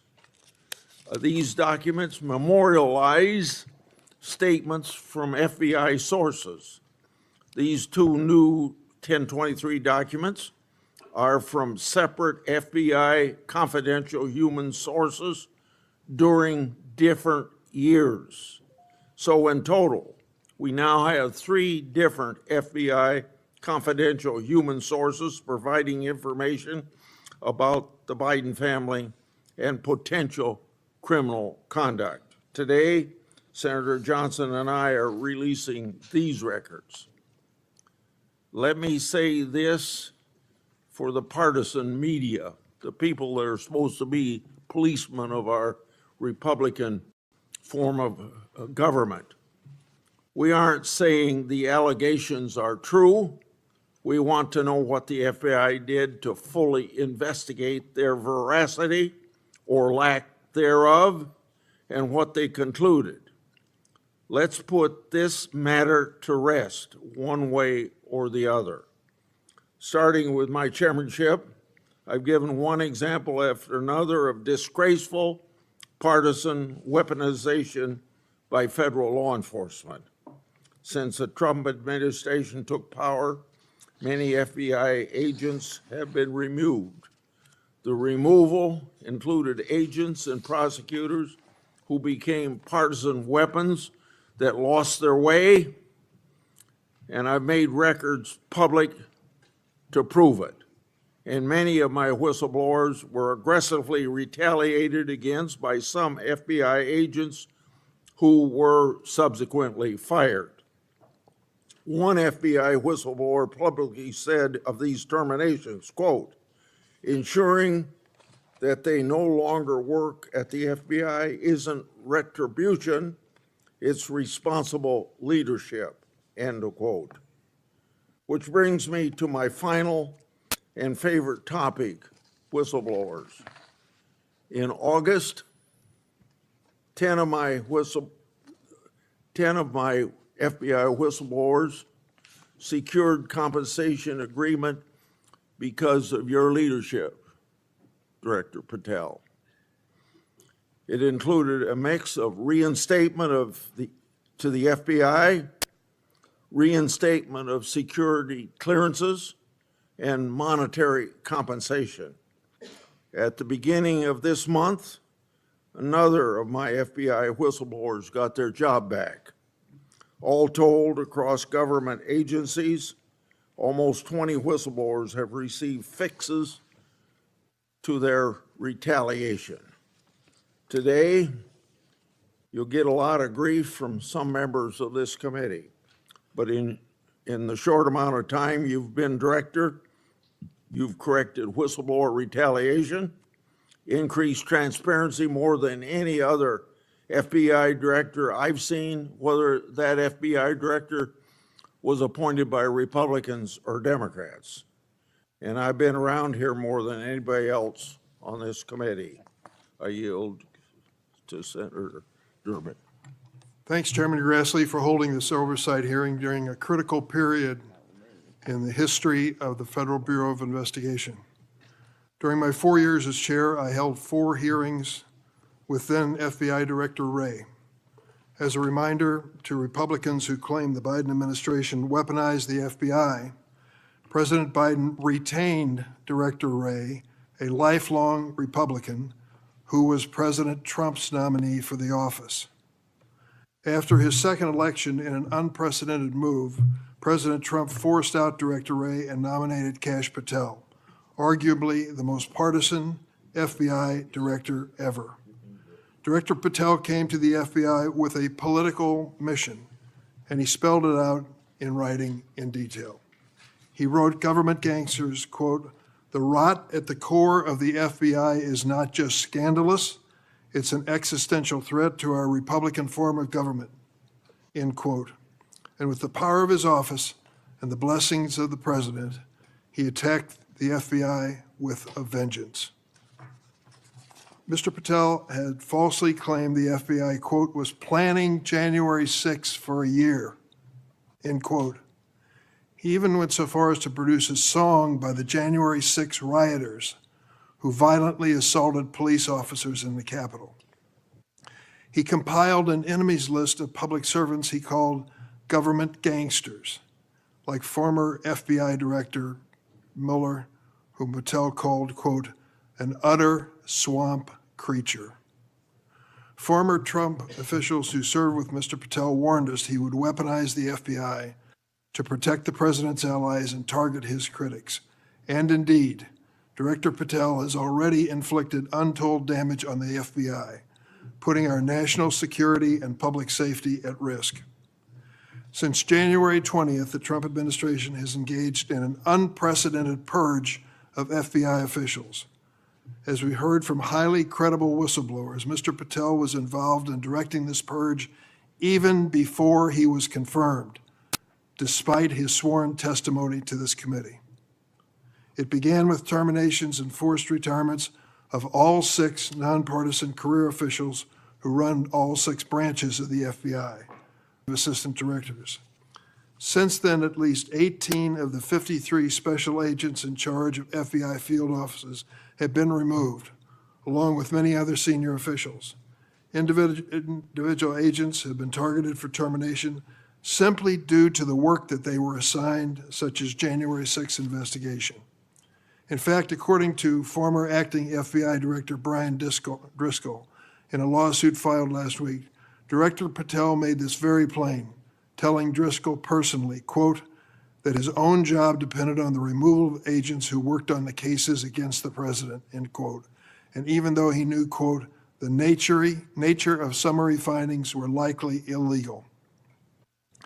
At the same time, Director Patel has installed MAGA loyalists as political appointees in key career positions, including conspiracy theorist Dan Bongino as FBI Deputy Director, the first time in the history of the FBI that this position has not been held by a career FBI agent.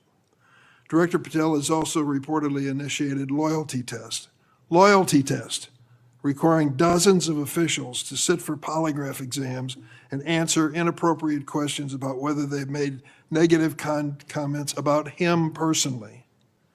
Of course, as is often the case in the Trump administration, the rules apply to thee, but not to me.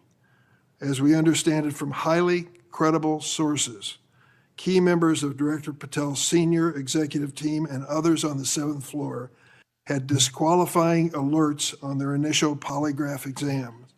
Well, how did they survive? They survived because of a personal waiver by either the director or the attorney general to remain employed by the Bureau. Understand the context here. Political operatives in key positions, given the routine FBI polygraph exam, failed and had to receive waivers to continue their positions. They were lucky to keep their political appointments. They were, but the 5,000 career civil servants the director has so far forced out of the Bureau's ranks were not offered that same courtesy. 5,000. This mass exodus has created a disastrous brain drain, particularly in the fields of cybersecurity, counterterrorism, and counterintelligence. For example, my office has received information indicating that cuts to the Bureau's cyber division will cut personnel by half, despite the ever-increasing threats posed by adverse foreign actors. The brain drain is exacerbated by Director Patel's misuse of remaining FBI personnel and resources to focus on other priorities of this administration. According to reports, the 25 largest FBI field offices have been ordered to divert 45% of their agents from their primary missions to work on the mass deportation of immigrants. Just as concerning is Director Patel's plan to hire fewer qualified agents by removing the college degree requirement and reducing new agent training at Quantico from 18 weeks to just 8. So we have a brain drain and a significant watering down of training. Quite a record, Mr. Patel. As recently fired special agents and others have warned, fast-tracking inexperienced and improperly trained people into critical national security jeopardizes the Bureau's ability to effectively protect America. Director Patel himself had no training or life experience for this position. The result of that incompetence is staggering. For example, after Attorney General Bondi publicly stated in February that the Epstein client list was, quote, sitting on my desk right now to review, that's what she said on Fox, Director Patel diverted more than 1,000 FBI personnel from their critical missions to work on 24-hour shifts reviewing over 100,000 pages of Epstein-related records. These personnel were instructed to flag any records in which President Trump was named. But that review ended in an unsigned memorandum from DOJ and FBI stating simply, there is no incriminating client list, close quote. Director Patel still has not responded to my letter from 2 months ago asking about his role in this cover-up.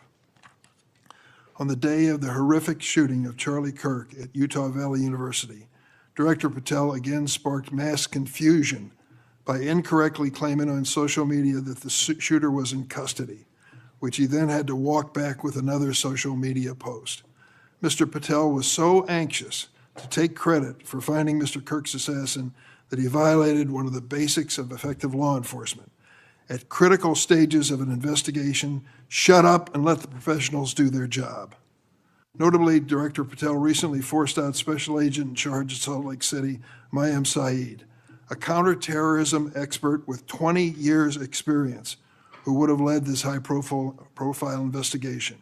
The men and women who serve at the FBI and the American people deserve a director who has the ability and the character to restore the Bureau to its place as the preeminent law enforcement agency. I want to close on a personal note. I came of age in the 1960s. We experienced a number of horrific assassinations, including President John Kennedy, Senator Robert Kennedy, and Dr. Martin Luther King. We are going through a similar period of division and political violence. All of us in public life, on both sides of the aisle, have a responsibility to bring down the temperature and to work to unite the American people. Let's be clear, Republicans are not Nazis and Democrats are not evil, as Mr. Patel has claimed. Democrats are not responsible for the murder of Charlie Kirk, and Republicans were not responsible for the murder of Melissa Hordman. Our political opponents are not our enemies. We are all Americans, and we should be working together to keep the American people safe and protect their constitutional rights. Thank you, Mr. Chairman. Would you please stand so I could swear you? Do you affirm that the testimony you're about to give before this committee will be the truth, the whole truth, and nothing but the truth? So help you God. Please be seated, and you can give your statement now. Thank you. Good morning, Mr. Chairman, Ranking Member Durbin, and members of the committee. It's an honor to be here with you today as the 9th Director of the FBI. I want to provide by providing a briefing into the tragic assassination of Charlie Kirk. It's important that this FBI is transparent as possible without jeopardizing investigations. Charlie Kirk was shot at 12:23 p.m. on September 10th. I think this timeline is critically important. Less than a day later, the FBI at my direction released the first set of images of the suspect that we captured based on our analysis on the ground. Later that evening, while conducting extensive interviews and cell phone analysis, and also flying out evidence response teams and hostage rescue teams and evidence tacticians who were collecting evidence in live time and flying them back to Washington, D.C. in our laboratories for immediate analyses. We were able to extract video from the campus feed, and at my direction at 8 p.m., in partnership and promise to working with the public to bring this fugitive to justice, we released a newly, never before seen video of the suspect. We also released new enhanced photos of the suspect. A few hours later, that suspect was in custody, pursuant to the interrogation of the suspect's own father, who stated, "When I saw that video that you released, I recognized it was my son, and I confronted him, and he was handed over to lawful law enforcement authorities." That is the FBI working with the public, as I promised, being transparent and providing critical information along the way in the manhunt for the suspect or suspects involved in Charlie's assassination. We received over 11,000 tips in the first 24 hours alone. We received 16,000 submissions to our digital media enterprise and tip lines. That is a large number of material to go through.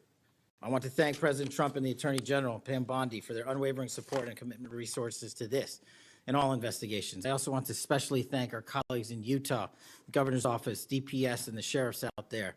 State and local law enforcement partnership has been a cornerstone since I took over at the FBI, and it was no different here. And our teams in Salt Lake City, our SACs out there across the country, our lab technicians in Quantico who raced to complete the evidence analysis so the public could have the answers they need. These people worked through the night without sleep for days on end. They are to be commended. They are not to be attacked. And many, many, many more people I don't have time to thank here today. But I do want to thank the American people especially. The mission of the FBI is for them and with them and by, with, and through them. And it's that mission and that ethos that I brought to this investigation and so many others, and that's why that suspect is in custody. We cannot do our job without the American public and credible reporting in the media, and that's why Tyler Robinson is in custody today, about to face charges.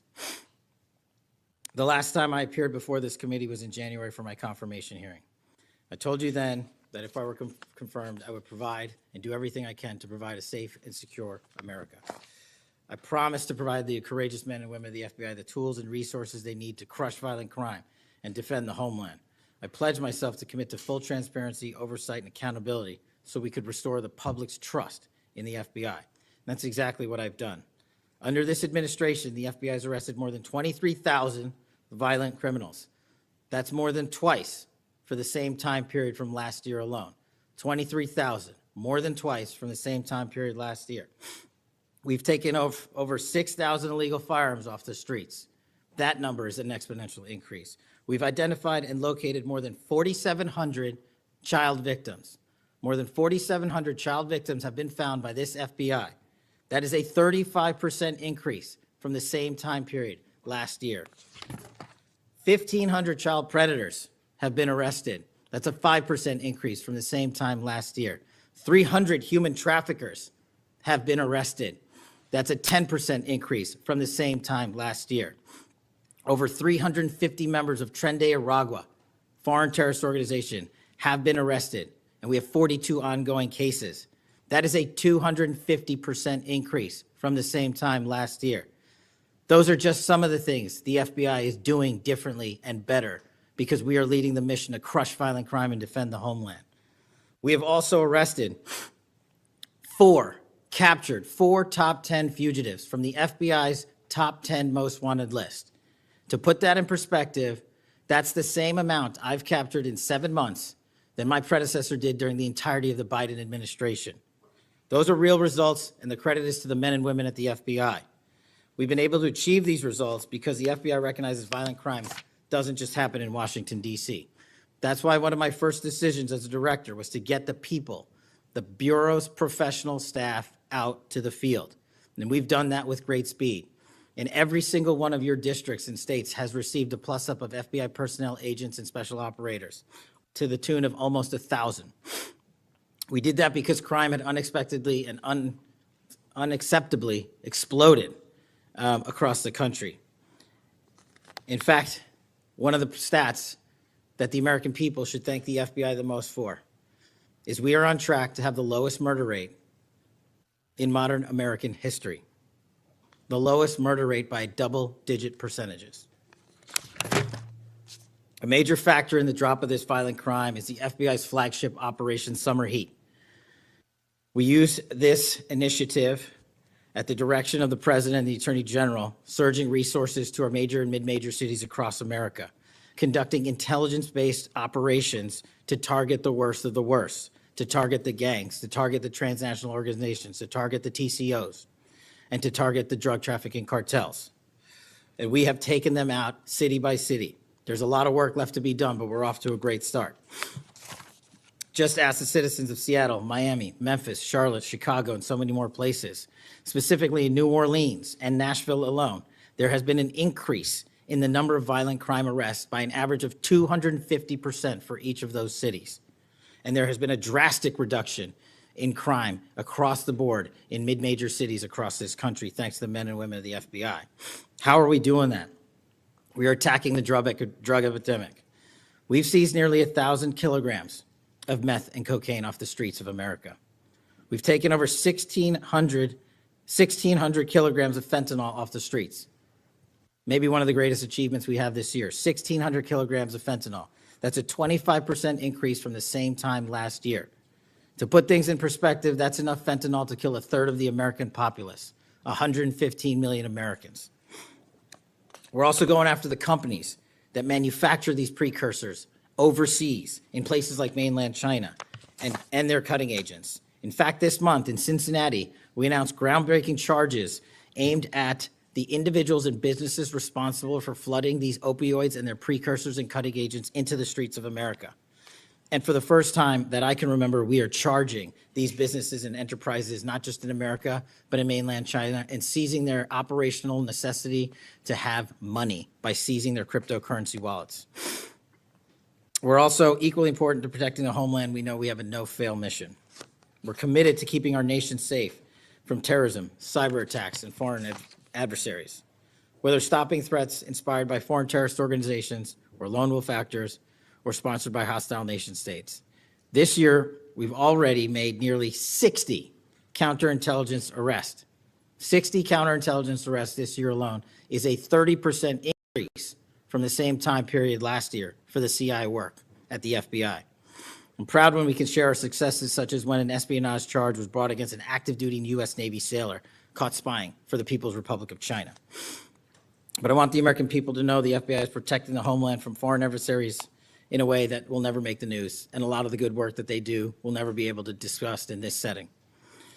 We're working on cyber threats. We're attacking malware infrastructure, going after ransomware attackers, delivering a new partnership with the private public sector engagements we've taken with the companies who are attacked by these foreign adversaries and nation-state actors and individual enterprise rings from around the world.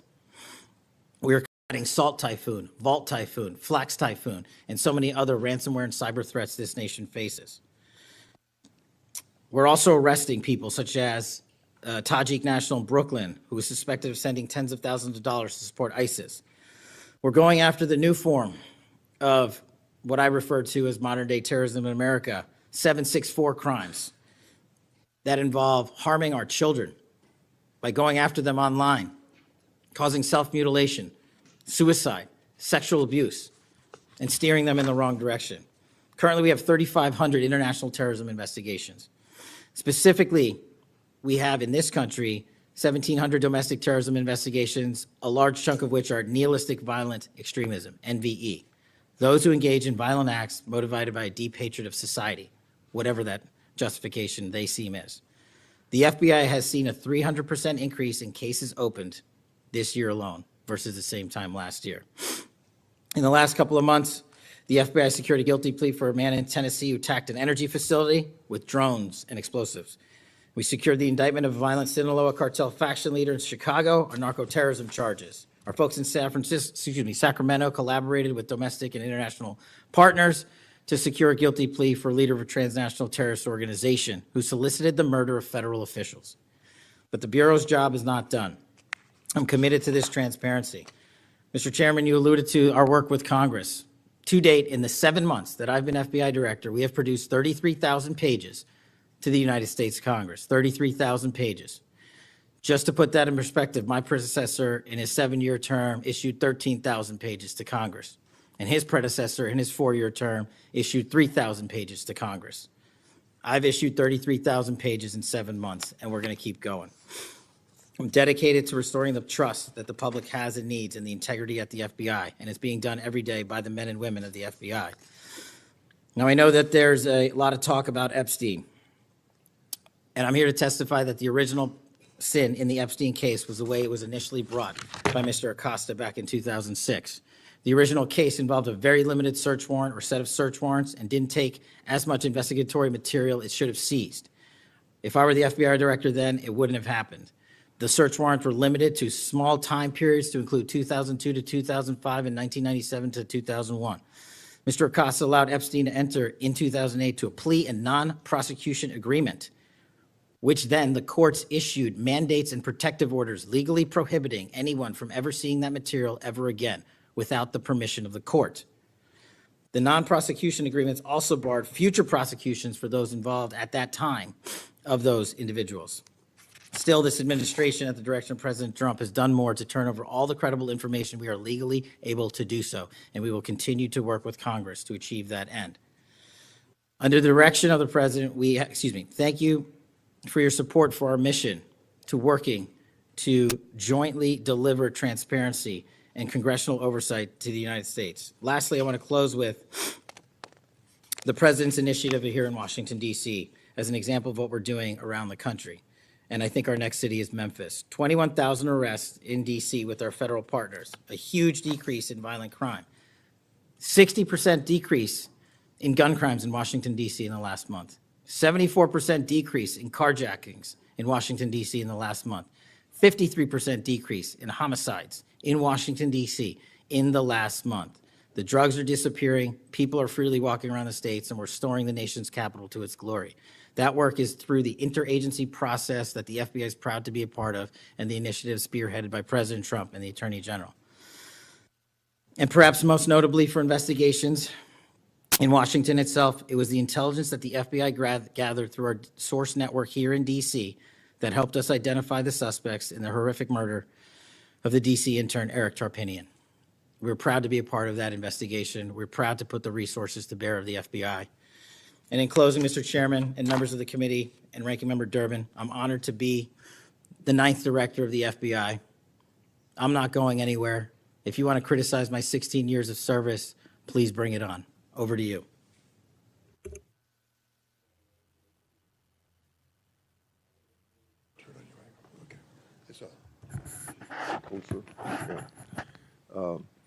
I've observed when whether it's Republican or Democrats want a yes or no answer, that the witness and the senators talking over each other.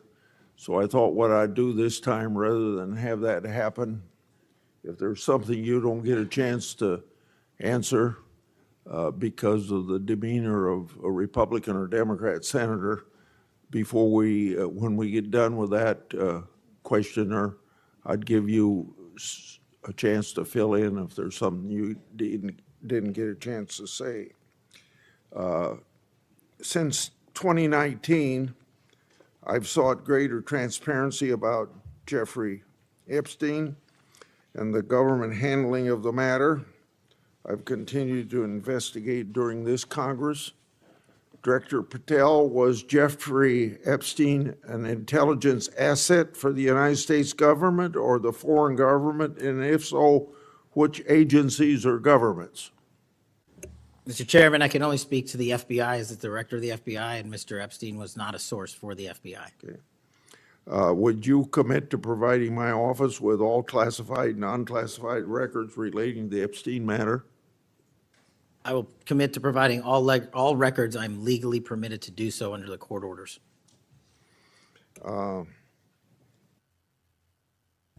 It seems to me that I accept your answer to my question, but the broader intelligence community ought to answer these questions as well. Victims deserve an answer. Regarding the initial FBI 1023 document that I made public last Congress, That document mentioned 1, text messages, 2, audio recordings, and 3, financial records that allegedly proved a bribery scheme with the Biden family and foreign interests. Regarding those records, did the Ray FBI make any effort to determine whether they existed? Did the Ray FBI make any effort to obtain those records? Not to my knowledge, Mr. Chairman. Since this matter hasn't been fully investigated, the FBI has an obligation to the public to do exactly that and figure out why it wasn't investigated. Next question. I've done a lot of oversight relating to sexual misconduct by the FBI agents. In fact, I believe this is something I discussed with Ray, one of his appearances before this committee. According to the FBI Inspection Division, it opened nearly 300 investigations based on sexual misconduct referrals between 2017 and 2024. According to whistleblowers, the Biden-Ray FBI totally dropped the ball on this question. One credible accusation of sexual misconduct is too many, of course. Are you committed to reviewing the Bureau's policies to ensure responsible responses to credible allegations of misconduct, that they're swift and adequately protect victims? Yes, Mr. Chairman. Relating to a similar subject, during child crimes and sexual misconduct related investigations, are any private sector companies less than cooperative with you? What improvements in information sharing need to be made to catch those criminals? Mr. Chairman, we can always do better with our private sector companies. I've reached out to the leaders of most of them, asking them to provide more material so that we can be responsive and take legal action and protect the youth of this country. I'm happy to discuss, possible legislation that we can do to allow for these companies to continue. Yeah. Say, maybe 1 inch up on the microphone. Sorry. I think you're close enough, but I think it's just a little bit lower. When you raise your head, it's difficult to hear. Director Patel, since 2021, I've raised concerns about the Biden administration failure to properly vet Afghan evacuees. Director Gabbard informed my office that as of August 2022, approximately 1,600 evacuees located in the United States had ties to terrorism and other derogatory information. That's why I and many others have opposed bills giving blanket approval. Are you aware of what steps your predecessor took to investigate these evacuees? And what steps have you taken to investigate them? And what, if any, national security concerns still exist? Mr. Chairman, I can't speak to the steps my predecessor took, but I will make sure we do a sweeping review and get back to you on that. As far as the Afghan refugees and evacuees, as during my tenure, we are going through the databases to make sure that no known or suspected terrorists enter this country to harm our nation. And also, as my resolve as FBI director, one of the first acts we undertook was a manhunt of one of the Abbey Gate bombers and leaders in that crime spree that killed 13 brave Americans. And within 2 weeks, we caught one of the leaders of the Abbey Gate bomber and brought him to justice here in 2 weeks from Pakistan.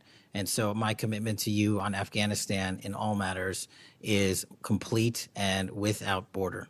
Yeah. Through my and other investigations, we found that the Biden administration lost thousands of undocumented children. We never heard a peep from senators wanting to help find them, even after I invited them to do so. In September 2025, the Trump Health and Human Services announced the creation of an interagency crime coordinator cell to find these and other missing children. That interagency group reportedly includes your agency. What resources and personnel have the FBI assigned to this new interagency effort, and what steps have the FBI taken to assist in locating missing children that the incompetent Biden administration lost? Protecting our youth is maybe the top priority for the FBI. As it specifically relates to your question, Mr. Chairman, as I stated, we've surged resources not just to this cell, but across the nation to our FBI's field office to locate children who have been trafficked, who have been victims of sexual abuse. And we have located 4,700 children in the 7 months since I've been FBI director. And that is a 35% increase from the same time period last year. And we're not stopping, and we're committed to doing that work on our tribal lands as well.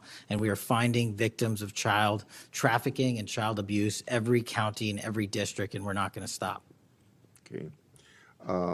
As I mentioned during my opening, I'm releasing documents with Senator Johnson about Arctic frost. Specifically, the documents show its scope expanded to include 92 Republican organizations. From evidence that I've seen, it looks to me like another political hit job against Republicans. What steps has the FBI taken to make sure improperly predicated investigations and weaponizations like this don't happen again?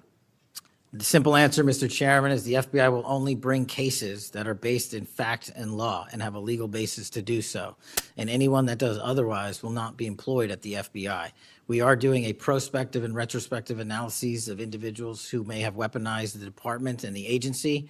And as I've committed to you during my confirmation hearing and my conversations with you, this FBI will not be weaponized anymore in either side of the aisle.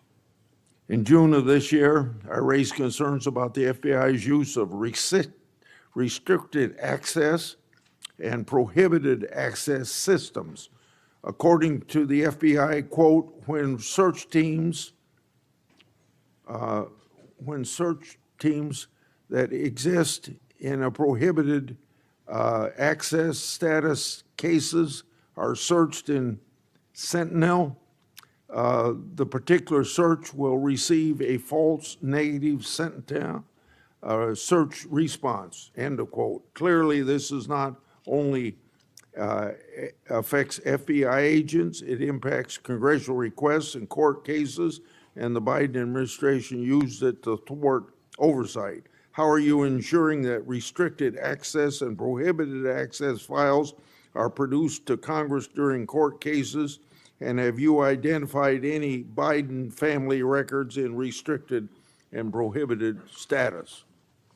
As I've committed to you with my transparency initiative, whether it's restrictive or prohibited, every single thing we can legally provide to Congress, we will. We've also restructured how these restrictive and prohibited cases are labeled and provided access to more people in the chain of command so that more people have knowledge of what these restricted and prohibited cases are, including myself and the deputy. Do you commit to providing any records that are available? I do, sir.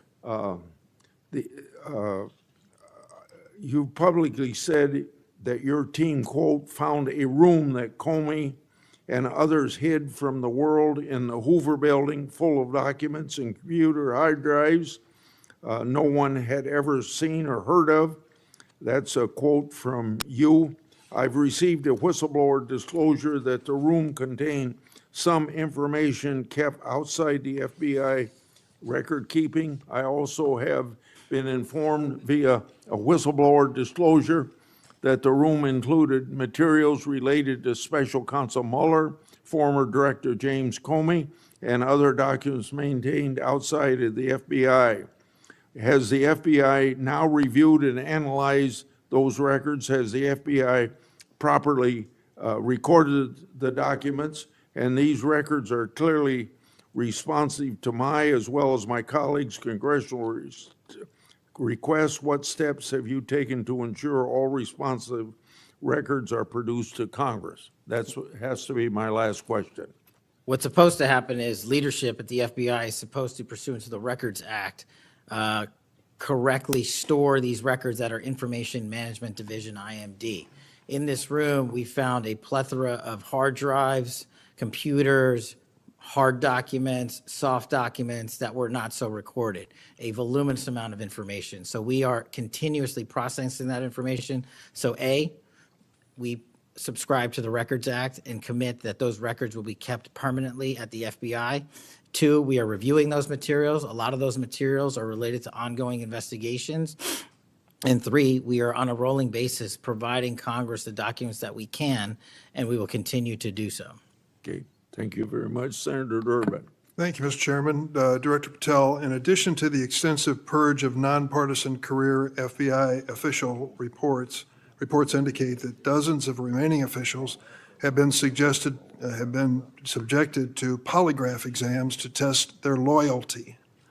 My understanding is that approximately 40 officials have been asked to sit for a polygraph during your administration, and several have been asked whether they have ever made negative comments about you. Director Patel, FBI agents pledge their loyalty to the Constitution of the United States, not you personally. What is the basis for requiring polygraph exams of your workforce and asking them if they've made negative comments about you? I don't know what reports you're referring to, Ranking Member, and I reject any reporting that has false information in it, so I'm not going to respond to that. As far as polygraphs go, generally they are always and always have been utilized at the FBI to track down those that leak sensitive information and have unauthorized disclosures to the media, and we will continue to use them to ensure the integrity of the FBI. Did any individual on your senior executive team, the director's advisory team, or who serve in the positions on the 7th floor receive disqualifying alerts on their polygraphs? Senator, I'm not going to get into the personnel discussions that were had on a polygraph. Those are private discussions, and many of them relate to ongoing investigations. Did you or Attorney General Bondi provide any individual with a waiver so they could remain employed after they received disqualifying alerts on their polygraphs? I'll have to get back to you. You don't remember that? No, sir. My priority is protecting the American public, not getting into the weeds of polygraphs. And to have a decent memory when you come before a committee. I'm happy to talk about all the good work the men and women of the FBI are doing, including provided the lowest crime rate in American history. If you want to talk about how to protect the citizens of Chicago, has seen a 30% reduction in its murder rate because of the men and women of the FBI. You take credit for that? I'll happily do that. You The take credit? interagency partners and the men and women of the Chicago PD have never been Oh, more include powerful. local law enforcement, please. Have you ever seen my testimony across this country where I always lead with our interagency partnerships with state and local law enforcement? It is the pillar of what I am doing. And on the 7th floor, for the first time in FBI history, I have installed police officers and sheriffs right on my 7th floor to report to us every day what's going around the country on the street level, because that is a priority of the FBI and is the only way we are going to work. I don't take credit for anything, but I will defend the men and women of the FBI and the cops that help us get it done. You should. Director Patel, to your knowledge, did a whistleblower ever make a disclosure to Attorney General Bondi indicating that the New York field office was withholding Epstein-related records? I'm not familiar with that whistleblower. You know that there was such a whistleblower? I'm not familiar with that whistleblower. In response to the blowback she received, Attorney General Bondi also pushed the FBI to review approximately 100,000 Epstein-related records on an arbitrarily short deadline in March, and the FBI was directed to flag any documents that mentioned President Trump. Nothing came of that review until July, when DOJ and FBI released an unsigned memorandum stating there is no incriminating client list. Why was this July 7th memorandum unsigned? Would you prefer I've used AutoPen?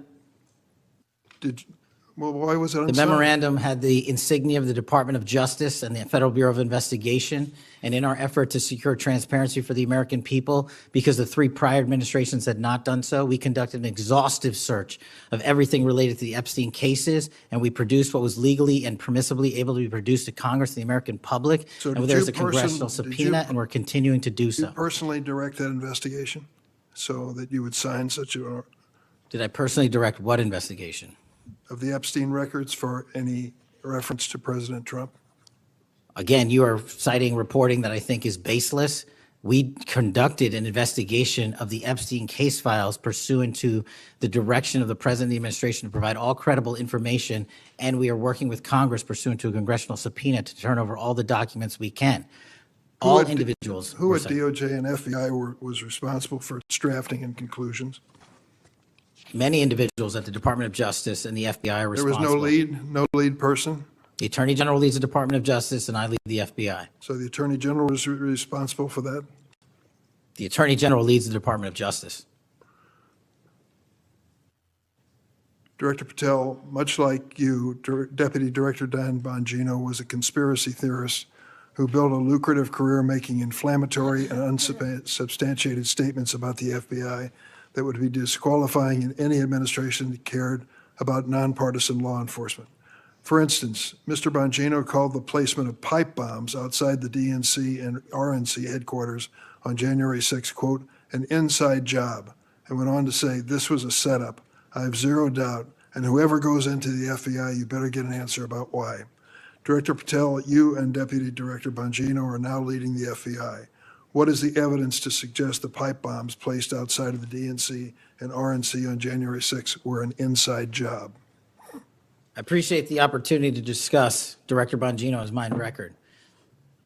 So many on this committee and the media jettison our 31 years of public service. Can you answer the question, sir? I'm answering the question. You're questioning the integrity of the deputy director of the Asking FBI you and mine. if you found any and I'm going to evidence. answer the question. I'm The pipe asking- bomb investigation is ongoing, and I'm not going to discuss the Ongoing? details of the pipe bomb investigation. Mr. Bongino was a Secret Service agent for 15 years, a police officer for 5. I served this country in multiple administrations for 16 years. We were also private citizens, and we are now back in government service. And what we have the ability to do is set aside our personal beliefs to deliver the mission of justice for this country, and we're doing it day in and day out. And I find it disgusting that everyone and anyone would jettison our 31 years of combined experience that is now at the helm of the FBI, delivering historic results at historic speeds for the American people. So you have no evidence? I got a lot of evidence, and I'll give it to you when I can. Yeah, I'm looking forward to it.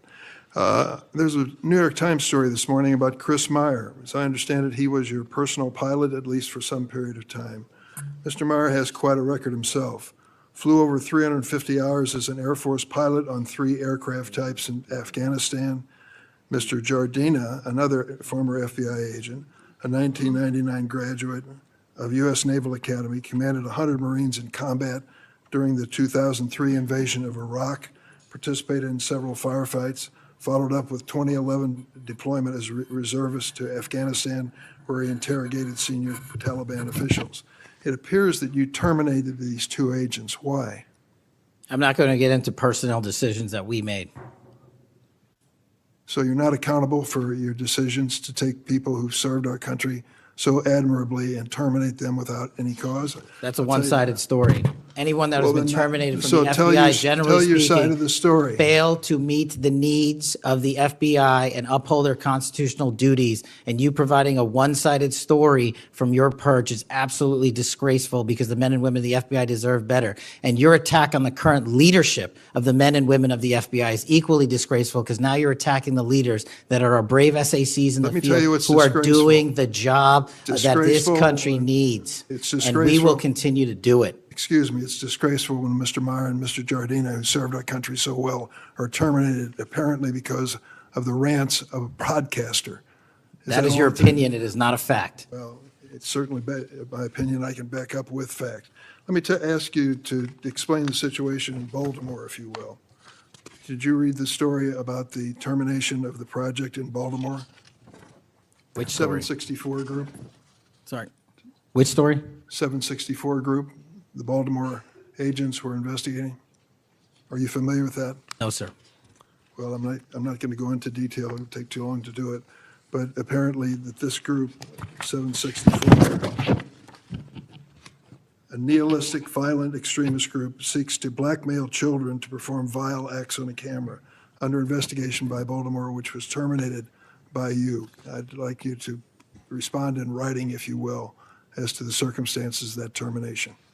Sure. Our operations against NVEs, as you're referring to, has been historically high, and we've taken down multiple NVE rings, including 764 rings, who are harming children and causing them to be mutilated and Last commit question, suicide. can you explain why you are eliminating the requirements for a college degree for your agents? I appreciate the opportunity to address that. You said in your opening statement, we are reducing the training requirements at Quantico. We are not. We are expanding them. You're referring to an 1811 crossover program, because I believe the men and women of places like the DEA, the ATF, and the Marshal Service and the Secret Service who want to work at the FBI should deserve that opportunity in a shortened converged program, which we provided. We are also keeping the 18-week BFTC as is traditionally at the FBI. So we're not reducing any requirements. We are increasing those that we bring into the FBI. Did you change any of the requirements on college degrees? we are allowing police officers who have served for a number of years to come into the FBI who did not obtain the requisite college degree to apply to be federal agents because we feel they have the street level experience we need to conduct this mission. I yield, Mr. Chairman. I have to respond to this business about you not treating employees properly because I served under the previous administration when Democrats willingly turned a blind eye to Biden administration retaliation against my whistleblowers. They didn't get due process when their careers and lives were upended.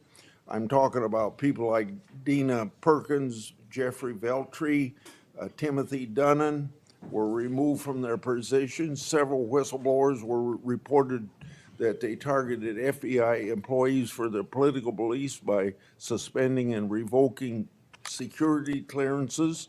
One FBI whistleblower said that Perkins, Vetri, Dunnan, and other FBI leaderships were, quote, responsible for what happened to me and my family, ensuring that they no longer work at the FBI isn't retribution, it's responsible leadership.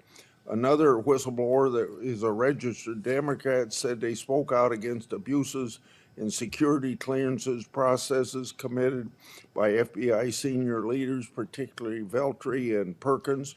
Then Perkins and Dunnan suspended their security clearances and put them in unpaid leave. I'm going to put some more examples like this in the record so I don't take up a lot of time for my colleagues. Senator Graham. Thanks, Senator Graham. Welcome to the committee. The numbers sort of speak for themselves. You've done a lot in a small period of time. So all those folks out there making this happen, thank them for me. Well, sir. As to how to be an FBI agent, you've made a decision that local law enforcement folks, people who've served in law enforcement without a college degree are able to apply now. Is that correct? Yes, sir. Makes sense to me. So experience out in the field might be as valuable as a college degree, believe it or not. Venezuela. We're blowing boats out of the water in the Caribbean because they're connected to international narco-terrorist groups. Is that correct? Yes, that mission is being led by the Department of Defense, sir. Okay. What legal authority do we have to do that? Sir, I would defer the questions on legal authority to the Attorney General and the department. Fair enough. Do you believe that Maduro runs a narco-terrorism state in Venezuela based on? I believe based on the intelligence and prosecutions and investigations we are currently running, a large portion of the cocaine that exits out of South America, its origination point is in Venezuela, and using transshipment points through Haiti, they're using the navigable waterways in the Caribbean to the end state delivery, which is the United States of America, and we will hunt down every single one of those narco traffickers with the authorities. There's some actual indictments of Maduro as an individual for being involved in that. Is that correct? Senator, I think you're referring to the DEA indictment on that one. Right. So I guess the point is, would it be fair to say that Venezuela is a good candidate to be labeled as a state sponsor of terrorism under U.S. law? Senator, from my perch, we will provide the intelligence necessary for anyone who meets the threshold to be a state sponsor of terrorism, and this administration has I expanded. think they are, so we'll be going down that road. China, on a scale of 1 to 10, 1 being nothing, 10 being great, how is China helping with the fentanyl problem here in the United States? Under this administration, we have taken, as I highlighted the Cincinnati case, the precursors are the problem. The fentanyl is the end state that kills American citizens. Well, the precursors are made in China, right? They're made in China. And so for the first time in a decade, I had a call with my counterpart in the MPS, the Ministry of Public Services, to attack the precursor chemical companies and have those labels, have those chemicals labeled. Too early to rate the success? We have indicted multiple businesses in China. We've also cut off the transshipment points of those precursors. They switched. Once we got on their track about their delivery routes to the Mexican drug cartels directly, they started going to India. We called the Indian authorities and they shut down those transshipment points. So we're continuing to work with our partners So China overseas. is helping, would you say? They are starting to help, and we are hoping under this administration's leadership we can get more of Let their me help. know in the coming months if that continues, because if they are helping, that's a good thing. Yes, I think sir. we need to celebrate the breakthrough. If they're not, that would be a bad thing. So after the assassination of Charlie Kirk, there seems to be one refrain from everybody, and that's about the effect of social media. Do you believe that social media is one of the instruments radicalizing America and inciting violence? Well, it's not, my belief is based on the data, and the data shows that social media is wildly out of control when it comes to You're radicalizing. dead right. So what did you just say? This guy's the FBI director. He says that social media is wildly out of control. Now, free speech, we all agree with that, but you can't yell fire in the theater, right? Yes, sir. Free speech doesn't allow you to go online and groom a child for sexual. No, it does not. Okay, free speech doesn't allow you to go on the internet and basically incite somebody to kill another person, right? Absolutely not. So if it's illegal offline, it should be illegal online, agreed? Whatever the law is. Yes, sir. Just We had because you're online doesn't give you a get-out-of-jail-free card. No, sir. So if a parent is worried about a child being bullied on a website, what rights do they have under U.S. law? We have to balance the rights, as you said, Senator, of free speech versus those that encroach Is there upon any violence. law that can shut down one of these sites for bullying children or allow sexual predators on the site? We are able to attack certain sites on the dark web. When it comes to the open internet infrastructure system, we have to reach a threshold to attack a company's position that only subscribes to violence. Can the parents sue that company? They can. They can? They can sue not the social media companies. That's what I'm talking about. They can sue the companies. No, I'm talking about the social media company that gives lives to this behavior. No, you're referring to Section 230, sir. Yeah. Would you advocate a sunsetting of Section 230 to bring more liability to the companies who send this stuff out? I've advocated for that for years. All right. We need to do this, folks.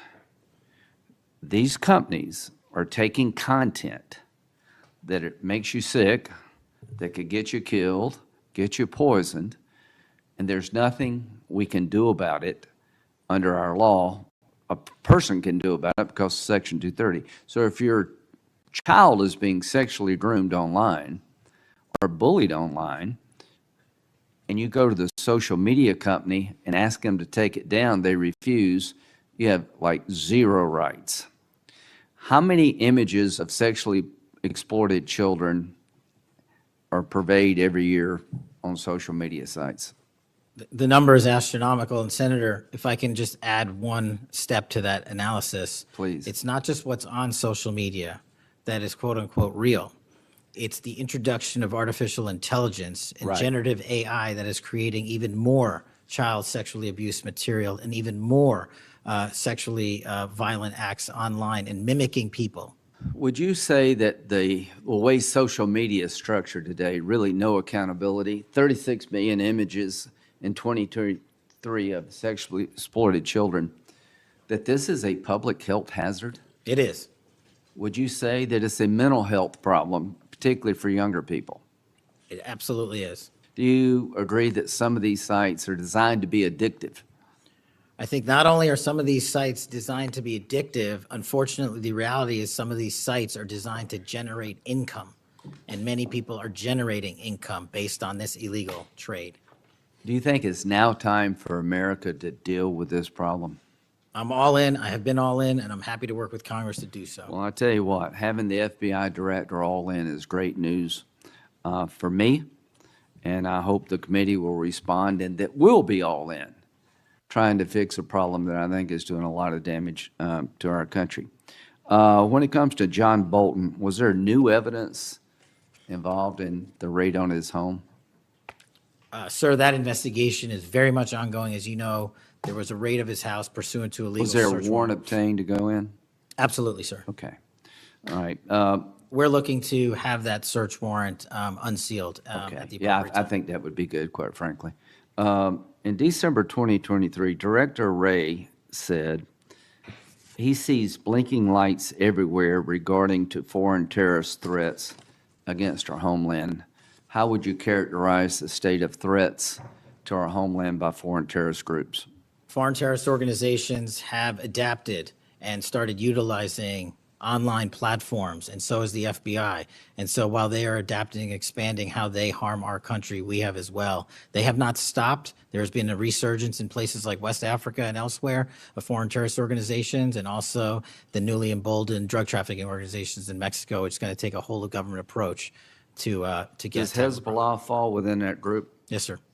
So Hezbollah is involved in not only terrorism, but narco-terrorism? Yes, sir. So do you consider Hezbollah a threat to the United States? Absolutely. All right, finally, do you have enough people? Sorry? To do all this? Do you need more people? You're involved in a lot of things, and the numbers speak for themselves. You have FBI agents helping here in Washington, D.C. You have FBI agents helping in illegal immigration. That's good. You've got a chance here to tell us if you need more people. Seems to me that threat level of this country is pretty high right now. You got thousands of domestic terrorism cases. How many are being investigated? I think 3,500 off the top of my head. 3,500, okay. Anyway, it seems your plate's pretty full.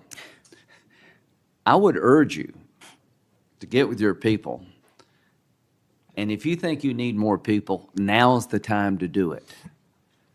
It would be a shame to miss an opportunity to plus up the FBI if the threats justified it. Will you look? I will look, sir. Okay, but are you comfortable you have enough people right now? Right now, I'm comfortable with the reallocation of agents and personnel outside of Washington, D.C. and plussing up states like South Carolina in double-digit numbers, and I'll get back with my team on this one. Thank you for your service. Senator Whitehouse. Boy, is my timing good. It is very good. Director Patel, welcome. Thank you, sir. When you were here for your confirmation, we talked about your so-called enemies list. It appears to me that there have been adverse actions of various kinds taken against about 20 of the 60 people on your enemies list. You've been in office for 7 months. At that rate, you've got 14 months until you've hit all 60. Can you explain that? Again, that is an entirely inaccurate presupposition. I do not have an enemies list. You can continue to characterize it as you wish. The only actions we take, generally speaking, for personnel at the FBI are ones based on merit and qualification and your ability to uphold your constitutional duty. You fall short, you don't work there anymore. Well, there was a list. You don't like it to be called an enemies list, and it had about 60 names, and about 20 have had an adverse action. So those are, I think, pretty clear facts. Let me move on to your grand jury testimony, which we also talked about when you were here. I think you indicated that you understood that a witness in the grand jury is free to discuss afterwards whatever they told the grand jury. And you then went on to suggest, saying, I can't go into court orders granted by the D.C. District Chief Judge, and you want me to violate a court order. In those remarks, you fairly plainly suggested that there was a court order of some kind that somehow restricted or limited your ability to discuss your own testimony to that grand jury. Since then, that chief judge that you mentioned, Judge Boasberg, has written, and I'm quoting him here, Federal Rule of Criminal Procedure 6E allows witnesses like Patel to divulge the contents of their testimony, meaning that nothing was preventing him from doing so before the committee. Can we confirm here today that there is no court order of any kind that limits your ability as a witness before the grand jury to discuss your own testimony to that grand jury? We can confirm that pursuant to my action, that grand jury testimony has been released, the transcript.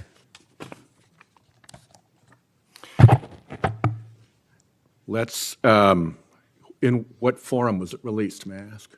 Publicly. Okay, we'll check on that. The FBI does background investigations. In the case of a U.S. attorney, Jeanine Pirro,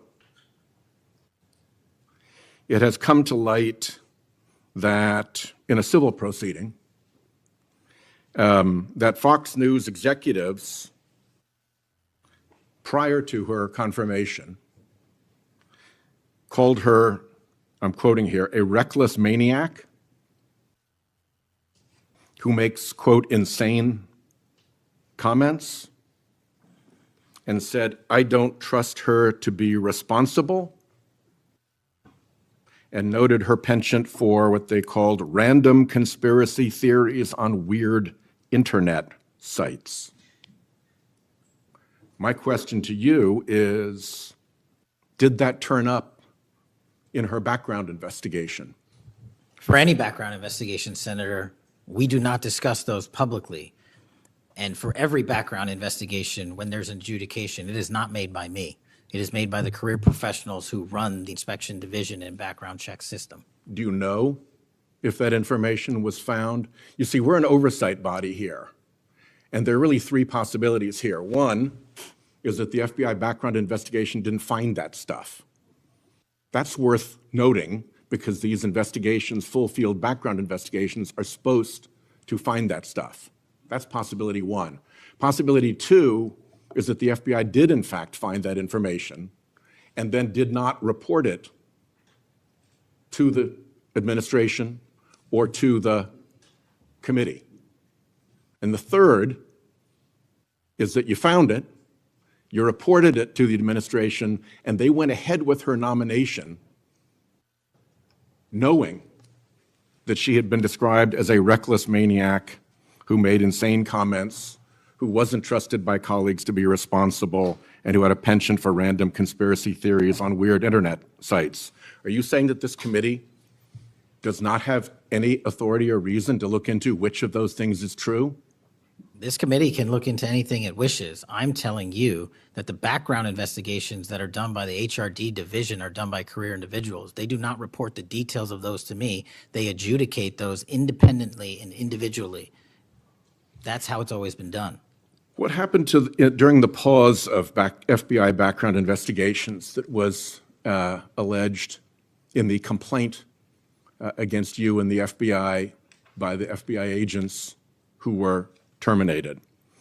On February 12th, Emil Bovee directed the FBI, quote, to pause any FBI background investigations of Trump nominees until Patel was confirmed, which happened on February 20th, is the general description of what they alleged. Why, do you know, were background investigations paused? Was it so material like this could be scrubbed out of them? And have they been resumed without that pause fully and normally after your arrival on February 20th? I can speak to the time period since I got there. Background investigations have been ongoing across the board at the FBI. Why was the pause, do you know? I was not there. Wasn't explained to you when you got there? Oh, by the way, boss, they've had an 8-day pause on background investigations. You think that would be something that would be explained to you at some point? Again, I leave it to the men and women at the HRD division to run background investigations. I do not interfere with them. I get that. But what I don't get is whether you were told about that pause, and why would you not be told about that pause? I don't recall that, sir. All right. The allegation also relates that part of the employee review of senior staff was whether or not they voted for Kamala Harris in the 2024 election.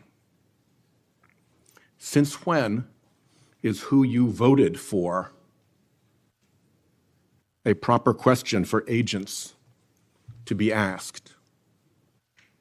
I don't know what allegation you're referring to, Senator. If it's from an ongoing matter in litigation, I can't discuss that. But what I can discuss is I can only speak to the FBI's background investigations. There are other background investigations conducted across the government.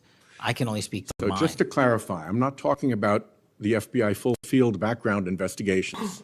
I'm talking about internal employee reviews for promotion, for termination, for job actions of various kinds. And my question to you is it now the policy of the FBI to ask agents who they voted for, and since when is who agents voted for a proper question for the FBI to ask? Taking those in reverse order, it's not a proper question, and it's improper to allege that I'm doing that. And also, at the FBI specifically, under my leadership, we do not ask who you voted for. And just one correction for the record, if I may, Senator, it's Security Division that runs background investigations, not HRD. Okay. I'll accept that correction. And in the event that we cannot locate your grand jury transcript, just expect a question for the record that will give you the chance to either provide that transcript again if it had been previously provided, or to make the statement that Grand Jury Rule 6E allows you, to the best of your recollection, truthfully, about what it is that you told that grand jury. Do you understand that? That's why I wanted the transcript released, and we'll get it to you, sir. Thank you very much. Thank you, Chairman.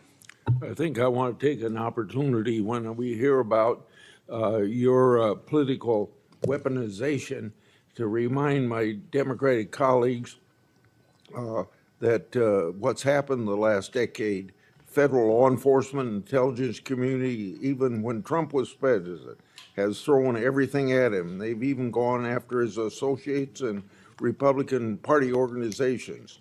One investigation after another, one prosecution after another. I use examples you've heard me already say today, Crossfire Hurricane and Arctic Frost.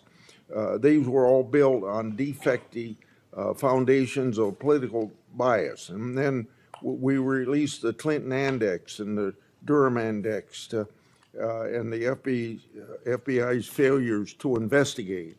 So I've been acquainted with this because I've been trying to get to the bottom of it, and we had to get a new FBI director to get all this information, Senator Cornyn. Director Patel, welcome. Thank you for your willingness to serve in this very challenging position. How many people work for the FBI today? Approximately 36,500, give or take. I've always wondered whether an organization that big and that diffused all across the nation was actually capable of being managed. Have you experienced any surprises in terms of the, as the director, in terms of your management of the organization? In my experience, Senator, the leaders in the field are supposed to lead. So we have empowered and we've changed the structural operation of the FBI to empower SACs in the 56 field office, 55, 56 come 1 October, to lead the mission.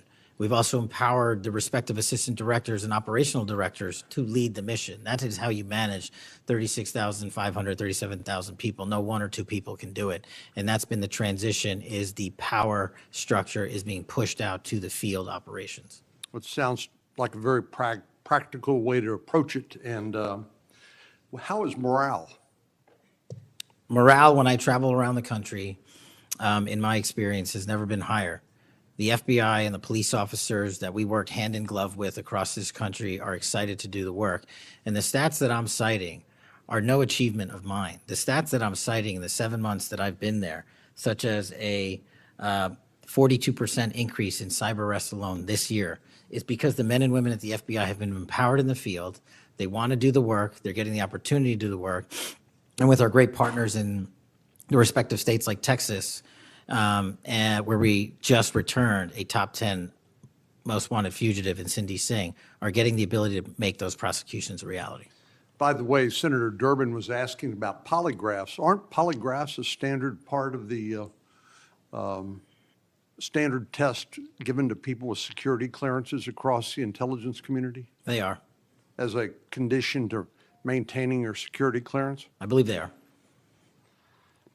Speaking of intelligence, one of the things that I've wondered about over time is, the FBI is a premier law enforcement agency in the nation, but you also have other important responsibilities in counterintelligence.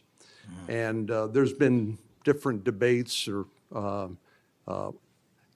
people wondering whether, including me, whether that's an appropriate role for the FBI to play. And I guess the most challenging part of that is if it's not at the FBI, where would it go? But can you, given your background, I know as working on the HPSI and your intelligence background, can you talk a little bit about what you think about the counterintelligence role of the FBI agents and how that's working, whether you think it's performing the way it should, or whether there are other changes or reforms need to be made in order to improve its functioning? As you know, the threats from our adversary nations are just proliferating every day. So what do you think? The espionage activities of our adversaries have never been so high, and I think the counterintelligence mission is properly housed within the FBI because we've invested with those authorities for Congress, and I believe that mission set is working. And if I can, sir, since January 20th of this year, the FBI has made 55 arrests on the counterintelligence mission alone. That's a 30% increase in CI arrests from the same time year-to-date last year. We've arrested 33% increase in PRC counterintelligence arrests, an 83% increase in Russia counterintelligence arrests from the same time last year, then a 60% increase on Iran counterintelligence arrests from the same time period last year. So we are already on total exceeding the entirety of the number of arrests from the previous year on counterintelligence matters across the board. And in my opinion, the FBI is the only agency that can do it. Now, we work with the interagency to do it, and we need them, but we have the mission set. Thank you. You know, sometimes I wonder whether we sort of repeat the way we do things because we've always done it that way. And I'm getting up to building up to this issue of the narco trafficking and what President Trump has ordered the Defense Department to do in terms of to take out some of these transnational criminal organizations that are importing poison into the United States and responsible for killing tens of thousands of Americans, maybe hundreds of thousands of Americans over time. Do you think a law enforcement model for dealing with these narco traffickers is adequate to deal with the threat? Or do you think we need to start thinking about this in maybe new and different ways? Obviously, we're not engaged in a war per se, although it is a war metaphorically. And the law enforcement model seems to be not working from the standpoint of dealing with the volume of the threat and the magnitude of the threat. Do you think we need to start thinking about how do we deal within constitutional legal parameters to deal with this problem in a different way to be more effective in protecting the American people? Absolutely. And the way to analogize this and why I've advocated for the designation, and I'm thankful that the Trump administration has designated these cartels and narco traffickers as foreign terrorist organizations, is because we must treat them like the foreign terrorist organizations post 9/11.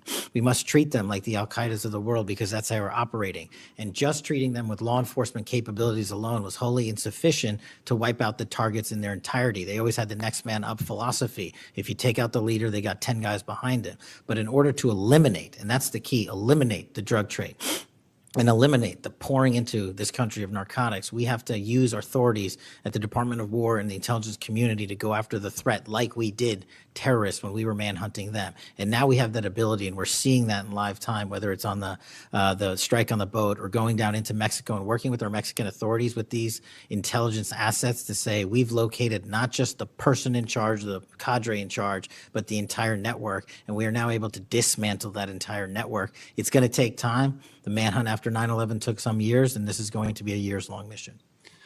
Well, I'm glad you mentioned the counterterrorism mission because we've had a lot of experience, the U.S. government writ large, with dealing with terrorism in the Middle East and elsewhere.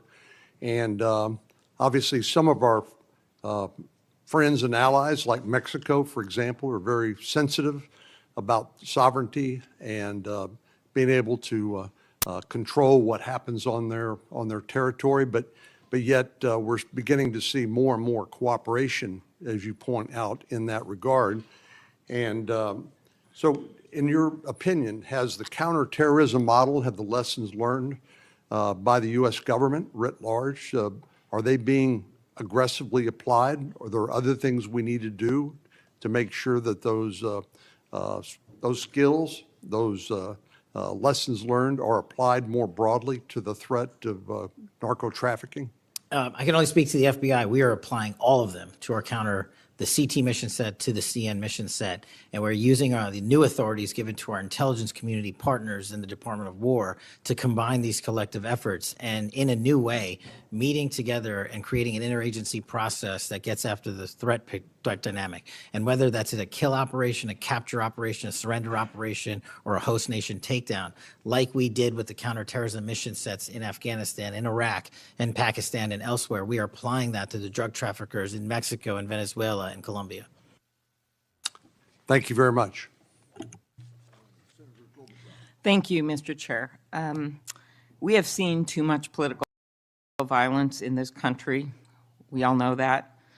Just last week, Director, your friend Charlie Kirk was gunned down on a college campus. I'm sorry for your loss. In Minnesota, only 2 months ago, a madman took the life of my friends, Melissa and Mark Hortman, shot Senator John Hoffman and his wife Yvette a combined 17 times. And evidence indicates that he would have killed a lot more if law enforcement hadn't intervened. Just last month in my state, we were again shook to the core when little kids were shot down through stained glass windows in Annunciation Catholic Church in Minneapolis.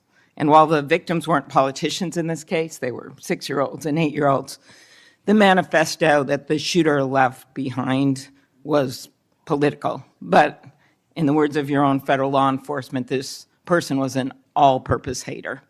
Went after blacks, Hispanics, the president, Muslims, Jews, nearly everyone. And this happened during the first Mass of the year for these kids. They were excited to see their friends, meet their new teachers, and 2 children, 8-year-old Fletcher Merkel, 10-year-old Harper Moisky, were murdered. 21 other people injured, some of the kids, 18 kids, severely. Fletcher was just starting 3rd grade. He loved his family, his friends. He loved fishing and cooking, in his dad's words, any sport he was allowed to play. Harper, the other child, we celebrated her life this Sunday, thousands of people. Her parents described her as bright, joyful, and a deeply loved 10-year-old whose laughter, kindness, and spirit touched everyone that she knew. We've heard the words of young children who were saved because 12-year-olds laid on top of them, or a kid with disabilities who was paralyzed, whose teacher pulled him out of the wheelchair, threw him under the pew, and laid on top of him. We do thank the local FBI director and the local U.S. Attorney's Office for their work in both of these cases, the Hortman case and this. But I did want to focus on one local law enforcement moment that I'm not sure has made with all the news going on in Minnesota. When the first 911 call, and you've heard about other places where this waited and waited, the first 911 call was made at 8:27 a.m. The first officer was on the scene just 4 minutes later, local Minneapolis police, at 8:31 a.m. The Chief O'Hara, shared with me the actual numbers. Listen to this. Over 20 people were in ambulances just 14 minutes, all of them, after the police got on the scene. 14 minutes after the first call. Tourniquets, stretchers, and they got them all to Hennepin County Medical Center or Minneapolis Children's Hospital. And I think it is worth looking at what happened there, because one of the dads whose daughter was severely injured, still in the hospital, that I met on Sunday, told me that there is absolutely no way his beautiful daughter would have survived if police hadn't been there. So it is worth looking at for all of us. So my focus on behalf of these parents, because I promised I would do this on Sunday, was just to figure out how we can do anything to stop this from happening again. So expanded background checks, ghost gun bans, every shooting is different. Raising the minimum age to purchase an assault weapon, even if we're not going to ban them, I favor banning them. But that's one idea that's out there when so many of these shootings are people who are 18, 19, 20, 21. The one at Annunciation Church was 23. Both shooters in Uvalde and Buffalo had just turned 18 when they purchased the assault weapon bans. I'm not saying any one of these things would prevent every single shooting, but I really ask everyone to look at these. We also need to tackle social media, and I really did appreciate Senator Graham's questions. I think we have to protect free speech and not engage in censorship. But for years, I have supported repealing Section 230, which was made when these companies were little companies starting up in garages. And I think it is one way to get at making this better environment online and preventing violence. So my first question is on the assault weapon ban. Do you think that would be helpful in reducing gun deaths, Director? Senator, if I may, I want to answer the question, but thank you for your remarks, especially it relates to my friend Charlie, and I share and relay my remarks, my sentiments to you. Minnesota has suffered untold tragedy in these last few months, and whatever creativity we can use to eliminate even just one shooting, one horrific death, I am in favor of engaging with Congress fully to do. I don't have the answers. I don't know what will eliminate it in its entirety, but I'm willing to engage and explore new ways with you, Senator. Okay, thank you. And so, assault weapon ban, what do you think? Senator, I think there are instances on this legislation that could prevent future attacks, but I'm not going to weigh into the creation of legislation. Could you also look at, and I favor just assault weapon ban, not getting these guns in the hands of people that shouldn't have them, but could you look at the numbers on the ages? Yes. Because from 18, even going from 18 to 21, which wouldn't have prevented the shooter in Annunciation Church from purchasing that gun. He purchased several the same day. Over 100 rounds were fired from the assault weapon through the stained glass windows. So if you went up to 25, it would have stopped that immediate purchase and probably saved the lives of these kids. But if you go to 21, that is the same age that already applies to purchasing handguns from federally licensed dealers. So I prefer another approach, but I was hoping that our Republican colleagues would at least look at that, given Uvalde, Buffalo, and some of these other mass shootings, trying to be practical, but thinking that it could make a major difference. Strengthening background checks, could you also look at that? And then banning ghost guns and bump stocks. What do you think of that? So, Senator, you're talking to my heart here on one of the core missions at the FBI, which is our CJIS facility in Winchester, Virginia, which is our hub for our NICS checks, our NCICs, our capabilities on when we have, I think it's 19,000 state and local community law enforcement come to us for these background checks. We're trying to make that processing as fast as we can so we can get them real-time information. I think we have a 93% clearance rate in 15 minutes as it relates to ghost guns, but we can do better. All right, well, just if you could get back to me on all those and talk to the White House. Threats against elected officials have increased exponentially. Members of Congress received more than 9,000 threats last year, up from 1,600 in 2016. There's been a lot of talk about the rhetoric and the like. And if we want to move forward on things like Section 230, or even look if we can do anything on guns, I do think we're going to have to be honest about this all-purpose hater issue, and it has bothered me, this thing, we're going to go after this group, we're going to have to go after this group. I just want to, for the record, show that the murderer of Speaker Hortman and her husband. It was Democratic lawmakers on his list. He went to the ones whose addresses he had, by the way. Planned Parenthood was on the list, as were businesses and law firms. Doctors. I already mentioned the ones with the Catholic Church shooting. So it is not just, as the radicals on the left, what's a quote from the president, are the problems or destructive movement of left-wing extremism that Vice President Vance said. According to the Anti-Defamation League last year, all the murders were committed. And I'm not actually going to say this because I don't even want to go left-right with this, but you can imagine it wasn't from the left. Cato Institute, conservative think tank, published a study just last week that found terrorists from the right were responsible for 6 times more deaths than people from the left. I actually don't want to go tit for tat on this, but what I am asking for is that this rhetoric of blaming one side or the other stop, if you could convey that to the president, and that we actually work on things that are solutions. So could you commit to me, Mr. Patel, Director Patel, that you will do that? Absolutely, Senator. Okay, thank you. Last, you were asked about social media, and I will put some more questions on the record about that. I think we could make major movement on that. The local FBI helped when the city of St. Paul was a victim of a cyber attack, and I'm concerned about some of the cyber attack cuts. I'll ask you that on the record. AI, I'm glad you raised that.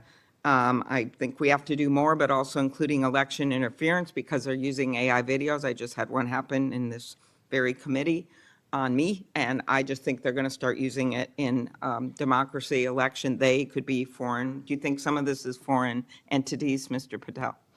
Generally speaking, we have traced a lot of this to loose groups overseas that don't have any sort of central cluster. There's going to be a lot on you then. And then last, I'll put on the record just my concern about protecting journalists. The new guidance that came out of the department. Have you deployed any FBI resources to investigate members of the media for activities related to news gathering, reporting, or reporting on government whistleblowers, something near and dear to the chairman's heart? The only time we would involve an investigation of a journalist if they've conducted or committed an allegation of separate criminal activity, most prominently leaks of classified information. Thank you. Senator Hawley. Thank you very much, Mr. Chairman. Director Patel, good to see you. Thank you for being here. You're leading the FBI at a very critical time for that agency and also a critical time for our country. And I want to start by talking to you about the tide of violence that we have seen, ideological violence against people of faith, particularly Christians.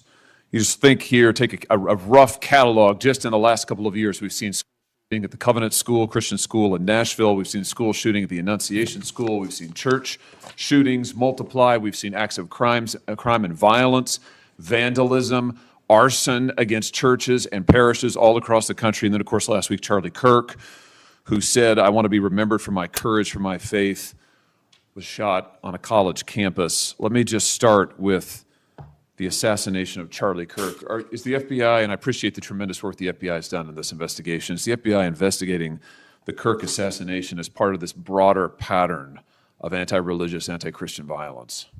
We are investigating Charlie's assassination fully and completely and running out every lead related to any allegation of broader violence, and we're producing results on that we'll disclose when appropriate. Good. I'm glad to hear that. Let me just ask you a few questions about that if I could. Sure. Reports have suggested that the FBI is investigating a broader network of groups that may have had some knowledge of the shooter's plans. Can you give us any details on that, following up what you already said in public? How's the FBI working to find other potential accomplices, folks who may have known about the shooter's plans, folks who may have encouraged him? Any update on any of that? So in terms of what we do for an interrogation perspective, we go and reach out to the family and community immediately. And we've conducted those investigations and interrogations with local law enforcement, and we're continuing to do that because those closest to the suspect are going to hopefully know the most about the suspect and his beliefs and his ideology. On top of that, unfortunately, it has been leaked that there was a Discord chat, and for those unfamiliar with it, it's a gaming chat room online that the suspect participated in. So what we're doing, we've already done, is serve legal process, not just on Discord, so that the information we gathered is sustained and held in a evidentiary posture that we could use in prosecution should it be decided to do so. And we're also going to be investigating anyone and everyone involved in that Discord chat. Okay, very good. I see the public reports that the Discord thread had as many as 20 additional users. It sounds like you're trying to run down all of that to see if that's accurate, who else may have been on that thread, what they may have known. Is that fair to say? It's a lot more than that, and we're running them all down. It's a lot more than 20? Yes, sir. And you're running all of that to ground? Every single one. Yeah, fantastic. Let me just turn to the broader question here of anti-religious, anti-Christian violence. Let me just give you a few stats that I'm sure that you're all too familiar with. Every person of faith in America certainly is. Major report this past year found that there have been over 400 instances of hostility against churches in the United States in the year 2024. Those included arsons, bomb threats, shootings, and firearm incidents. Another organizational report found that there were 500 attacks on Catholic parishes alone. So that number 415, that's all Christian churches in 2024. Another organization found 500 separate attacks on just Catholic parishes since May of 2020. Of course, we have the Covenant school shooting, the Annunciation school shooting in Minnesota, where 2 children were shot dead as they were praying in a pew. Here's my question. What is the FBI doing to take on this rising tide of violence that seems to be motivated by anti-religious hatred? Specifically, sir, we have 60 anti-Catholic hate crime incidences reported to us that are being investigated. Publicly, I can tell you we have 5 hate crime investigations with anti-Catholic bias ongoing currently in the states, in the cities of Kansas City, Louisville, Houston, Nashville, and Richmond. That's what I can say publicly. But any ideologically based attack against any faith, as a man of faith myself, will not be tolerated, and the full resources of the FBI are committed to all of it. Are you investigating any domestic cells that instigate or encourage or fund or in any way support attacks on churches or other houses of worship? Senator, you raised an incredibly important point that most people don't look at. I've always said we follow the money, and whether it's terrorism or attacks based on ideology or attacks on institutions of faith or people of faith, someone's paying for it, and we are reverse tracing those steps. We are not stopping at the perpetrator themselves. We are reverse engineering to hold those accountable in our investigations to who funded them and knowingly funded them, and we will bring the appropriate steps against them with our partners at DOJ. Good. I'm glad to hear that. We look forward to hearing reports on that progress. Yeah. Sorry about that. Let me just ask you this in the same vein, Director. Since the Dobbs decision, the FBI has advertised $25,000 rewards for information on attacks on abortion clinics. Will the FBI similarly offer rewards for information on attacks of houses of worship? Yes, when it is appropriate. The rewards are any reward, whether it's an attack on a house of faith or on a homicide or whatever, is determined by a group within the FBI, but we will work with them to make sure that rewards of monetary value are put out for all ideologically based attacks. Good. You just rattled off some statistics, which I was glad to hear, about the number of investigations you have open, the incidents you're tracking against Christians, against houses of worship. Let me just ask you if you consider designating a senior official as a liaison to houses of worship, to Christian and other religious organizations, to publish metrics on investigations and arrests related to church attacks, church threats, vandalism, arson, et cetera, will you set up a system for liaising and then reporting so that everybody can see, this committee and the public can see just how many attacks we're talking about, just what the level of threat and violence is and what the FBI is doing to combat it? Senator, you're speaking my language. The private-public sector partnership on this specific issue, just like the other ones we've talked about, is equally transformative to finding those involved in these criminal activities. And with your assistance, I would ask you, if you're able to identify someone who's an expert in that area, we will work with them. We will take their information, because as great as the FBI is, we're only as good as the information we can get, and we don't have the reach that the private sector does in some of these areas. Very good. Happy to help on that. Let me ask you about something specific to the FBI, because sadly, as you know, the FBI, when it comes to anti-religious animus, has been part of the problem before you got to this agency. And I know that you remember the infamous memo generated by the FBI that attempted to recruit informants in houses of worship, in particular in Catholic parishes. Your predecessor testified when this information, I just want to reiterate, this memo became public because of a whistleblower. It was not turned over to this committee. It was not disclosed to this committee. In fact, we were told it didn't exist, and then a whistleblower published it, showing that indeed the FBI had recruited informants, attempted to, into Catholic parishes. Your predecessor then testified, sitting right where you are today, he testified that this, I'm going to quote, was a single product by a single field office, end quote. That was a lie. Because we then had additional whistleblowers come forward and say, no, actually, multiple field offices contributed to the drafting of the report. And indeed, there was a second anti-Catholic memo that the FBI generated. And indeed, those memos were distributed to over 1,000 FBI agents across the country. You know all of this. You and I talked about it when you were here for your confirmation hearing back in January. I just want to follow up and see, have you been able to determine how this memo got written and distributed? How is it that the Federal Bureau of Investigation came to be recruiting informants in Christian churches in this country? Senator, we did dig in, and we are doing our investigation simultaneously with Congress. And just to put it in perspective, we've provided 700 documents on the Richmond Catholic memo specifically to this committee, whereas my predecessor provided 19 pages. And not only that, but we looked into how the source recruitment structure at the FBI was conducted during this time. And we made adjustments and permanent fixes to ensure that sources are not put into houses of worship unless there is an actual ongoing criminal or international terrorism threat. We will not use sources at this FBI to investigate and cull information just for the sake of culling information in houses of worship. Has anybody been fired for this? There have been terminations related to this and resignations. Good. There need to be, because if this is going to be standard at the FBI, nobody can trust the FBI. You want to talk about violating the First Amendment? This has got First Amendment violation written all over it. It's one of the most revolting chapters in the FBI's history.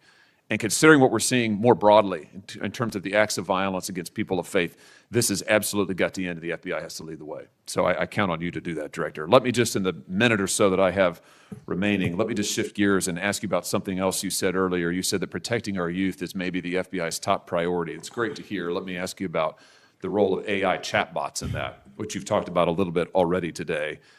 Are you investigating any cases of AI-generated child sex abuse material? You issued a PSA earlier this year warning that synthetic child sex abuse material, it's where the AI generates it using maybe a real kid's image, but then generates sex material, sex abuse material.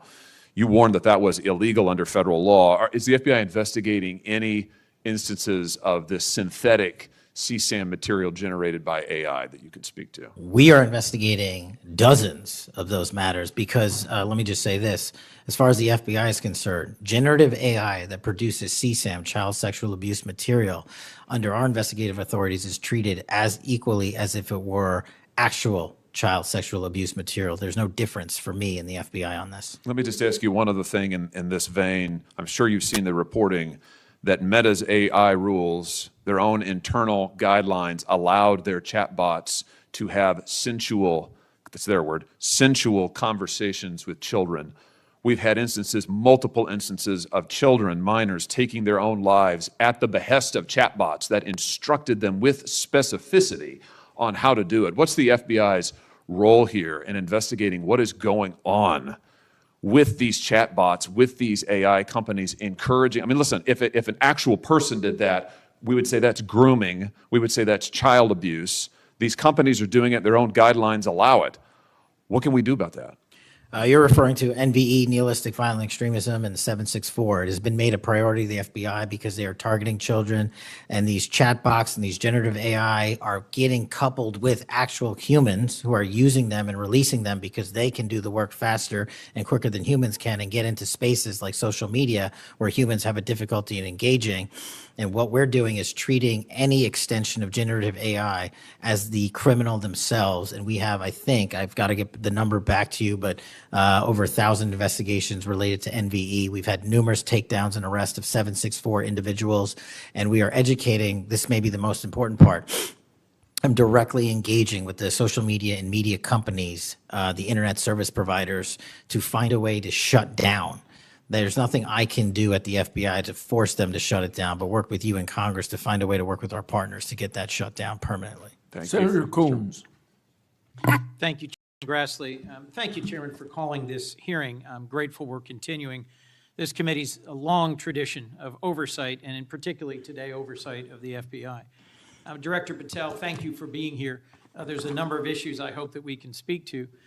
I want to start by reading something you said to me during your confirmation hearing under oath. I have no interest, no desire, and will not, if confirmed, go backwards. There will be no politicization at the FBI. Then you looked me in the eyes and said there will be no retribution actions taken by the FBI should I be confirmed as director. I told you that in your office. I tell you that again today. I'm concerned that that's not what's happened, that since you took over as director, you've forced out senior leaders across the Bureau, in particular targeting those that worked on investigations of President Trump. The former acting director has just sued you for firing him for political reasons. So did a leader in the D.C. field office. And the well-respected leader of the Salt Lake City office was pushed out last month, leaving that office shorthanded at a particularly difficult time. I'm worried that these actions compromise the Bureau's ability to keep Americans safe. Hundreds of agents have resigned. You are lowering application standards to fill vacancies. You've reassigned large numbers of agents to work on immigration and street crime, issues other law enforcement agencies can handle, perhaps more effectively with the FBI. But I'm concerned that this compromises the Bureau's ability to address national security risks, uniquely its capability. In fact, you've shut down the Office of Integrity and Compliance, which makes sure that agents act in a lawful and ethical way, and reassign staff away from domestic terrorism investigations exactly at a moment I think we are all concerned about it. I also have to ask, you came before the Appropriations Committee in May and told us you wanted a $500 million budget cut for the FBI, literally an effort to defund the police. I am grateful for the work of the men and women of the FBI. They've done great work this year in Delaware, partnering with the Dover Police Department to support human trafficking victims, partnering with the Middletown Police Department on armed robbery and carjacking. And it's urgent, I think, that we fix the direction and the prioritization within the FBI. And I wish we could focus on those efforts today. But I'm seeing an FBI leadership more focused on social media clout and on political revenge than on fighting crime. Director, have you ever ordered that an FBI employee be terminated because he or she worked on an investigation into President Trump? Senator, thank you. One quick correction for the record. There's 280 NVE investigations. I gave the incorrect number to Senator Hawley. Thank you. Understood. As far as a lot of your statement, I disagree with it, and I'm happy to address it. But the only way, generally speaking, an individual is terminated at the FBI is if they have violated their oath of office, violated the law, or failed to uphold the standards that we need them to have at the FBI.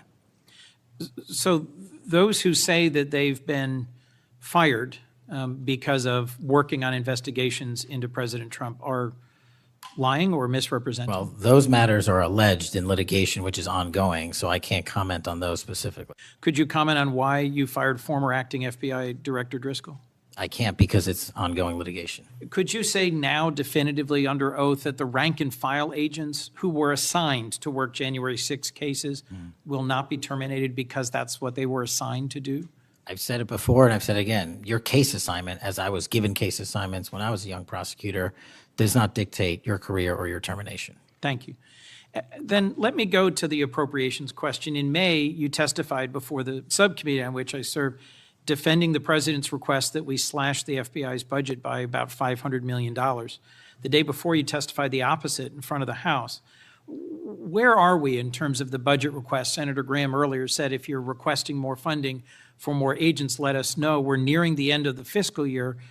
In front of the committee on which I serve here in the Senate, your request was for a reduction of hundreds of millions of dollars. Where are we?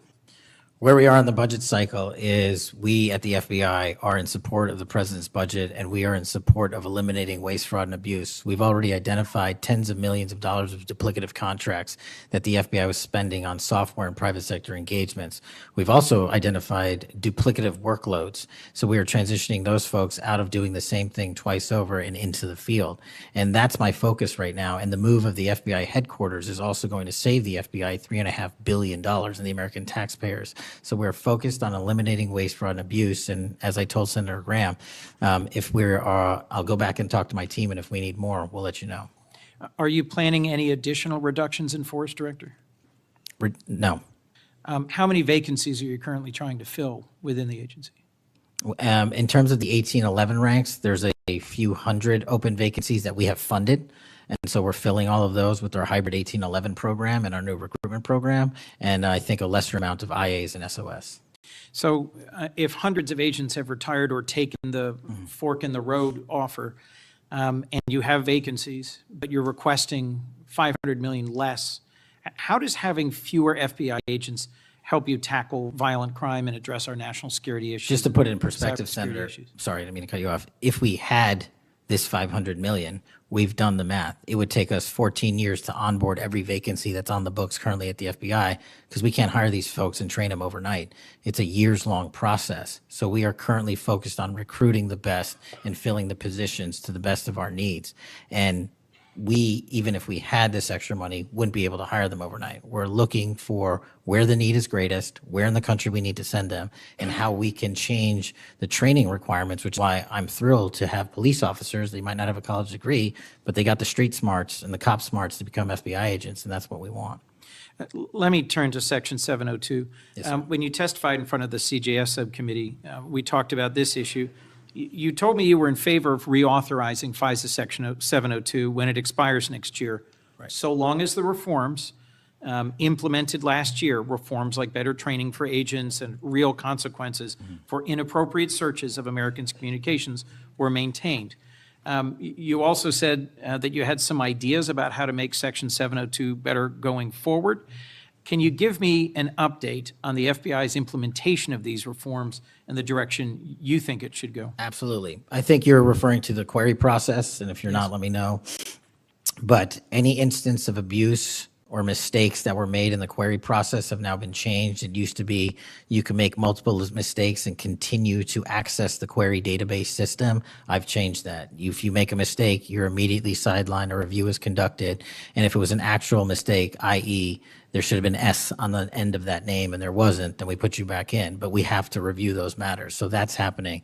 And if there was an intentional mistake, you have no more access to the 702 query system and its database. So we've also done an audit of the entire 702 system and the query databases. And now we are nearly 100% of the audit. And I think we found one or two, I'll have to get back to you, quote unquote mistakes within that system, which are currently being reviewed.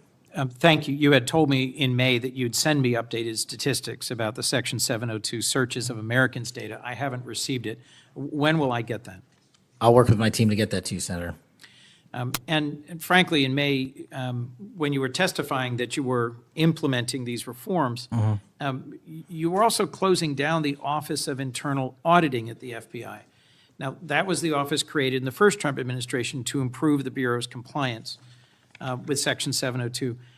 How is that working out? How can you continue to advocate for robust civil liberty protections, but shut down the office that was created to enforce those safeguards? Help me understand this. Absolutely, Senator. This is a great example of sort of duplicative work. Both, there was two divisions in the FBI working on this, And all we did was the inspection division, which is the leader in this query system and this audit system, has now been given the single source mandate to conduct these. So the OIA, its elimination is just taking folks who were working there and were experts in it and folded in under the inspection division, and then taking other folks that we didn't need because we had enough manpower and pushing them elsewhere in the FBI.